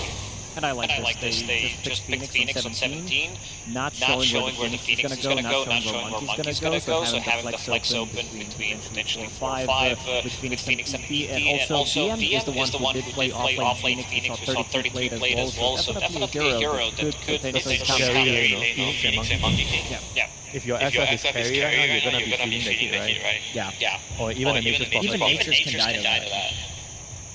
Does Phoenix really hit that octave? Because we talk about it so much. DM kind of gets left alone in that lane, right? We're really going to see 9 class on a Monkey King again. Is it going to be okay for DM on this Phoenix? The thing with that is you don't really need much help later. As long as you get through your weakest phase, which I would say the first couple levels, especially level 1. As long as Monkey King is there, he helps you secure your couple of levels, you get the Lotus. I think Phoenix wants 4 levels. You want to get to your level 6 as quickly as you can. I think Monkey King could actually just allow you to do that and just runs around and ganks, especially the SF mid. I think you're pretty tempted to pick Snapfire here, right? Into the Phoenix, kill the egg. I think it would also do pretty well in lane against Like Elder Titan position 5? At this pick, you want to use the 18 on support? Maybe the next pick, but it's probably not going to be there anymore after you pick the mask. So what is the Maz adding for value for the heroic draft that is slightly better than that snap? They need team fight, plus they need someone to buy pipe, I think, against this Phoenix core. Potential Phoenix core. I mean, Mars destroys Monkey King in the game. Like, you drop the arena, and it kills all of the trees around the arena, as well as in the arena. Yeah, and you don't have the old facet to those 4 seconds that you could stay out of the Wukong's command, so one spear could push you out, which means that your Wukong is gone immediately. I mean, you also kind of have a combo, right? Where like you lock them in the arena, then you fierce them to the wall. Oh yeah, that's pretty nice. That's a crazy combo. Like, their team fight is incredible in this game. I mean, I still think Snapfire is amazing. Like, Snapfire, Mars lane, arena into Snap ulti. I'd be very shocked if T-Vision lets it through. There's a lot of things that they're going to have to think about for themselves, because it's the same issue. You don't want a tunnel vision that they are looking for a support. We have said that it is most likely going to be a Nature's Prophet that is in that core role, but you don't want to oversight of a support Nature's Prophet either. Yeah, you never want to like lock something in. I mean, especially hero like Nature's. It literally was played as a support just like 2 weeks ago. That was you. I was playing a lot. Yeah. I'm still playing it. It is still a good support. It's just that with the prevalence of Dom and being able to, kill the creep as a core very easily, it's like a free Midas. It's a lot more of a core these days. But when you look towards the picks winter, do you think there's more impact coming from another core hero for heroic, or more impact in that Snapfire that is still... Probably the Snapfire. I think the Snapfire just solves the egg problem, and it also kind of gives you more damage into the arena. So it feels very natural to go for the Snapfire. I mean, they've opted to ban out the silencer. I mean, it's kind of okay. It would have been a pretty nasty silencer pick. It's like super high win rate against Peanut Pen. She hates playing into silencer. It's so much magic damage. And then Phoenix as well. Yeah, both the bans are kind of to protect the Quap in the game. With Abaddon to remove the poison. But I still think Snapfire is like more important than those signals. I think I'll be okay if I'm heroic. If I'm taking that trade, I'm fine. The only thing is, like, it's a question of does Schofield want to play it? I mean, he does play it in general. Like, this is one of the heroes that he came onto the scene playing. He's been enjoying mostly melee heroes in this patch. If they feel like they need a better 5 with Shadow Flame, they could run Bane as a position 4. Yeah, sure. Because there's a flexibility. You can still play MP from the mid lane. This is doable. Disruptor? You want Disruptor? You want Disruptor if you want to pick a 5? I'm still leaning maybe towards melee position 5s if they want to run it, with the Bane position 4, and then you have Shadow Flame from the mid lane MP with either Tusk or Marcy, even Clockwork that Jenkins mentioned. Yeah, that would actually make sure that the lane is a lot more stable for the Nature's Prophet. All the assets. Well, with no more time left, Cerebrate's the last band for themselves. It feels like they still haven't solved exactly what they want last pick. And we're kind of shaking his head. Is I'm still faithing Jenkins? I mean, I still think Snap is just, it's the most obvious. And they go for Ursa. So, okay, we'll see Nature's Prophet support position. I think. It's very hard to predict when it's... So what's the idea? Just so he can actually mirror the Monkey King moving around on that? And you kill the egg. Like, we were talking about Snapfire to kill the egg. Ursa's one of the best cores. The best core of the game at killing the egg. Well, 2 wins on hard court on a position 5 Nature's Prophet so far this tournament. I mean, this is King Journal's best hero. So, I think it's a matter of, like Yuma said, I played an amazing Ursa last game. We lost in 52 minutes, but he had no deaths for pretty much the entire game. He's feeling strong on it. It's a really good Ursa game. You have faith in him, like you haven't lost that at all. Yeah, 100%. I think they've solved a lot of the issues that were in the previous draft. I want to meme about the pudge. I don't think that was the issue. I think what Winter said definitely was, like, not being able to push out the lanes. Oh, this is going to give them a lot of tempo, a lot of explosive damage that's going to be coming out. You have EP that's going to amplify your damage from Queen of Pain from your Phoenix core, which is going to be dealing an insane amount of magical damage. And then you have Temple Assassin with the EP aura on top of that. So the heroes are going to be dying very quickly. I think the laning setup is also very strong for P because you have the TA, EP, and the Phoenix Monkey King. I could see them kind of getting a good advantage out of their side lanes, and then you have a pop to run around and snowball the lead even further. So this game could either be really quick win for P-Vision or Heroic is going to be able to drag the game long enough for their heroes to be able to fight back. Yeah, I agree. I think P-Vision's got a really good mid-game timing for sure. But if it does go late game, if Heroic can get there, like SF with Mars Arena and Ursa damage, like they have a lot of scaling in many different ways. The question is also just can they get the belief that they can get their Jenkins? They did last game. And I think if they do the exact same thing, it's way easier for them to execute this game. And they also have Nate's Prophet this time around who can scale from position 4 compared to Clockwork. Sorry, 5 in this one, but it will allow them to scale. You can still get the items, you can push out the waves. This is the problem that they have in game number 1. Shadow Fiend shots the wave, Mars roll with the 2 abilities, Ursa kills it quickly. So I don't think they're going to be having the same issue, and I also do think that they addressed Monkey King from position 4. Not sure if that's going to be enough. I think P-Vision's trap checks all the boxes with the explosive damage, rotation potential, all the objectives on the map, and being able to fight when Heroic wants to fight as well. Because when you said that Monkey King was kind of trying to target it, it's a bit of a band-aid patch, right? You're not really fixing the solution. Is there more of a fix to the overall underlying issue now?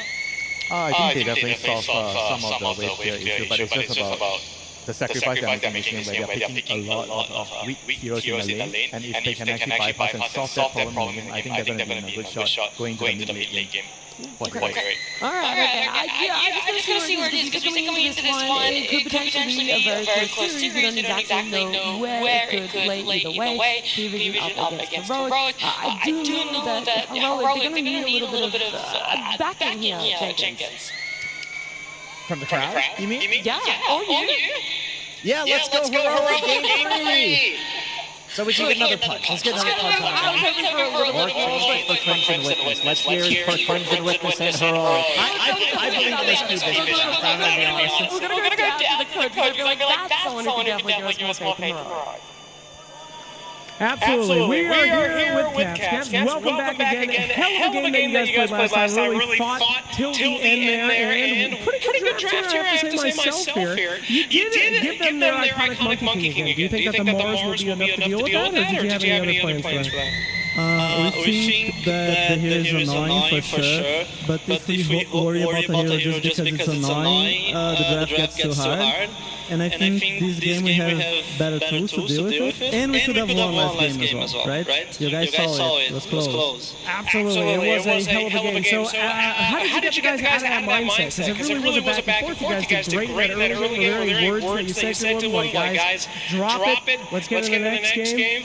We usually just try to be as direct as we can about the things that went wrong, and cheer them up in general, like a good friend. I could definitely tell that you guys are big homies in there, and obviously against a team that you know a lot about. The crowd, I don't know if you saw them, but they were absolutely screaming out for you. Heroic fans, you're still out there!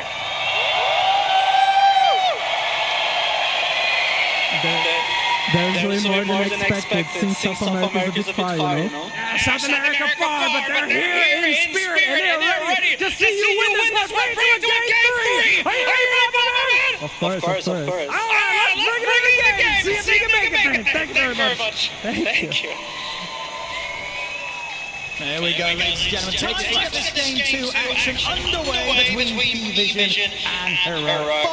What do you make of the approach this time around? Changes, but of course Heroic, they do still end the draft with that Ursa once again. He played a hell of a game in that last game, right? So I can see why he probably asked for it again. But adaptations made on both sides, we do see a ton of team fight this game, Owen, on both sides. It's actually insane how much it's been round up. The ET being Run Phoenix, my favorite hero, of course, I have to say that. But yeah, lots of different things that we can talk about here. As Analog getting to play his extremely, if not his most comfort hero. Of course, his puck is one of them, but he loves to play this Shadow Fiend. So looking forward to see what he can do on this, because I felt like in that last game, he just had such a hard time with the puck. They just had so many answers for him. Yes, he was pulling attention away from the Ursa, tanking the Night Stalker silence a lot, but this one, maybe he can have a bit of a better time in terms of just standing his ground. And do you like that overall from Heroic going for this approach where they do keep that, the Nature's Prophet back in the support position and get something else secured for the cause in a game like this? Yeah, I think it's kind of cool. It's KJ's favorite hero. He played it so many times in pubs and also in these officials, and I think it does give you an extra tool in terms of playing the economy map game. P-Vision has shown how many games they love the economy map game. Having a hero like Nature's Prophet, even as support, it can do a lot. Either scouting with the Sprouts, sending treants eventually once he starts getting the points in it. So looking forward to see what he's going to be able to do, if anything, in particular. And let's see how Yuma's game in particular also goes, since he did have a great performance in that last one, but does feel like there's a lot more things to trip him up this game. Oh, well, yeah, you would consider his spirits as a tougher challenge for the battle. Yeah, besides the Night Stalker. The Night Stalker was a very difficult form in that last game, but the attention from the Night Stalker was on the top. This one, I think more attention is going to be put on this Ursa in terms of just naturally inside of the fights. The stomps, the shadow strikes from the Queen of Pain, trap silence from a Temple Assassin, I would say mid-game.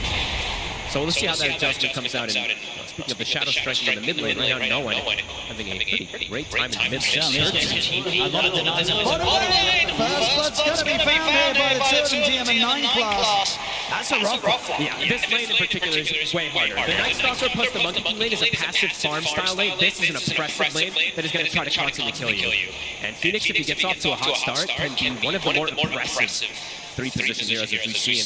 I mean, that's the thing right here. Because in this lane, as long as DM has dive up, he's never going to die. Against his Nature's Prophet and Ursa duo. No, unless there's a third hero, right, that rotates in. But I don't think Schofield can really leave too much. He has to stay top, since he wants to make sure that he can give his Mars something, because that's a hard lane for the Mars playing versus ET. ET can constantly set up kills onto you. And we saw last game, obviously, you were very much a fan of them finding a way to put the Lifestealer in as the carry pick this time round, getting that TA here for Safe Sanic, another one of his strongest heroes in the carry position. They're going to be feeling pretty good about getting that through this game, right? For sure, it gives them so much high damage. Now they have so much physical, they also have a ton of magical, and ET, which just loves to have this type of hero that thrives off that extra minus armor, too. Definitely looks strong. For most teams, I mean, not everybody picks TA, but again, it gives you, map control. Another kill here for the two of them. The earn charges, giving up kills is dangerous here. It's going to get just tougher and tougher for Yuma really to survive through this laning stage. I mean, they're going to have to bring out a lot of regen. How do they sort of keep him in a position to farm down? He might just die, honestly. It's very likely he might just die almost immediately. DM, if he lands even an earn on him, might just be the kill. Armor spring. He's able to dodge it there with the shot. But yeah, this is not a fun spot to be in if you're the other side. He's going to have to spend a lot of money on regen, so he even buys his own salve. They've got an early bracer that he goes to try to withstand some of that pressure. But yeah, it feels like this is going to be very sad for Yuma in terms of this laning phase. Gets his salve cancelled immediately from the Urn to an instant Fire Spirits. Ready to just push the hero to the limits. He gets him with the dive as well. Boundless is there. Yuma should be alright this time. Can they turn it? If they can get the swipe stacked up on a 9 plus grab to block him off, Yuma's got to be careful. Connection, that's going to allow 9 plus to just trade back with him and survive. He gets away. Another one. Oh, this bottom lane, it's painful to watch, but this is getting nasty. This can actually be the big problem with picking something like MP5, the greediness in the lane, but it's mostly just this Phoenix, how impressive the hero can be. Ursa walks up, needs multiple Fire Spirits, they have another Urn charge immediately. They can look to continue this pressure. I mean, as you said as well, it's just difficult really for Schofield to lead to the top to be here. He might have to, honestly. Like, this is disastrous.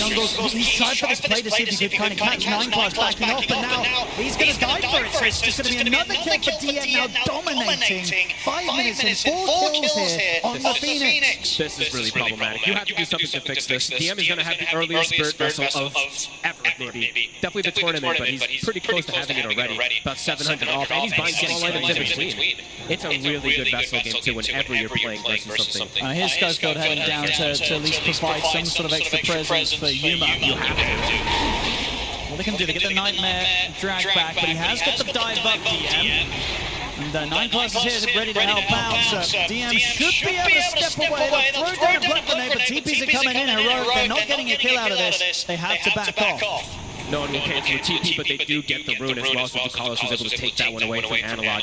All 3 lanes going to use 20 denies here from no one against Analog's SF. That's pretty crazy, because out of all the heroes, you don't normally expect to be able to get that many denies against an SF. An unbelievable start for the side of P-Vision. This is getting crazy. I mean, Schofield, as you said, he's looking to make some adaptations, looking to adjust somehow, but even with the 3 heroes down here, this is not an easy way to push GM out of it. Look at this as well, with 6.5 minutes in. Satanic, he has double the CS of Numa's Ursa. Oh, in this game, it's rough at the start here, and we'll see how Heroic can look to adapt things. Even when the problem is, too, is their mid laner is having such a hard time. Usually what happens is, okay, our mid can try to tempo control and adapt and make things look better for us, but he's going to also have big problems in that mid lane, a catapult wave even. And I don't think Scofield's going to get away with this, unless can you make some sort of play with the Nightmare? You can switch them out of it and pull them away. Let's see if he can. He might just, okay, he's going to show himself. He did it. Oh, there we go, easy. They did it the perfect way. A little bit of something, but he doesn't have a TP, so he's going to just have to try and walk back to safety. Looks like he will be able to get away with that one. So at least one thing going in the way of Heroic. That's the best thing that's happened to him so far this game. It's a tough one here. Yeah, their Ursa is already having to hit jungle creeps. SF as well, also having to hit jungle. It's pre-8 minutes into getting pushed out of their lane. It's a level 4 Ursa. Yeah, I guess he's having sort of his mid-SF and his safe lane Ursa. They both need a lot of time, a lot of space to fall back, hit the jungle creeps. Who's going to make moves on Heroic? Who's going to be able to do anything anytime soon against PV? It's going to be strictly Whisper, and when Requiem is up, it feels like, right? That feels pretty difficult to play against this type of black draft P-Vision. Yeah, DM, he's got Vessel. It's done. Level 6 also finished up too, so he's going to look to probably pressure this tower here. Cool to see that he goes for this aggressive build on DM also, not the Dominator, right? In a lot of games, maybe you've seen Dominator picked up even on Phoenix, but this one he knows he can just crush. He can really crush the whole game with this type of start. I mean, just looking again at the denies, this has to be one of the highest sort of collective amount of team denies that's in the first 8 minutes of the game. Like 8 minutes in, do you ever really see a team have, like, I can't do the quick maths, but it's something like 60 denies across all lanes, just 8 minutes in. Rare to see it at the International in particular, right? Sometimes we do see some other tournaments where the team is just outskilled, but yeah, this is pretty crazy so far from P-Vision. See how much you can make them work for it. Stomp's going to connect. It'll be annoying to chase him.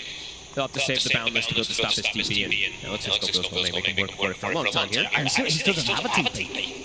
Sure. So he's going to try and sort of live his best life there, just trying to be a nuisance. Do they even want to call for anyone else to gank this is the question. Maybe 9+ just follows it. I think so, because 9+ is like, well, my cores are kind of dumpstering all the lanes, so I don't need to be anywhere else. I could go for a little walk around the forest with you. Yeah, why not? Just going to chase him down.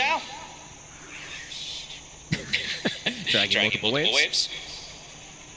Eventually, though, how does Schofield get out of this? We'll have to see. No one matching versus Analog. Analog with this haste rune feels safe to play aggressive.